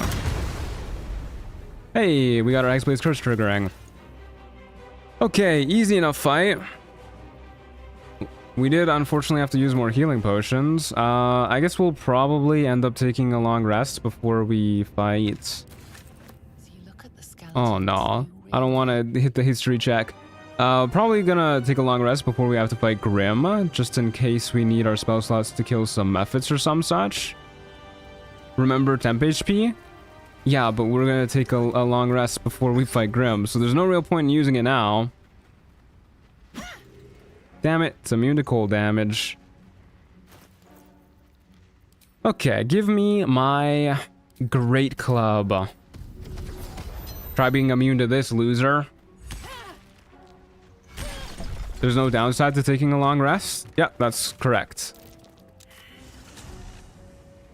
You don't gotta worry about, like, your tadpole taking control of your brain or something. Don't worry, we'll be good. We're gonna go ahead and grab this too, so that we don't forget about it. And we'll just sneak past these guys over here and go grab the mithril ore yonder. Should have been like, no worries, I'll just summon a new weapon. I mean, I was going to, but then I was like, ah, that's so many clicks. It probably would have been the same amount of clicks as just pulling something else out of my inventory, but yeah. I'll do it for this one, okay? Hold up. I'll do it right here so that the methods don't get pissed at me. Summon our Pact of the Blade. These guys have force vulnerability or something? Probably. I'm sure they do. Summon our Battle Axe. And then sneak in. The Harpies are gonna have a good meal, but that's it. Do the Harpies actually eat Mircon if you long rest, if you don't go to Mircon first? Like, is there like an actual timer on that, or do you have to like trigger the encounter first? Okay. You do have force vulnerability. Yippee!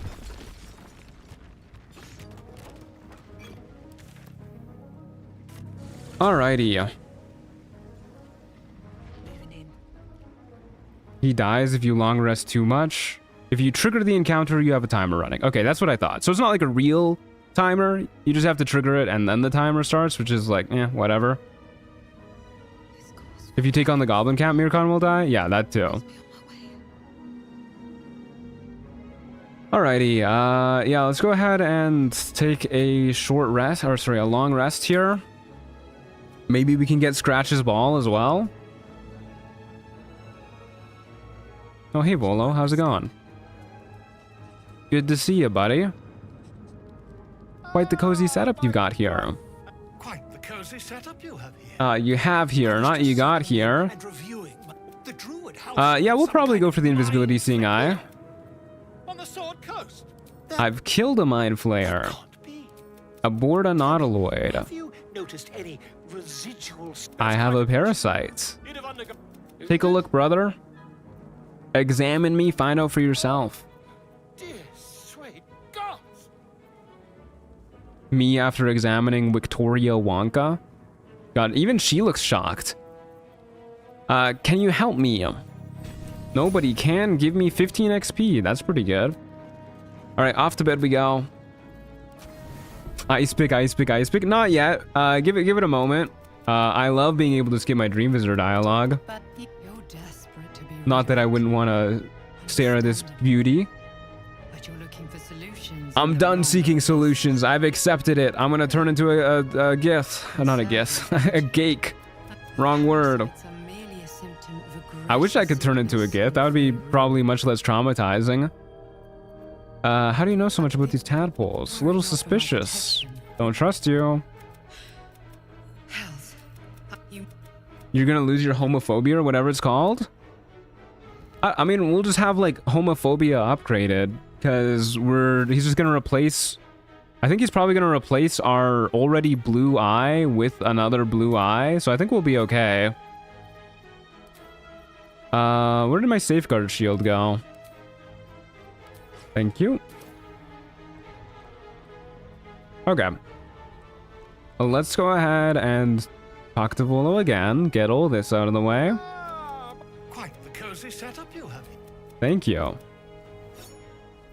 All right, do it, buddy. Get her done. Holds one of your eyes open. The dream visitor not using the word gake when they are disguised as gith is very suspicious, in my opinion. Yeah, they should. That's a good point, actually.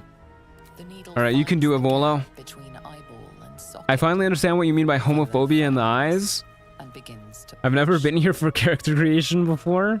That's a joke that I usually make whenever Yenna appears on screen.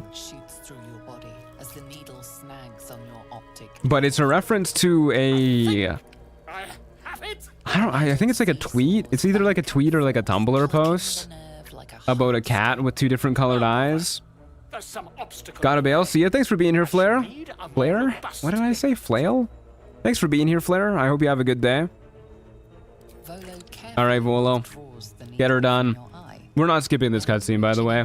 We gotta see him digging through our cranium. Alright, you got this, Volo. I believe in you. Don't move. My goat would never do me any harm. And then tap, tap, stab. God, it's so squelchy sounding. I think we have the blighter on the run. Surely we would just like pass out, right? There's no way that somebody could stay awake through this. All right, well, what kind of day is it today? I think it's a plubble kind of day.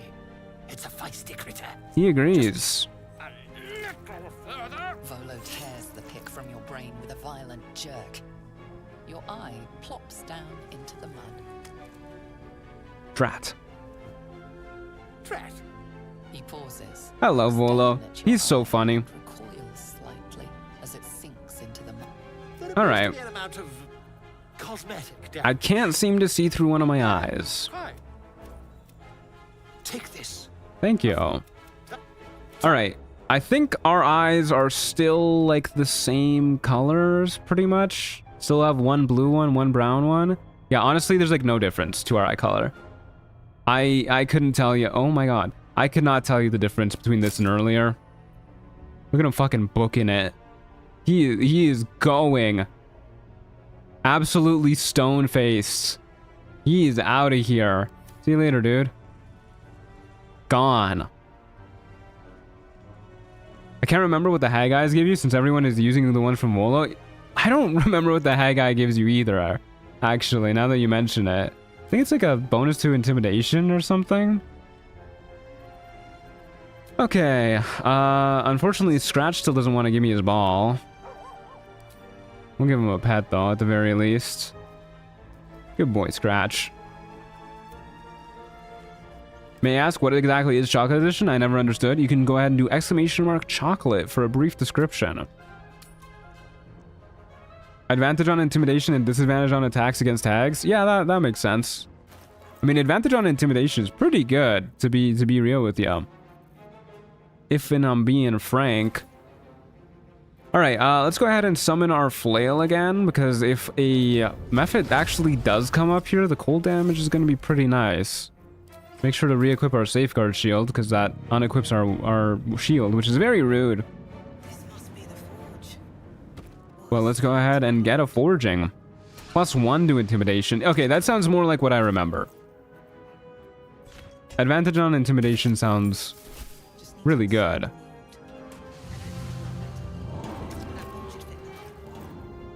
Alright, let's make our medium armor first, since this is what we want to be using the most. And then we will simply go ahead over here. I think it's sad I can't have both Volo's Eye and the Hag Eye. I wish you could. I don't really understand why you can't. I don't understand why they're like, ah, you've already got one eye. I obviously can't give you a second one. Do they know I have two? I got 2 slots for those bad boys? Oh my god, I got so turned around. Okay, well now we're gonna go ahead and false life. And we can't be disarmed with this weapon, right? Can we be disarmed with this weapon? It's bound. I don't think we can. I think we should be good. Yeah, we'll find out. I don't think that heat metal will fuck us up too bad, though. If we do get heat metaled, I think they'll die pretty fast because of our cold damage. But either way, we will go ahead and quick save here. And we don't have minor illusion, so I guess we're gonna go ahead and be using the returning pike. So yeah, whatever. It doesn't really matter now that I think about it, whatever we use. I'm sure this will go well. Wrong button. It's gonna take a hot minute without being able to use minor illusion or something. I'm not sure about Volo's Eye since it doesn't give you any negative effects, but wouldn't you be blind then? No, they give you like new eyes. Like you can see out of Volo's Eye. It's literally, like he literally says it's better than the eye you used to have because you can see invisible things too. So I don't know why they're so against giving you 2 cool eyes. Okay, Grim. You and I should tussle, my guy. Can't even inspect him from here. Okay, no, I can. Yeah, I mean, we could very slowly kill him with like Eldritch Blast or something, but that is really slow. So we will simply... Well, we'll shoot him to get his attention. Path is interrupted. There you go. Over here, buddy. There you go. We got a surprise round on him. That's not what I was expecting. Well, I guess we can go ahead and Hexblades curse him. Never mind, we cannot Hexblades curse him. We can pass our turn and shoot him again. I think that hit like an invisible wall here or something. Oh well. Just pass our turn. Someone said in an interview it's because eyes are windows to the soul, so by giving them both up, you don't remain you anymore. So blind people lose their souls. I guess if you don't have eyeballs, you're kind of fucked, huh? Okay, well, we need the lava back, so please give me the lava back. And then we'll also go, I think, what's the best spot to throw from again? It's either right here or right here. I guess we'll just go right here. See where he goes. Okay, settle in, folks. We're gonna be here for a hot minute. Okay, this side doesn't feel right. Maybe it's up here? I don't want to get too close to the Mephits, though. I don't think I saved before doing this. Whatever. Surely the Mephits won't get mad at me. We didn't get crushing damage that time. I think I need to like aim at a specific spot on his body. Let me lock in real quick. I think it's like by his shoulder where it works a little bit better. That didn't work. Maybe it's literally on top of his head. That also didn't work. Oh, I should Hexblades curse him too. I don't know, why not? Get more crit hits. There's definitely a spot where you can reliably get crushing damage on him with this thing. I think maybe it's a little lower on his body, actually. That didn't work either. Oh my god. I know they patched it so that this is like less consistent with the crushing damage, which is actually like, this is the one spot where you do want the crushing damage to work out in your favor. We can also just throw like clothes at him or something. Maybe the light hammer will work better. Hey, it did work better. All right. Try something else. Yeah, she meant it. She literally just meant like use a hammer. Okay, not the amount of damage we were looking for. Throwing crossbows is pretty good. Sure, why not? I'll trust you. We'll throw a crossbow. Took 6 bludgeoning damage from the crossbow. I mean, that counts. Okay, where do I want to be aiming here? Maybe like his booty? Oh, okay, it's his booty you gotta be clicking on. Alright, folks. See if we can get that with the returning pike. Camera, go down. It's not working. Alright. Clicking on his left booty cheek. That didn't work. Gotta smack that booty, yeah, apparently. Right booty cheek, perchance? Oh, there you go. Did I just leave it down there? Did I not wait for it to return? Motherfucker. Alright. My bad. I ended my turn too quickly.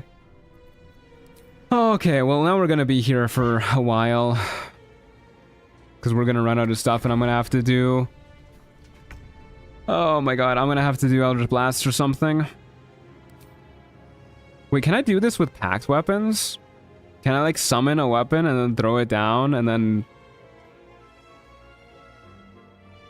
just redo that over and over? I mean, it'll take 2 turns each. So I don't really want to do that, but I guess it's a nice backup. We'll just keep throwing like heavy stuff. I guess the light hammer isn't too heavy. But I should be going slower anyway, since the methods are going to spawn soon. There they are. Okay. We're just going to go ahead and back up a little bit. End our turn here. Your bound weapon returns? Really? I mean, that's pretty nice. We'll just go ahead and do that then.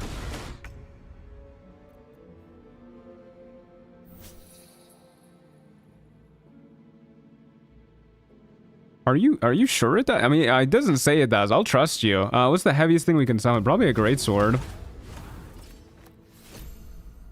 Then we'll just try that next turn.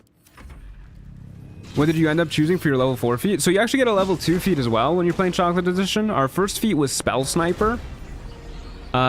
Because in Chocolate Edition, it expands the range of our weapons. Can we even throw our equipped weapon? We literally cannot even throw it. I don't think this is, I think I've been lied to. I didn't think they did, but... Damn it. But yeah, our first feat was Spell Sniper. Since in Chocolate Edition, it gives you +1 to your, or gives you +1 to any ability score, or +1 to spellcasting score? Something like that. We chose Charisma. And then it also goes ahead and expands the range on your spells, including your melee spells. So we have long-range Booming Blades, as you can see now. Not enough strength to throw our weapon. Is that why it's like that? I mean, it's 2.7 kilos. I don't think that's it.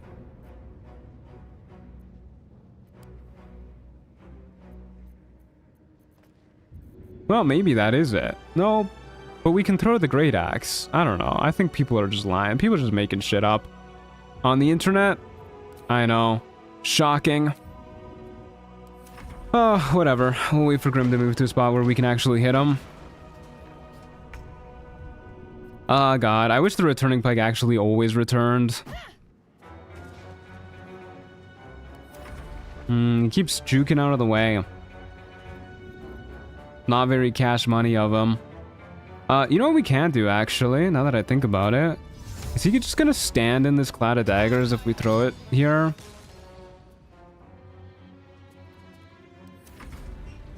He is. He sure is standing in that cloud of daggers, which is not doing a lot of damage, mind you, but doing some damage.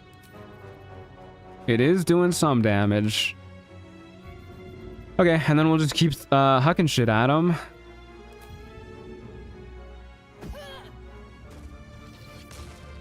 That's why throwing builds are fun one time. Too much lag. Yeah, I mean, I have enough experience that I should have known better. Just wait a little bit longer. I just kind of fell into the routine of ending pretty quickly because the returning pike was returning pretty quickly. But it was baiting me. If only we had the flight feat, we could fly down, pick it up, and then fly back out. Alas, we're stuck throwing junk down on them, which is not even really working. I guess I need to do booty strats again. Maybe this will work a little bit better. No, I don't think so. Okay, well, what if we just, I don't know if this is actually going to push him, but I'll turn it off just in case. It's resistant to force damage too, huh? This guy. Immune to necrotic, no point casting Hex. I guess there's no real point using Eldritch Blast while we have Cloud of Daggers up, because then the temp HP just gets blocked by... Or the Cloud of Daggers just gets blocked by his temp HP. So until that runs out, we'll just keep throwing junk at him. And hopefully we get him down eventually. Maybe if I click like right down at the bottom of him. No, that didn't work either. Are we gonna raid the Grove this stream or the next one? It really depends on how long it takes to kill Grim. But ideally, we're pretty much doing that like right after this. Hey, there you go. That was a big hit. If we can get a few more of those, then we are feeling mighty fine. I mean, we can just go ahead and like throw the mold down there, right? It's gonna be there. We can pick this up later. We'll throw the one that we don't need. Damn. Didn't crush him. I guess clothing is kind of heavy. Nope. He's just accruing a pile of our junk. Our Cloud of Daggers is gone. I guess we just do this again. Grim, you're killing me, buddy. Okay, what else do I have that is decently heavy? Broken loot, maybe? It's kind of heavy. Please. Throw Theodosia at him. Hope I didn't misspell. No, you spelled it right. I don't really want to throw my cat into the lava, though. That would bum me out just like a little bit. We can throw javelins. I know javelins are pretty good at crushing people. Sometimes. They crush me all the time. Surely they'll crush Grim. Nope, not quite. Huh, okay, what about the Cap of Wrath? That didn't do it either. I thought Theo was immortal. Yeah, I still don't want to, like, you know, I don't want to hurt her or anything. She's still a little baby girl. I don't think she'd appreciate it. Oh, there you go. Shining Staver of Skulls. Doing fantastic work. Maybe the Bow of the Banshee is what we need? Nope, not quite. This really just turned into the random bullshit go Moon Knight meme? Yeah, pretty much. I just really don't want to have to resort to shooting him down with Eldritch Blast that he's resistant to, because that's gonna take for fucking ever. But yeah, this is already taken quite a while. throw Shadowheart at him. I didn't pick up Shadowheart's corpse. I do have Nere. We needed a... I don't know if even taking a strength elixir would be enough, though, is the problem. Oh, hey, we could throw the Doomhammer. Whee! Nope. Doomhammer didn't cut it.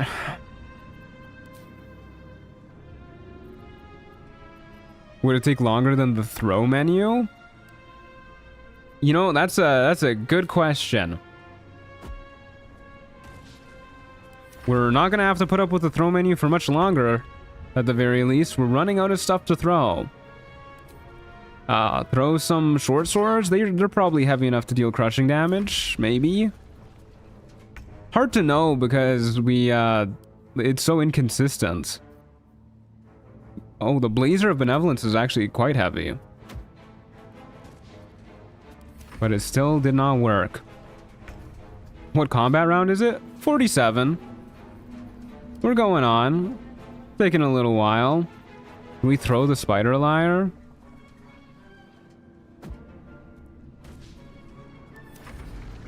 Oh my god. We're running out of stuff. Imagine if Grim had a healing mechanic. If he had a healing mechanic, this boss fight would be even more fucked up. I mean, the only reason why I resort to cheesing him every time is because he's, like, already damn near impossible on solo. I just realized this weighs 0. Probably a bad call to use. Oh, wait a second.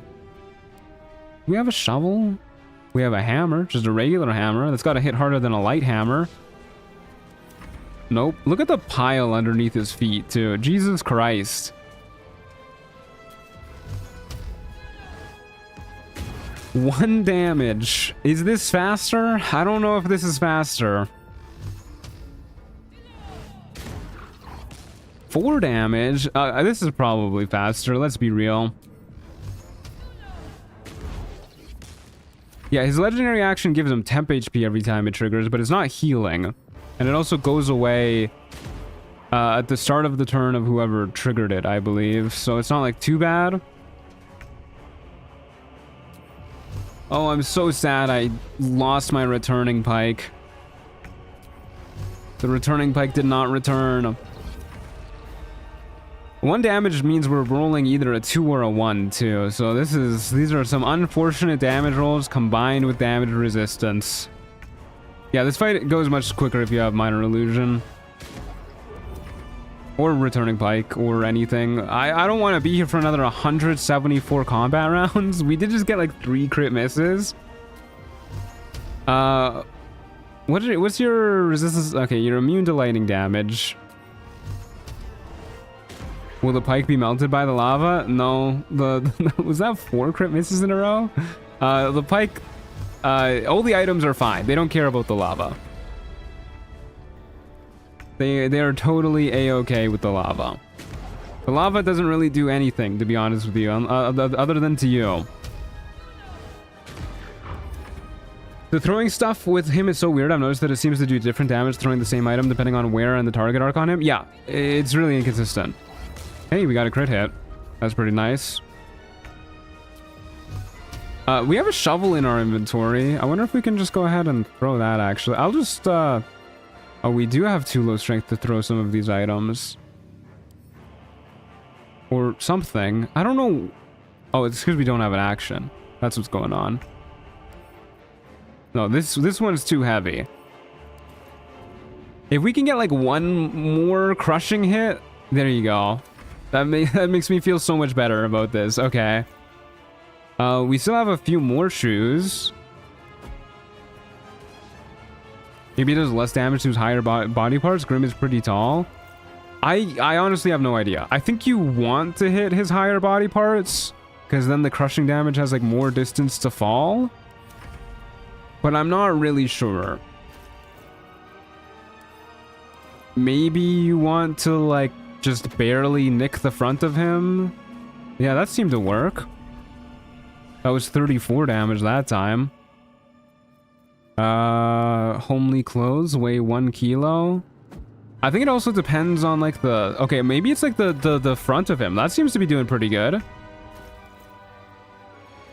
You want to hit the top, but it's still inconsistent.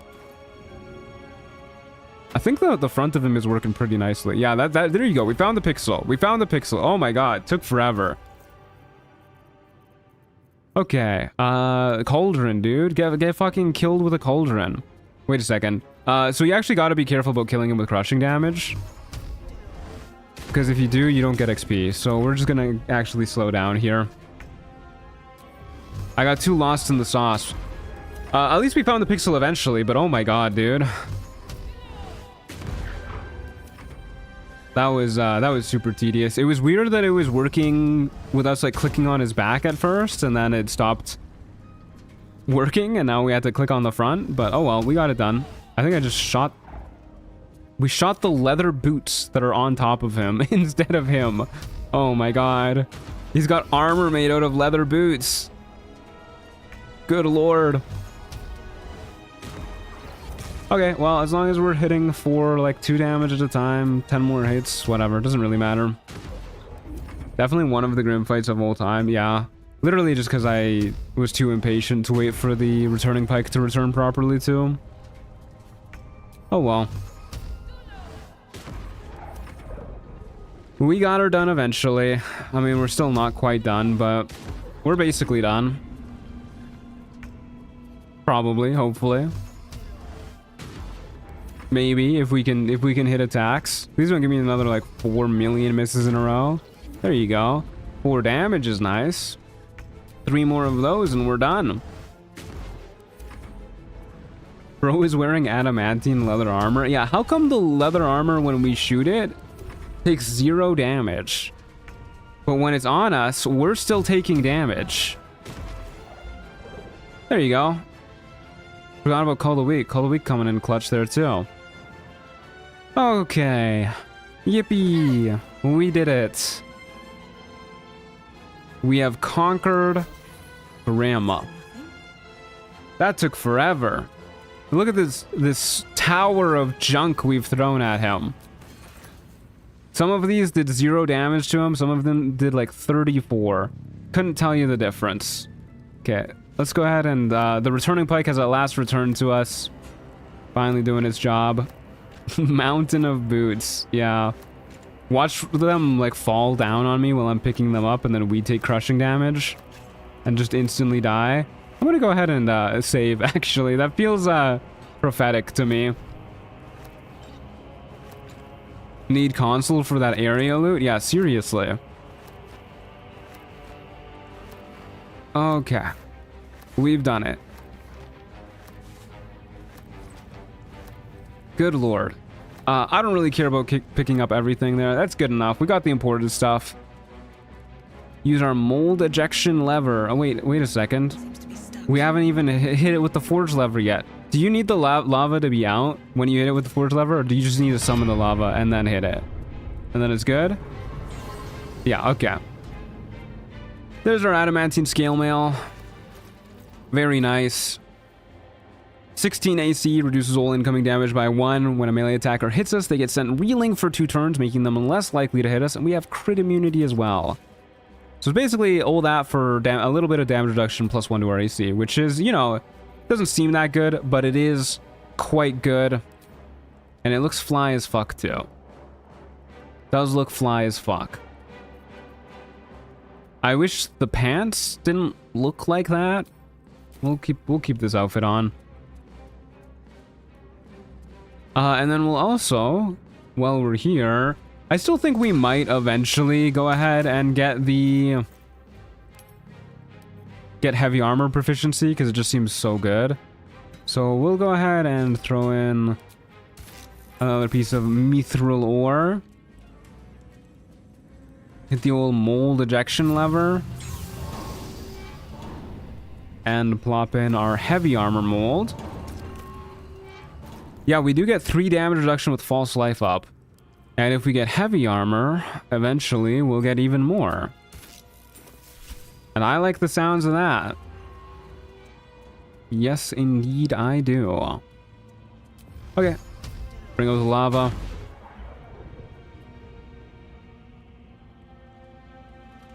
Thank you. Taking its sweet old time.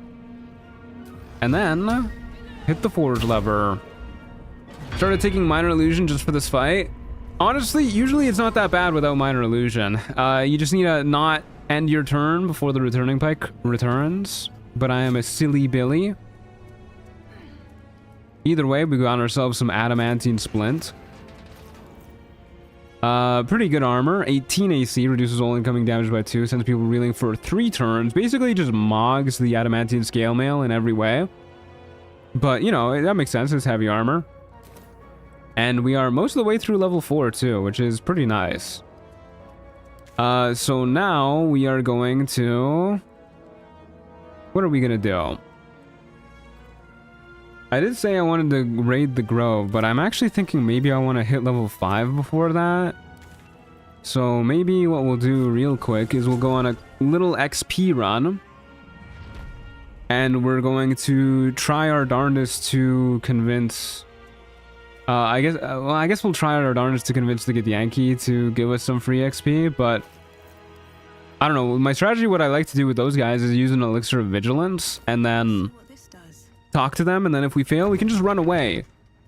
But the fact that this only gives +3 now, and initiative is a D8, where they add both Dex and Int, makes me feel like it's maybe a bad idea to try and do that, because they might just like instantly kill us. Could hit up Ethel too. Yeah, I want to hit up Ethel too, but I don't know if we're going to do that today.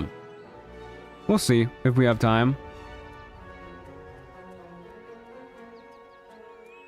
With False Life, Adamantine Armor / Armor Persistence, and Heavy Armor Master, you would have 6 damage reduction. Nuts. Yeah, it's that damage reduction calls to me. I do want it something fierce. This is probably not the best build for it. We also do want to get Morning Frost as well, which is I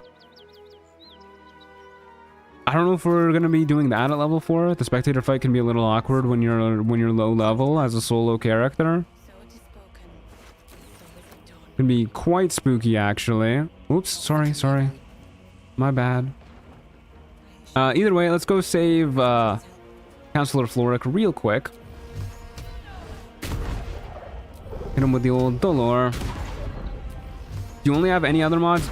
Do you only have any other mods other than the chocolate mode on? All the mods I'm using are listed in the description.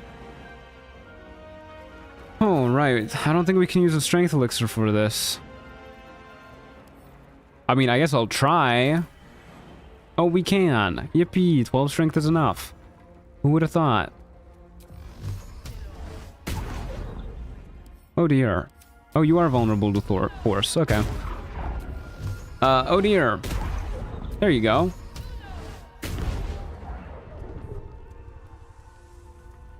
Hello.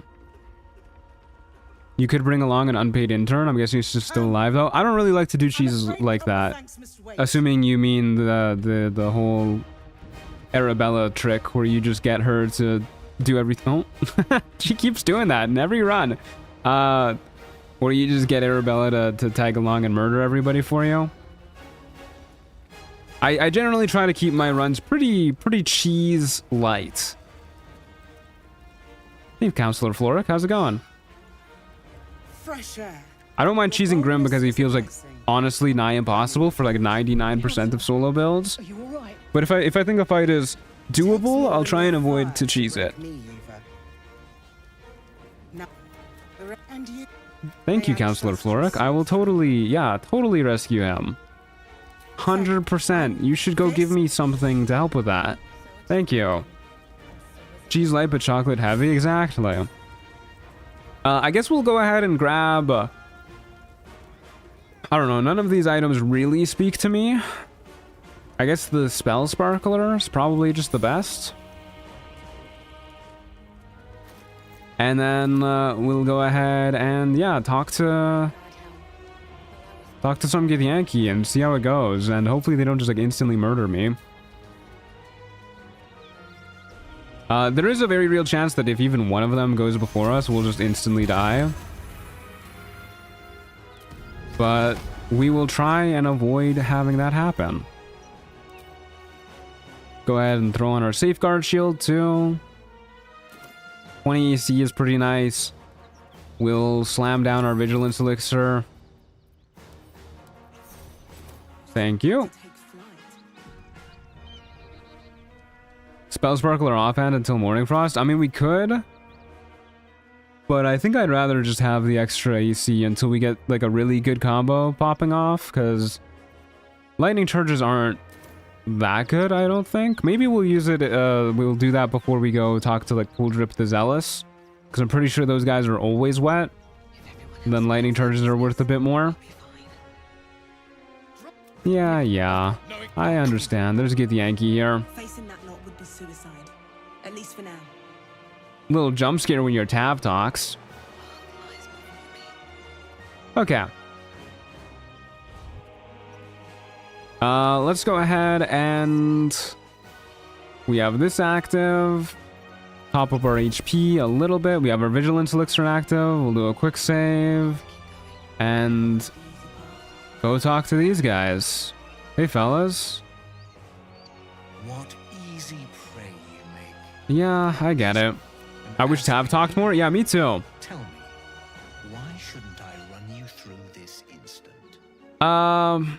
Let's go ahead and hit him with Persuasion, because Favorable Beginnings is actually working with this Persuasion. Easy peasy. We love guidance.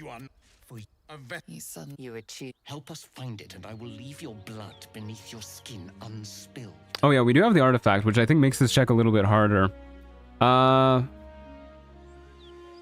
we'll do a quick save here. I'll help if I can. He begins to move his hand in a quick flurry of gestures. Oh man, I always forget. I think you have to resist this. I always feel like resisting is a bad thing, but yeah, I'm pretty sure you have to resist it, and then you can go ahead and do whatever you want here. I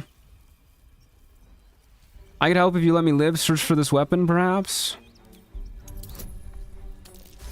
There you go. Yeah, I'm pretty sure this is the right dialogue order.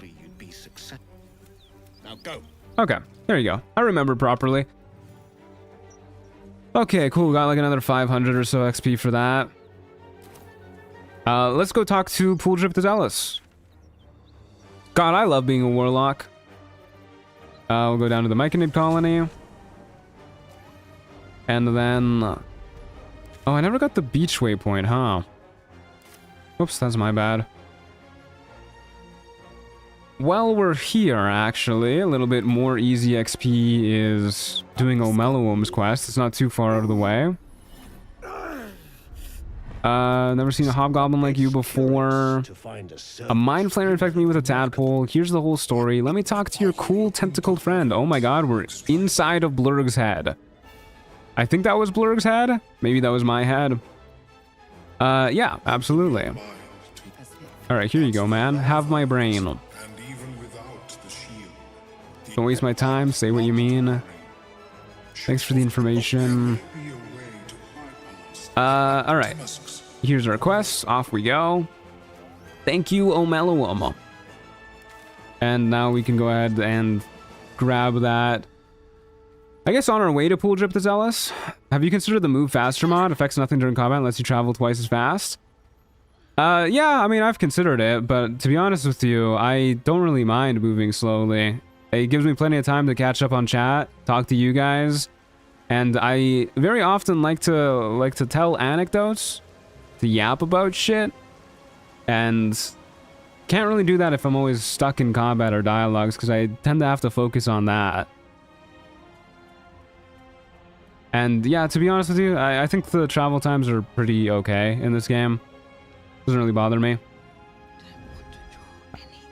I've been doing a solo honor run with the Nightbringer class mod, plus the extra weapons and armors has been very fun. The Nightbringer class. I'll add that to my list of modded classes to check out. Chocolate sounds fun. It is. It's a good time. It's yeah, I mean, it changes so many things. It feels really, really fresh. And there's definitely a lot of different builds that you can do in Chocolate that you can't do in the base game. So if you are getting a little burnt out on the base game, I'd highly recommend checking it out. The Yap Band? Yeah, I do like yapping, for sure. What's my favorite side quest in each act? Oh, that is a tough question. Is the Boulette not supposed to show up right here? Whatever. Favorite side quest in each act.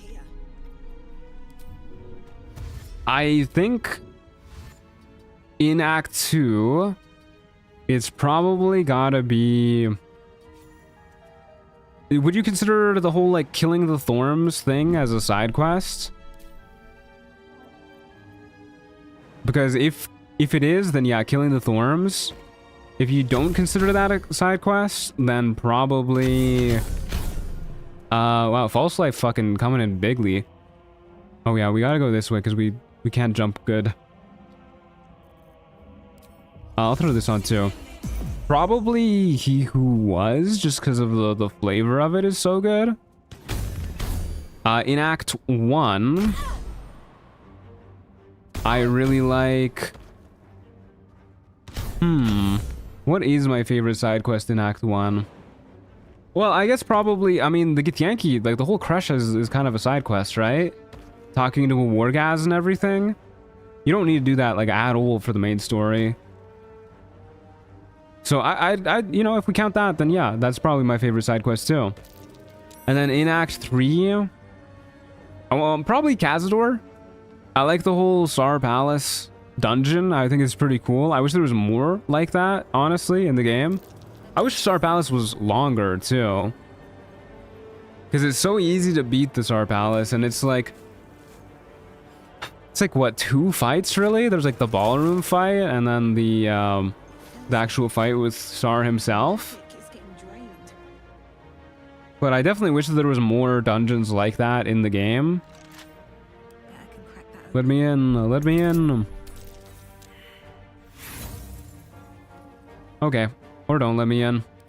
We have one more pair of thieves tools. Okay, we'll break it down. How rude of you. Is vulnerable to force damage. Not resistant to cold damage though, which means we can just do this. It'll take a second, but... Okay. Act 1 is Githyanki's because that's an XP dream. To be honest with you, I don't really like hunting down the Githyanki in the Crash as a solo character, at least, because they're fucking scary as hell. So I don't really like it for the XP, but I think the Wargaz fight is just really cool. And I like how it's like very intertwined with the Rosymorn Monastery stuff too. Like the whole Blood of Lathander quest is, I mean, it's literally entwined with the Crash. So I think that's really cool. I'd kind of consider them the same side quest, and the Blood of Lathander side quest is so fucking sick. I really like the Hag quest in Act 3, or fighting Orin. Well, I wouldn't consider fighting Orin a side quest, given that it's one of like 3 mandatory fights in the game. But the Hag quest definitely is a side quest. And yeah, that's a pretty good one too. I think that one is also up there with the Kazor one for me. I just like the feeling of like you investigate the hag and everything, and then you track her down, use her weakness against her. I think it's very cool. It's quite rad. There's only the one book in here, right? Okay. While we're here, we'll also go talk to our boy on the roof. Load the Wargaz fight. I mean, he is kind of like terrifyingly powerful for Act 1, so I don't blame you for it. But I kind of like how it pushes builds to like optimize a little. The Rose to Darkness. And then there's one more book in here somewhere. Maybe it's the torn out paper I just walked past. I don't know why I'm not able to go on autopilot for the Mage Tower like I normally do. I think it is just the torn out paper. Boop. He just summons so many things, and then vulnerability and big hits. Yeah, he's scary for sure. Probably should have saved before I came up here in case I missed something. Or art thou friend, a rescue from my lonely wake? How can I show myself my darkest me? Alright, there you go. We got it. while we're here, we'll grab the Club of Hill Giant Strength. This is going to be handy for moving around since strength elixirs are a little less good. It'll let me pick it up. There you go. Yep, still the same. Set strength to 19. Very nice. The Bernard fight is insanely hard, though. Yeah, this fight is nightmarish. This guy is tough as hell. 19 AC, magical plate, static discharge is super crazy. Leaping static, of course, super crazy. Overcharge is not what I thought it was, but you know, his buff that he has to himself. I think it's this, the static discharge aura. Yeah, this is insane. So good. Okay. Now we go... I still forgot to get the beach waypoint. Whatever, we'll just walk down from here. Out the front door. Over to pool trip with the Zealous. Fight is okay if you use the Susser Flowers. Yeah, but it does kind of suck when you are a... when you're... Hello? Thank you. Let me click on it. When you're a spellcaster. I do like using illithid powers, such as Force Tunnel, to immediately shove them out of the window, though. That's a very good time. I love it. Also super fun if you can shove them out in some other way. You know, Thunder Wave, good fun. Repelling Blast, good fun. Let's go... Oh, there's the Boulette. Hey, dude. Was wondering why you didn't show up earlier. This should give us enough XP to level up. There's a bit more XP to be found right here, too, if we get to the top, I believe. But whatever, we'll worry about that later. If need be. I mainly just want to get to level 5. Just shoot it, man. You don't need a path all the way up there. Thank you. Auto-pathing my belows. And Bernard has a +7 to initiative, so he goes before a lot of builds. Yeah, he's a spooky guy. Okay. Should be good to talk to these guys. I guess I'll recast False Life since the turrets took down a little bit of our stuff. We still have our Elixir of Vigilance, which is, I think, good enough for this. Because we might just run away from this fight. And then, worst case, we can just swap out mid-combat. Like a Bloodlust Elixir. If we do get into a fight, we do have the option to Repelling Blast Bual off of a cliff, which is generally how you want to deal with him, I think. But yeah, we'll just go ahead, do this. Summon Shovel too, actually. Do wish Repelling Blast didn't just trigger once on a single target, but I understand why. Yeah, I mean, it would be so busted if it triggered multiple times on a single target. Okay, yeah, let's do this.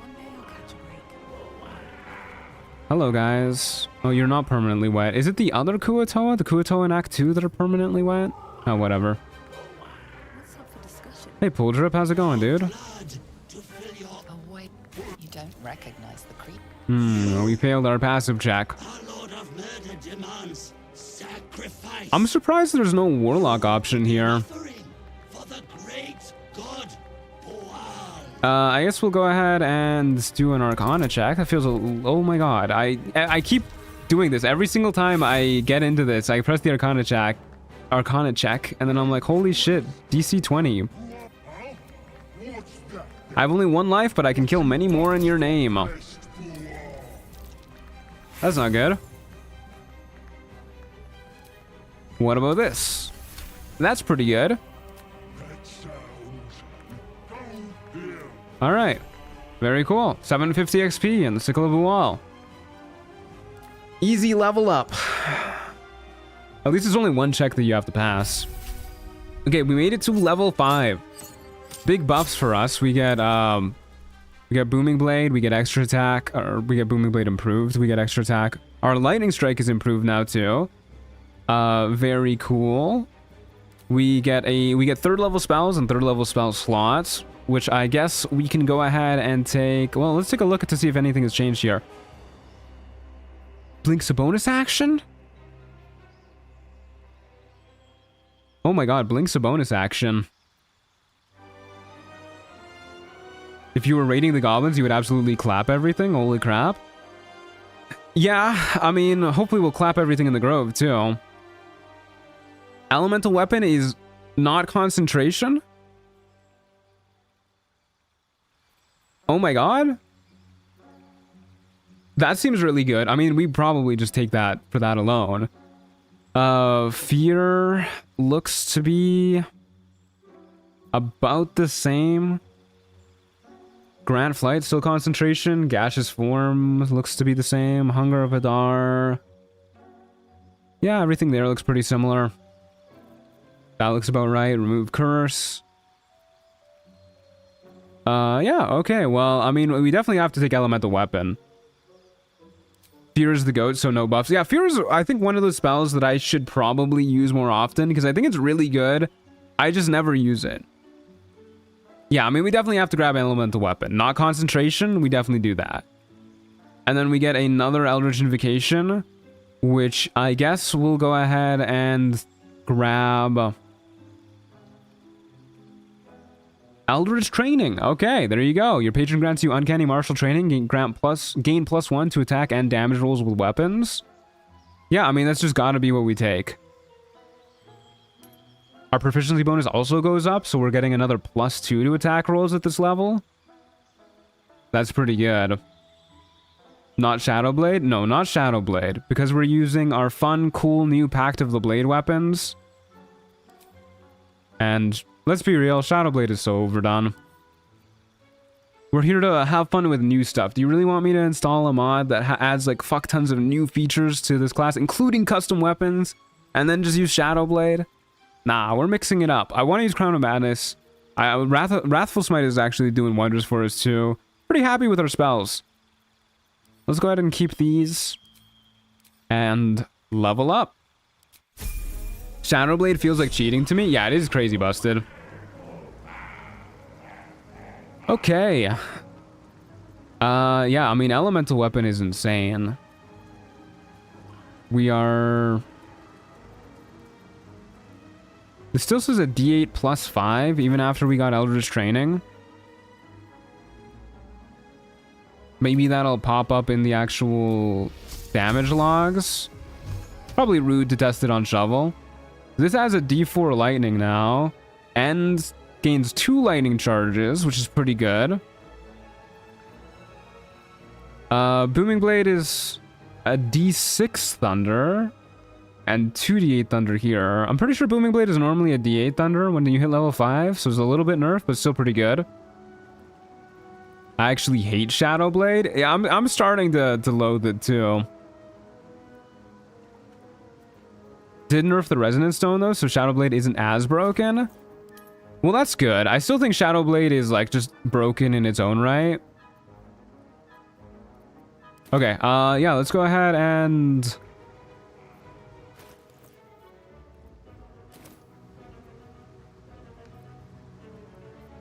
let's actually resummon our weapon real quick before we buff it up. Just to make sure Eldritch Training isn't like, doesn't need me to resummon anything. It's pretty okay. Alright. And then, now that we're level 5, let's go back to the Goblin camp and mayhaps murder some people. Actually, let's real quick swing by the Myconid colony, go tell Omelum the good news. Get our quest reward for this. I don't think we will grab the...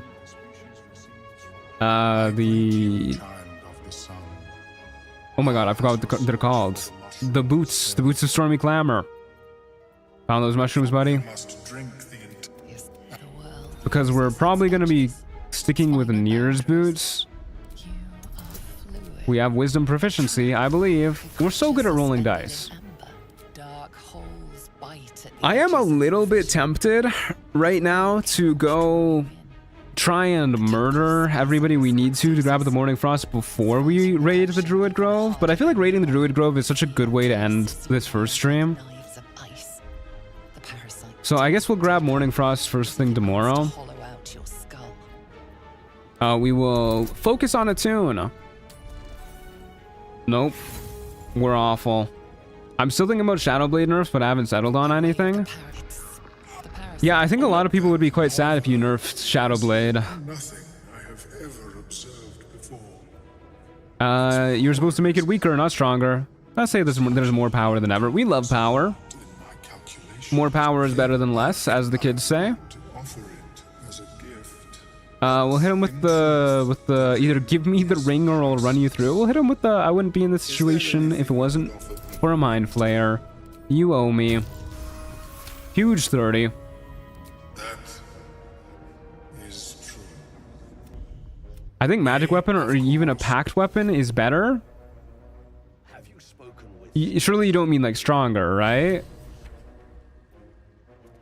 Because there's no way a regular pact weapon is stronger than Shadowblade. Like we could have like, yeah, cool, a maul that does 2d6 psychic damage, uses 2 hands, is not a finesse weapon, does not give advantage on hits, and it's 2d6 instead of 2d8. Like that's just not better. Okay, well, yeah, let's go ahead and get ready to go kill... Well, I guess we'll wait for the poison to wear off, but that won't take long. We'll go get ready to kill the Druid Grove. And then, yeah, tomorrow we'll come back to the Underdark, and we will get everything we need for the Morning Frost. If I remember correctly, one of the pieces is inside the little alcove there in the Myconid colony. So we might need to kill the Dwergar for that, or we can just go ahead and Misty Step through that. Do this. I think a good nerf to Shadowblade would make it like the TTRPG version. I honestly think, I mean, like, I think, yeah, obviously that would be a good nerf. But I do think people would get pretty heated about that. People love Shadowblade.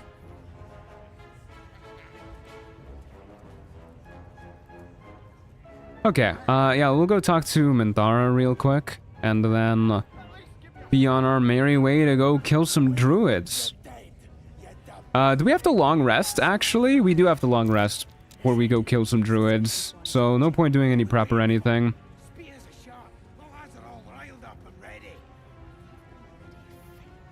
Poor Ruzak.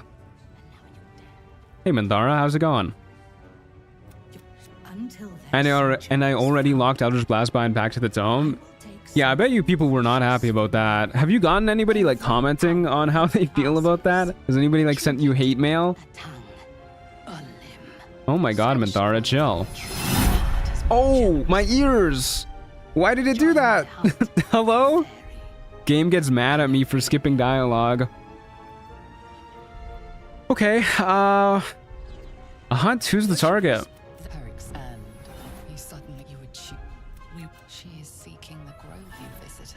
Yeah, we'll go ahead and leading her to the tieflings might doom them, but it would earn you her trust. Let's get her done. Ow, yeah, sorry about that. I swear to God, I didn't know the game was gonna do that. All right, I already know the place you're looking for. And how did you find it? It's literally just down the road. Nothing stays hidden from me. Now show it to me. Okay. We will allow her to read our thoughts. And make your way inside. Once I'm inside? Okay. It shall be so. Alright, we're gonna murder some people. I've gotten like 1 or 2 that were big mad that I ruined their favorite class, even though I made Agonizing Blast work on anything. Yeah, it's amazing how angry people get when like an overhaul mod overhauls their class. But oh well, that's people for you. I think the changes you've made are pretty sick. I'm down to do it like to enjoy these too, just because they're different. And it's not like it's hard to get Eldritch Blast. We got it from Spell Sniper. You also added a class that just gets it with Agonizing Blast from the get-go. Okay, let's go ahead and head towards the Emerald Grove environs, and we'll also go ahead and take a long rest so that Minthara is here in the morning. God, all this blood still here from our very first fight.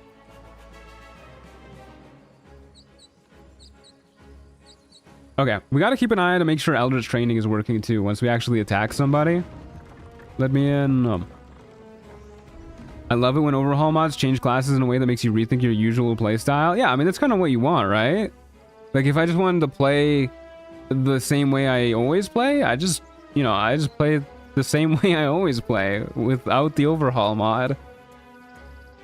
Okay, long rest time. I had one person who ranted at me because I wouldn't review their 100 mod list for conflicts. That one was wild. That's crazy. Hey, Withers, how's it going, man? Forgot about you. Scratch still doesn't want to give me his ball. Please, Scratch. I would love to have you join me for the slaughter of civilians. This does mean we aren't going to get the Ring of Protection, by the way, but I don't really care too much about that. I mean, it's a really good ring, don't get me wrong, but we don't need to optimize this build. Yeah, it's no biggie. Okay, let's do our prep in here real quick. Just False Life, and then we'll also go ahead and Elemental Weapon. And I guess we'll go ahead and throw on some more cold damage. Why not? Go all in on cold. Pretty cool. Elemental Weapon not being concentration is really nice. I am quite the fan.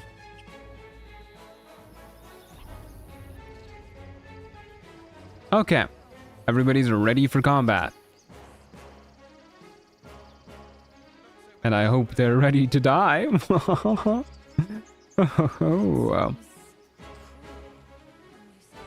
How did you? Hi. You have a habit of turning up where you're least expected. I literally like slept here last night, man. Don't act so surprised.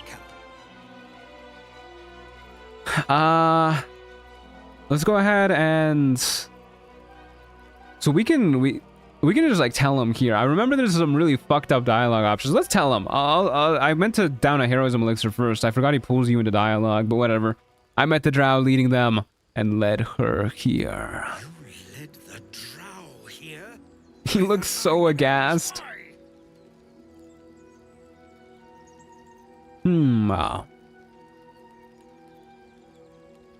She tricked the location out of me? Nah. Simple, this grove belongs to the Absolute now. Oh, God. Yes. Turned on us. Hells, why? Okay, so I love... Well, there's a dialogue option here that I love as an evil character. Don't look for reasons is nothing personal. Of course it's personal. I think it's this next one here. Guards, help! Oh, no, it's not. You do have to blow on the horn for the good one. Ah, lame, whatever. What have you done? I got the dialogue trees mixed up. What happens if you blow the horn in the middle of combat here, actually? Sorry, Zevlor, I gotta see if this is just gonna start the raid.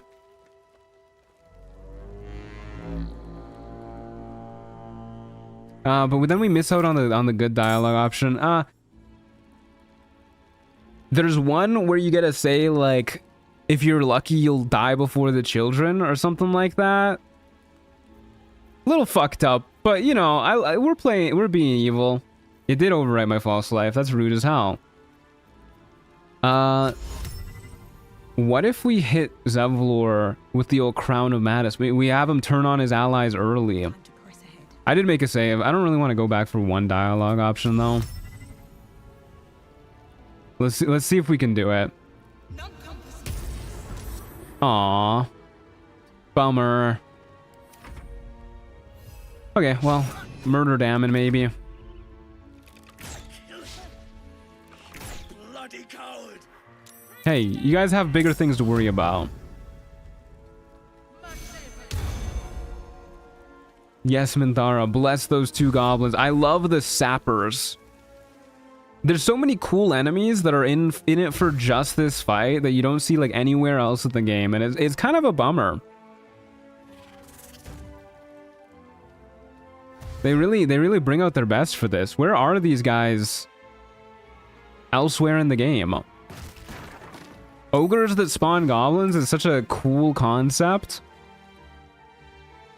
It's a shame that if you do this strategy to lure the goblin horde here, and you're a good guy and you try and fight the goblin horde, it's like damn near impossible. It would be kind of cool if you had an option to like actually set up traps on the road along the way here. Like you tell the tieflings about it, and then they'll set up traps, and then you actually get like a reduced horde that arrives. I think that would be pretty cool. Hey, Sword Spider, how's it going? So glad you could join us.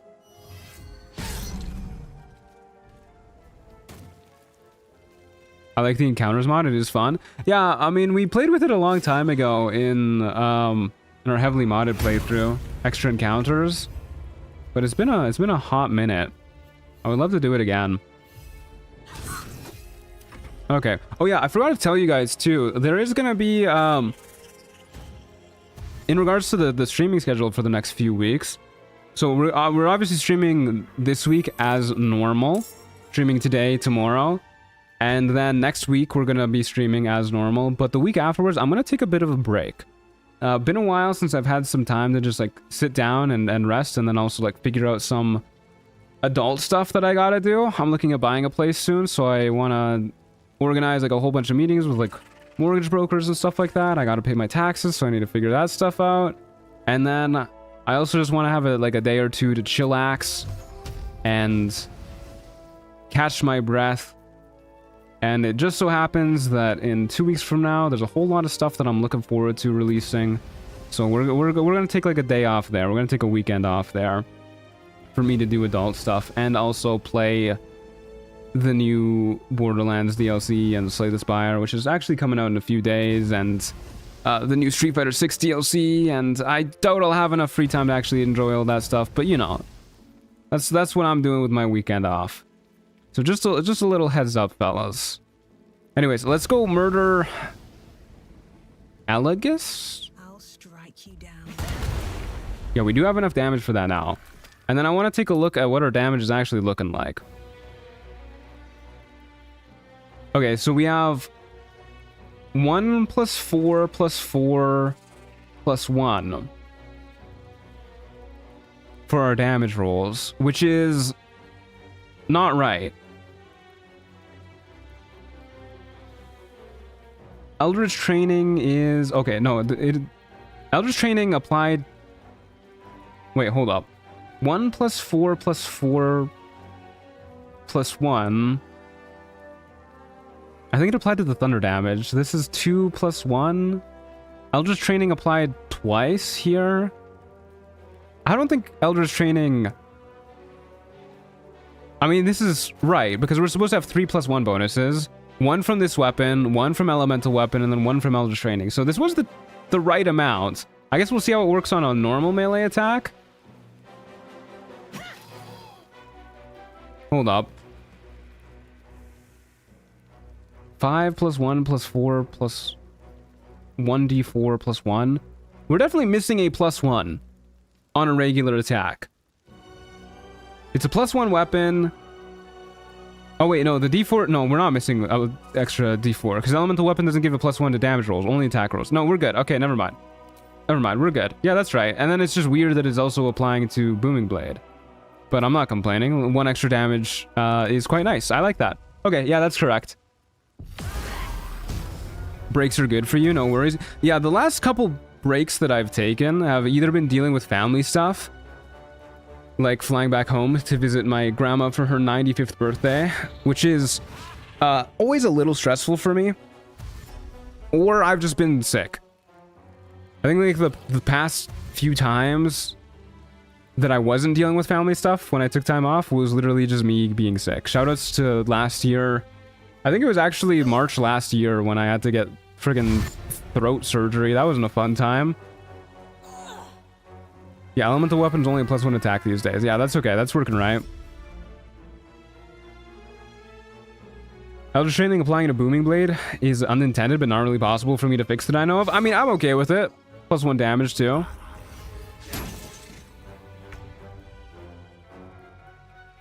As a lone wolf, this is pretty hard. Yeah, I guess if you do this fight with a party, it's probably significantly easier. What is this bugbear doing?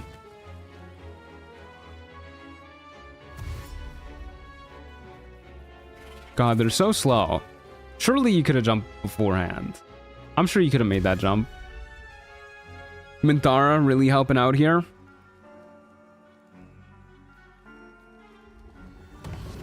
Soul branding on a warrior clack. I think warrior clack is gonna die before he even makes it in.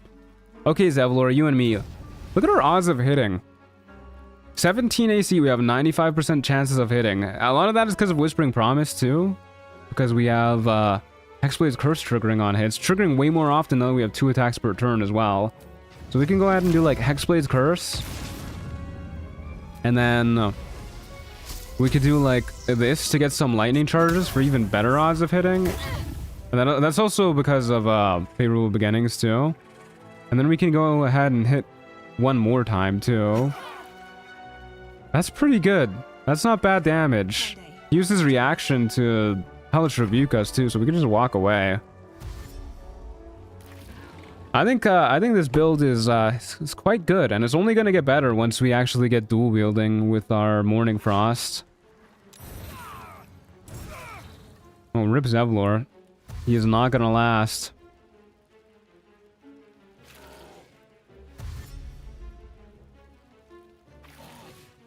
What are these guys doing?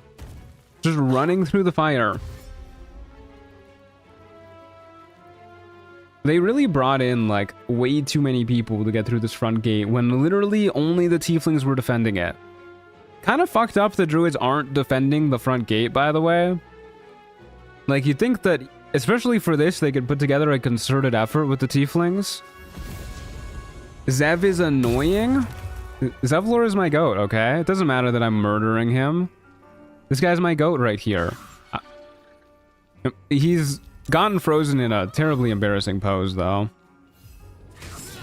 I'm actually really shocked by how much hate Zevlor gets. Like, he's literally just like a stand-up guy who is very competent at doing his best to defend his people in a bad situation.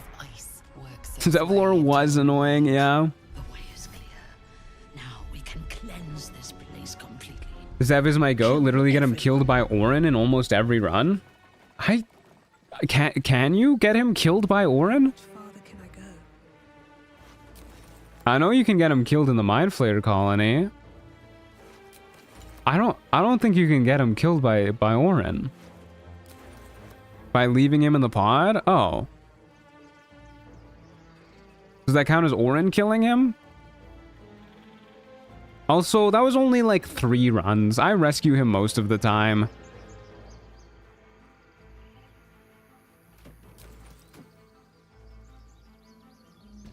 New Truant challenge run unlocked. Get Zevlor killed by Orin. Get him on the table. Wait for me, guys. Actually, hold up. Doesn't Orin send you a painting about it? You know, I kind of just thought that she just, like, painted that shit. I didn't realize she went out of her way to kill him personally. Oh, rip Will.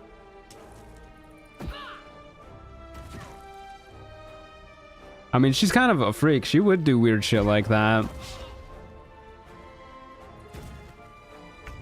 But either way, I mean, I've only actually left him in there like a few times. I think it was... And I think it was on my like first couple runs too, when I was really slow at playing through the game anyways.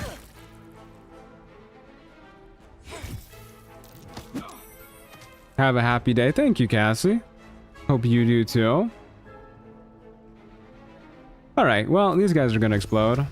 Phew. Don't really need lightning charges when we have a 95% chance of hitting those guys. Where even is this lady? How dare you shoot Victoria Wonka? God forbid Orin has a little painting hobby. She did a really good job with it too. She's by no means a bad painter.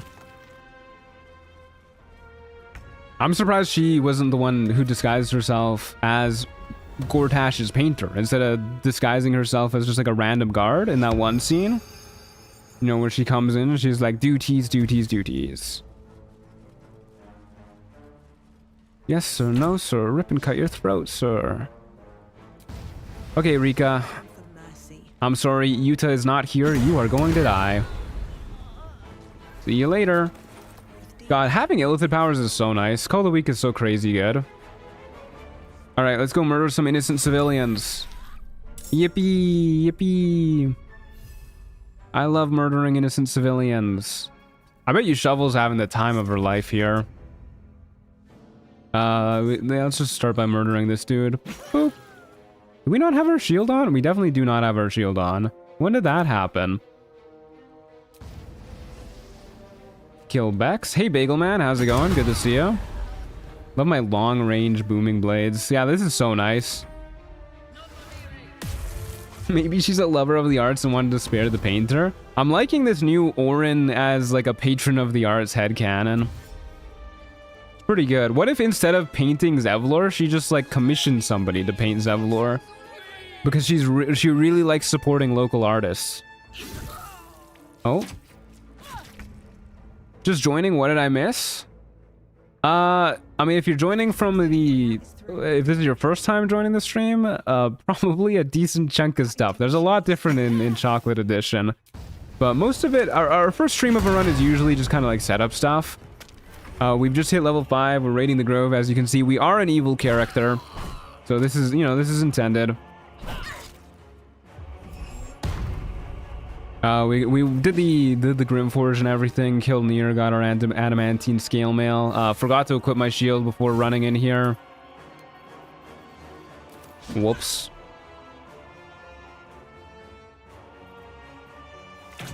Go get him. You can do it, guys. If only Shovel weren't so slow. I feel like by the time she gets to the enemies that are like all dead. Okay, Tauron. Die. You too, Nadira. If that is your real name. Yeah, we should go kill the Druids. This place is home to Druids. Root them out and kill them. Yeah, you should come with me. No? Are you just gonna hang out here? Alright. Okay, let's go ahead and equip our shield. Safeguard shield. Yippee. And then... yeah, tomorrow we'll go ahead and throw on the Morning Frost. If Dirge hadn't fumbled, Orin would be an art girly. I like that idea. She could use her art as a way to work through her trauma from her weird family dynamic. I feel like every now and then I'm getting a little jitter in my frame rate. I'm sorry if you guys are seeing that. Not happening right now, but... okay, guys. You wanna come with me, kill some Druids? You're just gonna stand up here. We'll probably end up kiting the Druids towards the rest of the Goblins. We'll do this for now. We'll probably turn on Luck of the Far Realms too for Kaga. But for now, Shovel, you want to go get me a surprise round? I would like that. It's very weird seeing Green Frame Absolutist, TBH. I can't stomach the evil roots through the game. No, they're pretty fucked up. Actually, can you get me a surprise round? Also, love how they're just chilling here. It's like a Mexican standoff. Who's gonna make the first move? They're just waving at each other. I had that too earlier today. Jittery frames. Yeah, that's not good. Hopefully it's not too noticeable on stream. My OBS says I have a smooth 60 FPS. At the very least, so it's not an OBS issue. Yeah, I don't know. Anyways, a surprise round, please. Yippee. Wow, you can actually get a surprise round. They're like, oh my god, those goblins are evil. Hey guys, how's it going?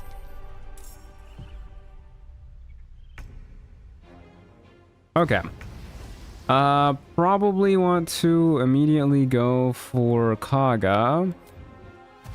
Let's go ahead and click our heals. Kaga does get a turn before us. A little bit sad that we won't be able to use Wrathful Smite Luck of the Far Realms this turn. Unfortunately. But we can just go ahead and... I guess what we want to be doing is we want to get lightning charges with our first hit. And then I should have turned off Repelling Blast, whatever. And then we can go ahead and with our second hit just do like a regular attack. Walk backwards. Go get him, Goblin. Okay. Go get him, Warrior Trunk. I hate how the Tiefling adventurers like Roland and a handful of other fighters don't join this fight, especially with Zevlor's speech. It makes no sense to me. Yeah, I thought they did if you convinced them to stay. The only time they fight is when you join the goblins.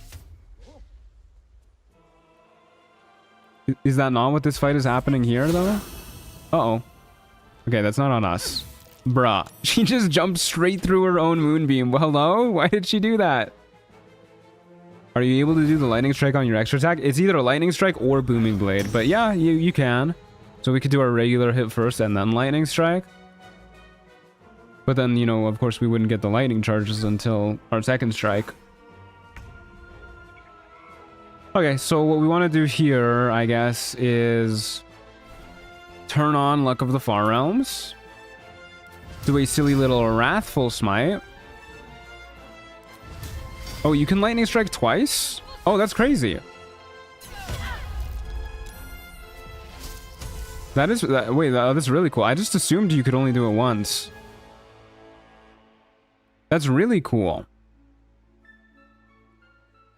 The second hit deals all lightning damage, but no extra damage or extra lightning charge. Okay, I'm with you now. I understand what you were saying earlier now. Okay, that makes sense.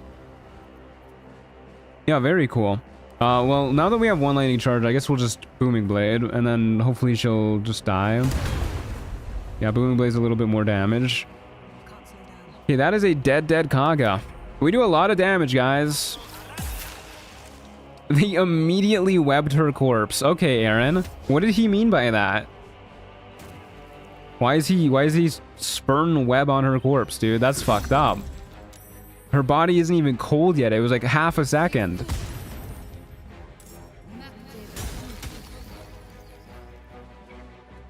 We really should have killed Nettie earlier. Now we gotta deal with her here. Yes, kill Nettie. Murder her. Classic Goblin move. Use Nimble Escape after.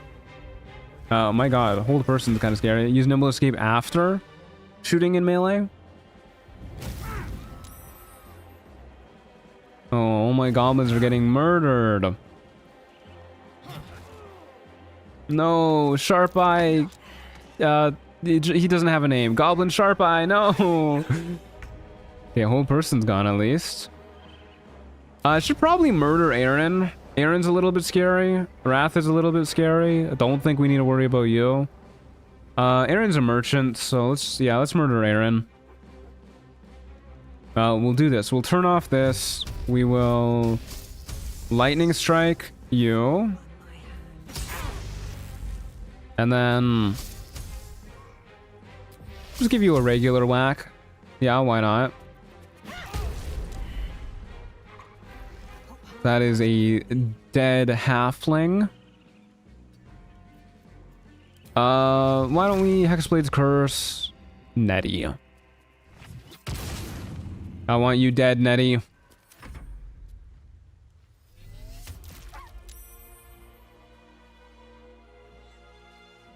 You did all of this with the Modders Toolkit? That's pretty impressive. I haven't really looked into how it works, but maybe I'll make my own mod at some point if it's not too difficult. You will be hunted down like a dog. Okay, short guy. Yeah.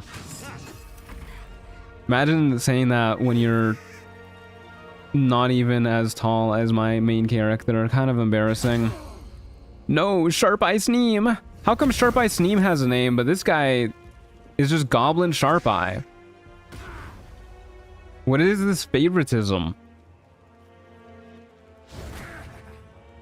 Zev is one of the only tieflings I like. Generally think they were done dirty in this game. Yeah, Zevlor definitely deserved better. Everybody's acting like he's a criminal for what happened to him in Act 2, but he was literally the victim. Okay, Nettie, I'm gonna blow you up now, actually. I'm just gonna do that. No! Ref, do something. She's cheating. We still did 10 damage with tenacity. That's crazy.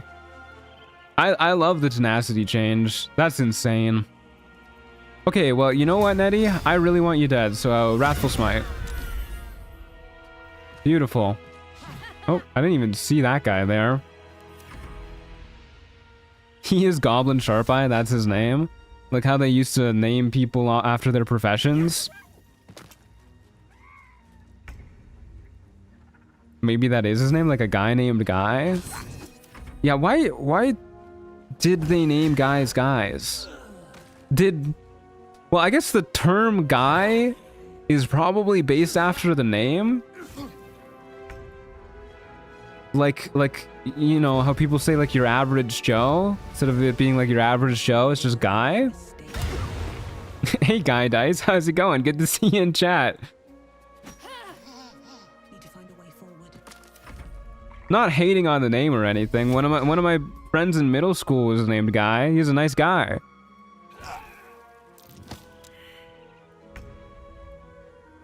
How busted would ranged smites end up aside from branding? I mean, we basically already have ranged smites.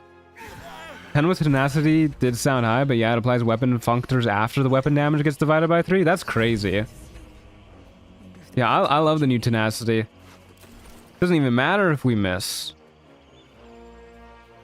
Okay, everybody's dead, right? We can just go tell Minthara the good news, and then hopefully she doesn't murder us in our sleep for rejecting her. Alright, let's go do it. Minthara, everybody's dead. Oh wait, hold up. You guys want to see something really fucked up? So in my very first playthrough, I played as an evil character.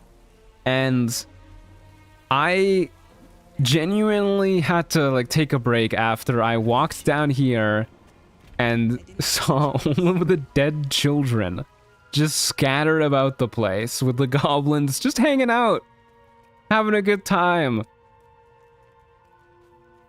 This is probably like the most evil feeling thing that I think you can do in this game. Alfira's corpse being here too, really fucked up. How come her loot isn't broken? We literally broke this shit. Hey guys, how's it going? Goblin kids would have put up a better fight. Yeah, the goblins are so happy to be here. 5 years old. Tieflings are soft. They're so happy to be here. Must be getting soft. Almost felt bad for him. Yeah, come on, Warrior Cramp, get it together. They're just literal children.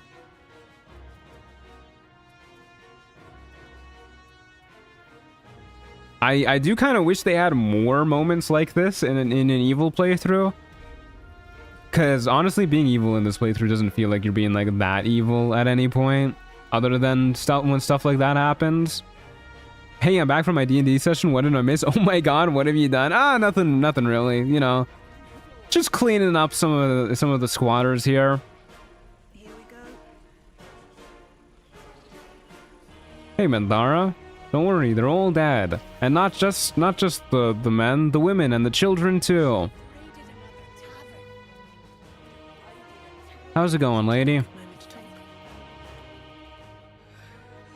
Praise the absolute. Has she just been like pacing in this room?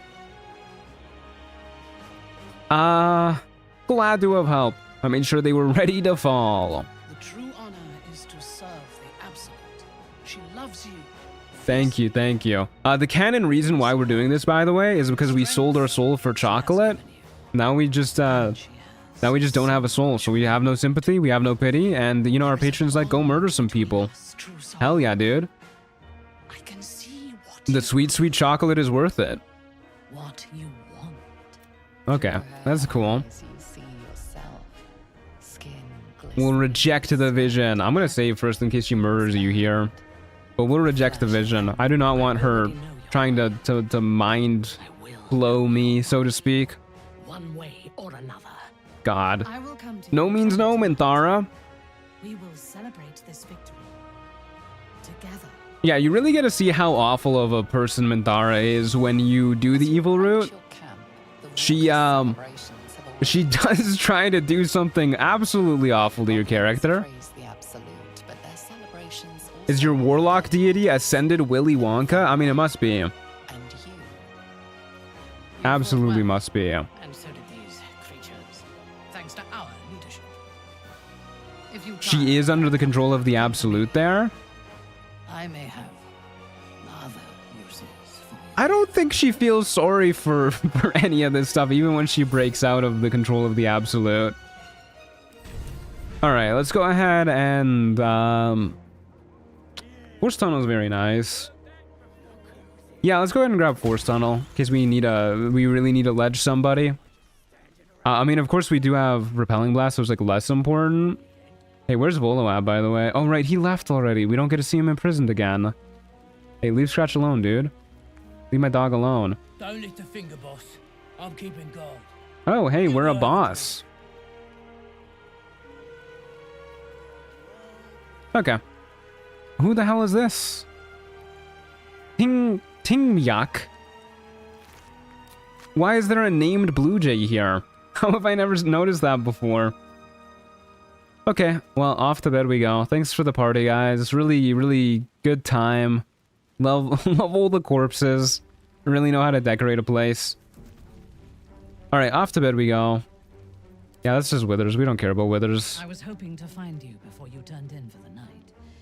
My blood runs Her face isn't moving. Hello? She looks you up and down. Oh, is she... Her mind touches Is she like mentally projecting to us? Surely there would be like a purple vibration going around her head, right? in Menzo Baranzan. That's Nettie's Blue Jay? Oh, that makes sense. Themselves before me for a fleeting I guess she's mind blasting us right now. be mine tonight, and you will know why. Back off, I'm not interested. Disappointing, but perhaps you lack the imagination. This feels weird. I feel like her mouth should be moving. the buzz of celebration quiet. You've picked That's up a few pleasant that's odd. memories. You sleep alone. Alrighty, off to bed we go. Did you kill all the other companions? Nah, I mean, kind of Lae'zel, but that's only because you can't get rid of her otherwise in the Nautiloid. You are ready to strike, to end your own life. I just generally don't interact with companions on solo runs. This is no dream. Elves aren't eternally youthful, it's her Botox. My god, she was trying to murder us. I want to taste your fear. Okay, but what if you tasted my persuasion check? Because that's the one with favorable beginnings working. And guidance. 29. I love being a warlock. But you have not been Is it really an evil run if Karlach has a head? We can go murder Karlach, yeah. and soon. I am curious to see if you survive. Alright, good luck with that. She told me to decide your fate. I only wish to please the Absolute. Send me to her. I am to send Yeah, let's go ahead and please the Absolute. at the seat of Nat 20. Hoping you do a food fighter run one day where you get by throwing camp supplies and fighting with salami. Hey, that actually sounds pretty fun. You could do a chimpanzee barbarian to blind people by throwing like rotten food at them or whatever. Okay. Can you tell me how to reach Moonrise safely? She will test you. If you fail, Okay, how do I get with there? difficulty, the land around Moonrise, but I can protect you. Okay. This harp will summon him. Alright, all we gotta do is jam out a little bit. We're so good at jamming out. I mean, think about all the fun we had with Alfira. Where will I find him? At the mountain pass? Alright, see you there. And hey, we get another tadpole too for our efforts. Which, yeah, I guess we'll go ahead and take Sonic Backlash now. Why not? Scratch, you still don't want to give me your ball, huh? He hates me. You're so persuadable to evil? I mean, it's an evil run. People have gotten mad at me for being too good for too long. I'm gonna be evil. If somebody's like, hey, you should murder Karlach, yeah, why not? I definitely feel like there's some jittering going on when I move my camera. I don't know what's going on with that. I don't know if you guys can see it too. I hope you can't. Yeah, let's go ahead and, where's the closest way to Karlach? Blighted Village? Yay, evil run. Hey, that's the spirit. Where is she? This is not the way to go. I don't think. Maybe?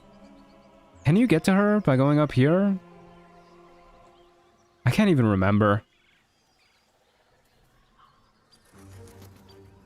We'll go this way. Thanks to Lua, you can play fetch with Scratch and Karlak's head. I mean, we gotta do that, right? We gotta do that. You can go that way? Alright, well, whatever. We're going this way. I guess we can just jump down this way. I don't know. We're going this way. We'll go the way where I actually know how to get there. Did he kill the owlbear cub? No, I haven't. Maybe I will. I think we can go take on the owlbears, to be honest with you. But I really do want to get Whispering, or sorry, not Whispering Frost, Morning Frost before we do anything too crazy. We'll murder Karlak real quick, but yeah. We'll grab the Morning Frost so that I actually am doing cold build stuff, and I'm not just walking around with a random assortment of gear to murder everybody. Wait, we're killing Karlak? Yeah, we gotta go kill Karlak. It's the right thing to do. By the right thing, I mean the wrong thing. And hey, we get the Smuggler's Ring while we're here. I never have an enemy to kill Scratch with the owlbear cub. Yeah, I don't think I'll be able to kill the owlbear cub, to be honest with you. I can kill the mama owlbear, though. Give him some food to eat. Do we get XP for killing Karlak if we, like, get the quest to kill her first?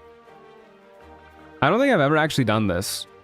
Have you done a knock everyone out run yet? No, I haven't. I'm not really interested in doing that, to be honest with you.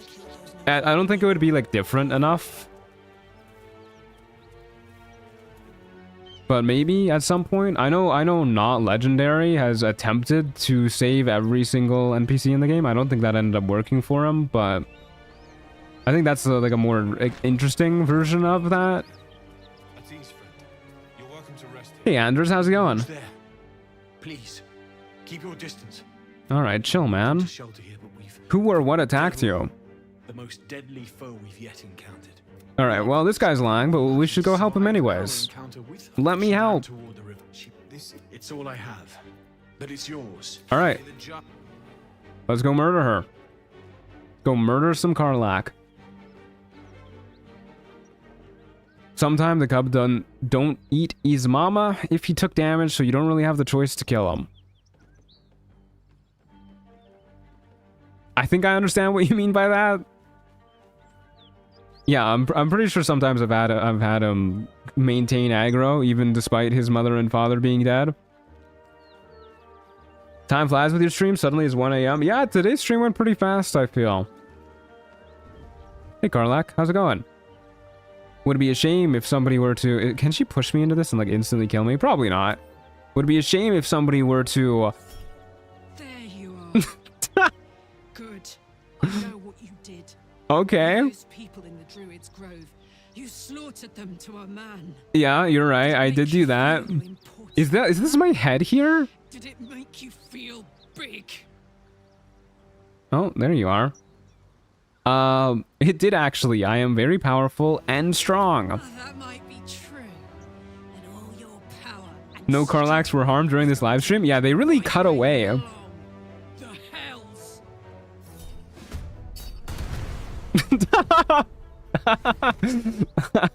Okay. Well, good fight. Faint acrid smell clings to the corpse, like the memory of 4.1 meters and she can't talk to you, apparently. Alright, well, you know. She talked a big game. She definitely talked a big game. Rip Karlak. comes free with a sickening crunch. Oh man, that was a juicy head pop. There she is. Alrighty, easy fight. I mean, we could go... Oh, hey, we Hexblade cursed her too. We could go give her head to those guys. I don't really want to lose her head though. Well, they can keep their sword. Do they actually take the head from you? Let's go find out. I want to keep the head to play fetch with Scratch. I cry, what have I done? Yeah, hey, you were the one who suggested I go kill Karlak. You're not allowed to cry about it.